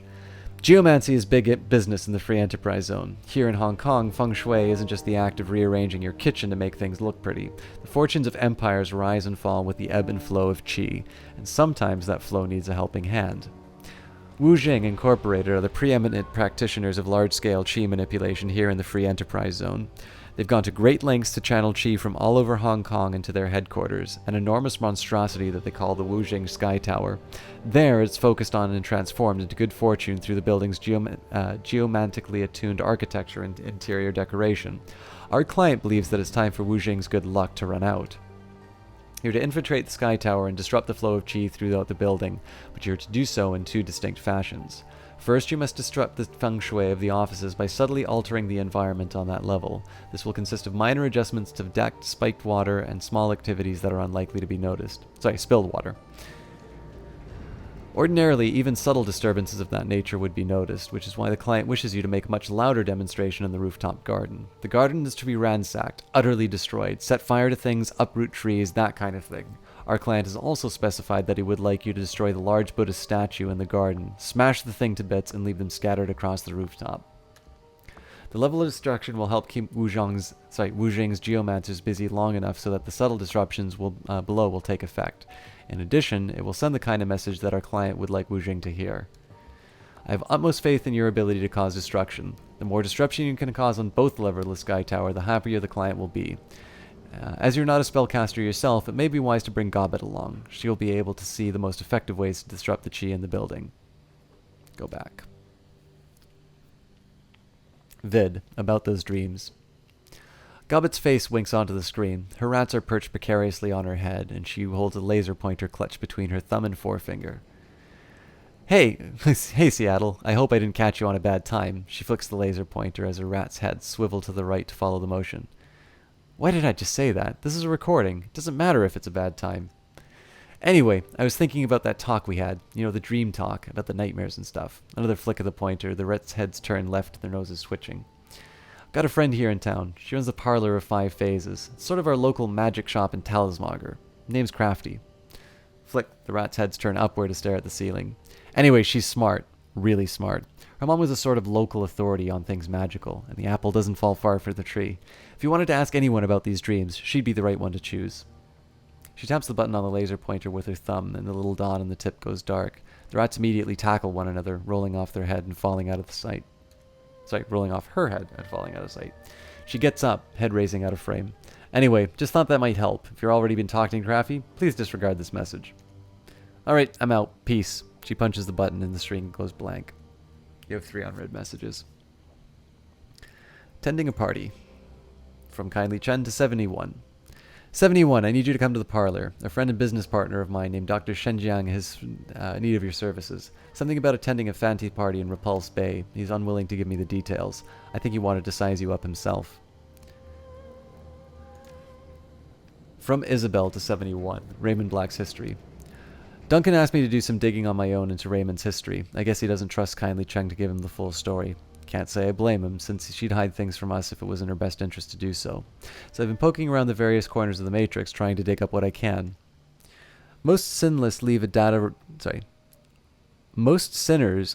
trail the size of an aircraft carrier in their wake. Working background in time, Raymond starts out that way, but slowly tapers away into nothingness. Sure, I can find some basic records in Seattle, power, utilities, a couple of public discussion sites he'd signed up for, but further back I get, the less I find. And the craziest part is, prior to 2032, I can't find anything at all, and that shouldn't be possible. It's like Raymond didn't exist before then. I don't know. I'm gonna keep digging, but it'll take me a while. I'll let you know when I find some news worth sharing. Isabel. Opportunity. Preface bypassed. Yo, come see me if you have a chance. I have a trade opportunity. Maximum.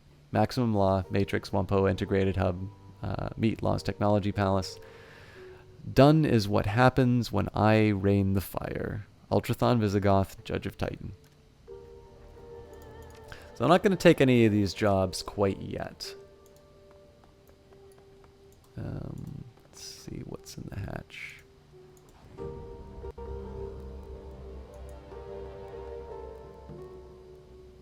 Ractor's shop is sweltering hot, even more so than it was the first time you stepped inside. The whir of actuators accompanies the fine creations of the manipulator arms that hang over the ceiling, and they're turning an object over and over in their articulated hands, soldering wires and hammering rivets.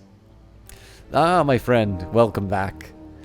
Ractor touch types a series of commands into the bracer, and the arms relax into an idle posture. He smiles at you, a cigarette dangling from his lip. There, that's better. Now what can I do for you? How are you getting along with the other members of the team? Perfectly well, thank you. They all seem competent enough, and there haven't been any major personality conflicts so far. He rubs his own chin thoughtfully. So long as they continue performing to an acceptable standard, I can see no reason not to continue our arrangement. It's good to run with a team again.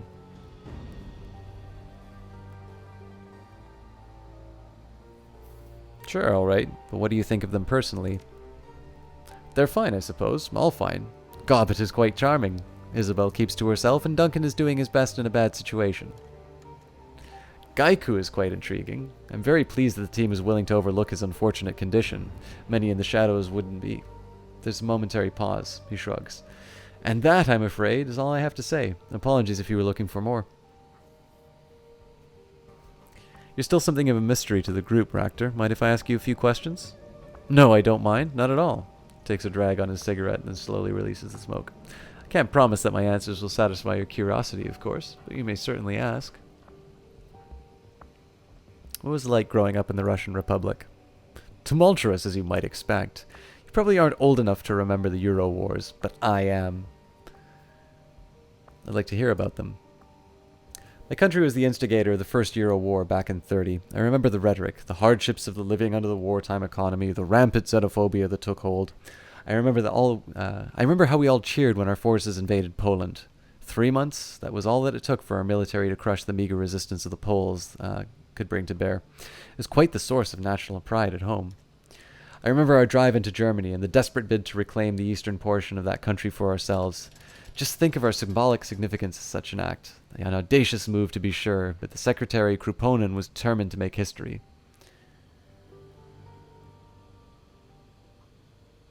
Yeah, in the same way that Stalin was. I believe that Kruponin was more concerned about his opinions of his own people than he was about his place in the history books. And in truth, I cannot fault him for this. For 4 months the war lasted. He did bring the country together. But alas, the Night Wraith incident put an end to our march and sent our forces into full retreat. Night Wraith? British-made fighter bombers with stealth capabilities. Very state-of-the-art. Very powerful. At least, that's what they were purported to have been. Nobody ever came forward to accept responsibility for the attack.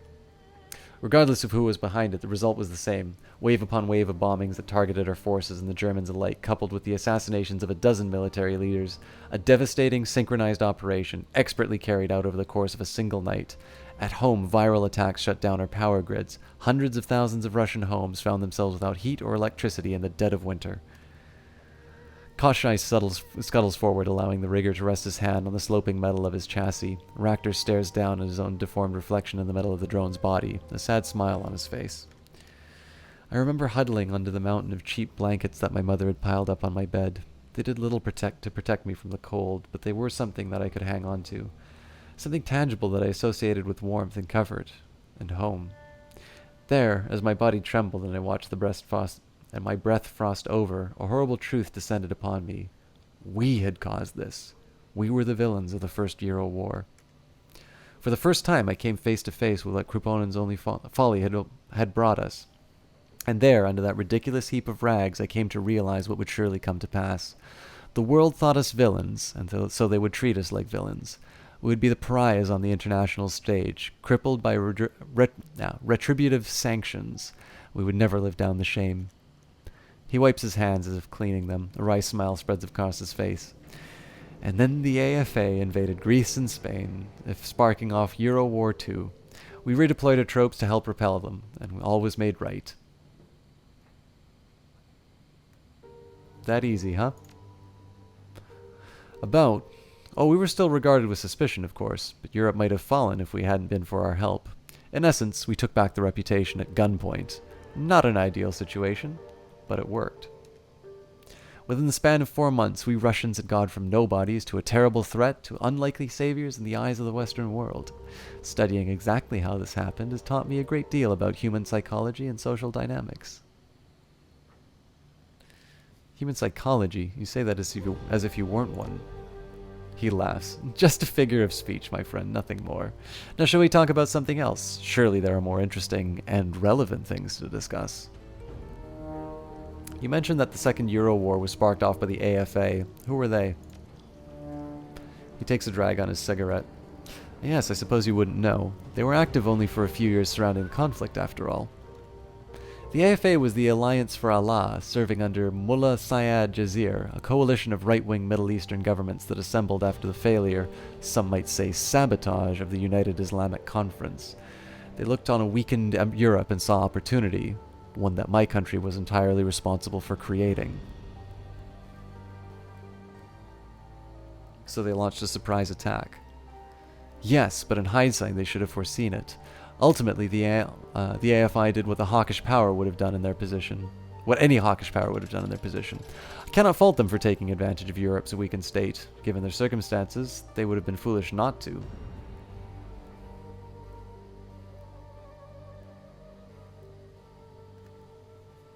Well, I take it you beat them. I mean, I haven't heard of the AFA before, so things can't have ended well for them. No, my friend, they did not win. The AFA folded in 37 after Jazir's assassination. A lucky thing for us, too. The body count would have been a great deal higher if in the years that they were active, the AFA gave us a hell of a fight. Did you emigrate directly from Russia to Hong Kong? No. Between my years in Nizhny Novgorod and my time here in Haoi, I spent a year in the free city of Berlin. That's where I got my feet wet as a Shadowrunner, you see. I ran with a team of anarchists at the time and learned the ropes for the occupation under their tutelage. What can you tell me of that team of yours? He shrugs. Good group of people. Disorganized to be sure, but capable. Surely we were no longer on the Sadly, we are no longer on the best of terms. What happened? An opportunity arose and I seized it. In so doing, I left Berlin for Hong Kong, and I did so much without giving advance notice. My absence made life a little difficult for them, and they blamed me for their hardships.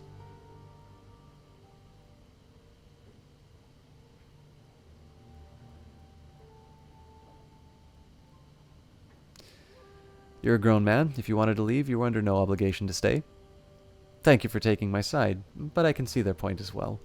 As I said, my departure caused some complications for them. That said, I haven't lost any sleep over it. I merely did what I had to do. He looks away, a wistful expression on his face. Koshai scrapes the ground with its forelegs, its sensors fixed firmly on you. Ultimately, I would say my time in Berlin was quite educational. Different from my earlier life in Russia, to be sure. As I said, the experience was invaluable. Ultimately, though, Haoi is probably better suited to my sensibilities. How so? Life in Hong Kong is more structured than it is in Berlin. Things make sense here in a way that the Flux state didn't. He taps a finger to his temple. I have an orderly mind, everything in its place, neatly labeled and filed away. This approach is what allows me to make sense of the world. To say that the people I knew in Berlin thought differently would be an understatement. Why did you move from Russia to Berlin? He holds his tongue for a moment, considering. When we first met, I told you that I parted ways with Grishkin Avikor under unfortunate circumstances, yes? You mentioned it. These same circumstances led me to Berlin, where I was wronged, and I could not find recourse in Russia. He sighs. I suppose there's no sense in being vague. I'll tell you the story if you want to hear it. Please, lay it on me. You may remember the self-repair system I mentioned the first time we met. The module that would allow Koshai, or any sufficiently equipped drone, to repair itself. I told you that my research had been lost, and that this was not strictly true. It was stolen by a pair of my colleagues who I had long considered friends. They were researchers from my old lab. They turned against me, stole our work, in truth my work, and defected. Why would they do that? Desperation and ambition. They'd always been fixated on getting out of Russia. Grishkin Avikor was a nationalized corporation, and they would never get rich as cogs in the government-controlled machine. In our project, they saw a key to breaking away and earning fortunes, never mind the fact that I was opposed to the idea. Did you have any leads as to where they might have gone? Yes, the two had long spoken about moving to Berlin. Such was true of the great many academics in Russia. My homeland is a bureaucratic dictatorship, you see. There's little personal freedom, and there are many rules to be followed. As you might imagine, the the stable anarchy of the Flux State can be a alluring concept to those who live under totalitarian rule. Berlin is much romanticized back home.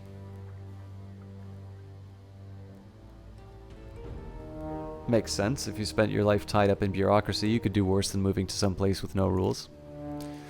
Oh, the Flux State has rules, my friend. They aren't codified, but they most certainly exist. Should you ever travel there, you'll want to remember that. But I digress. In the hunt for my traitorous colleagues, Berlin was the only lead. I decided that I would travel there. At best, I would find them. At worst, it would be a good place to rebuild my life. There's a squeal of tortured metal as Koschei drags its claws over the iron grating that covers the floor. Richter glances down at the drone and it goes calm. He takes a deep breath and continues. It took me over a year to locate my former friends. It was a long, painstaking search, but I was nothing if not determined. I finally found the evidence that they'd used my research as a bargaining chip to secure positions at Ares, and that they were here in Hong Kong. And so you came here, to Haoi. He nods. I picked up and left the next day. My old team was upset to be sure. Lucky Strike in particular howled for my blood. But I know where my priorities lie. And here I am. And here they are. Soon I will be ready to act. I really must thank you for inviting me to the team. Your abilities will be invaluable when the time finally comes to make my move. Assuming, of course, that you're willing to help. Something tells me that you weren't surprised when I invited you onto the team. You were waiting for this, weren't you? I thought that it might go over better if you believed it to be your idea, and it would seem that I was right. I am on the team, after all.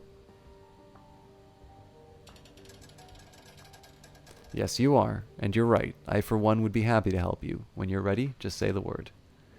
Thank you, my friend. But this is a discussion for another day. We aren't ready to hit the Ares facility yet. There is more intelligence to gather before we move anyway. When the time comes, I'll let you know. What can you tell me about the colleagues who stole your work? Today they call themselves Taylor and Hardigan. He speaks through clenched teeth. Koschei drags a claw across the ground, and you can hear the squeal of metal on metal.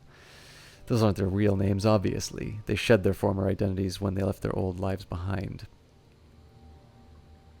What were they called back when you worked with them at Grishin Avicor? It doesn't matter.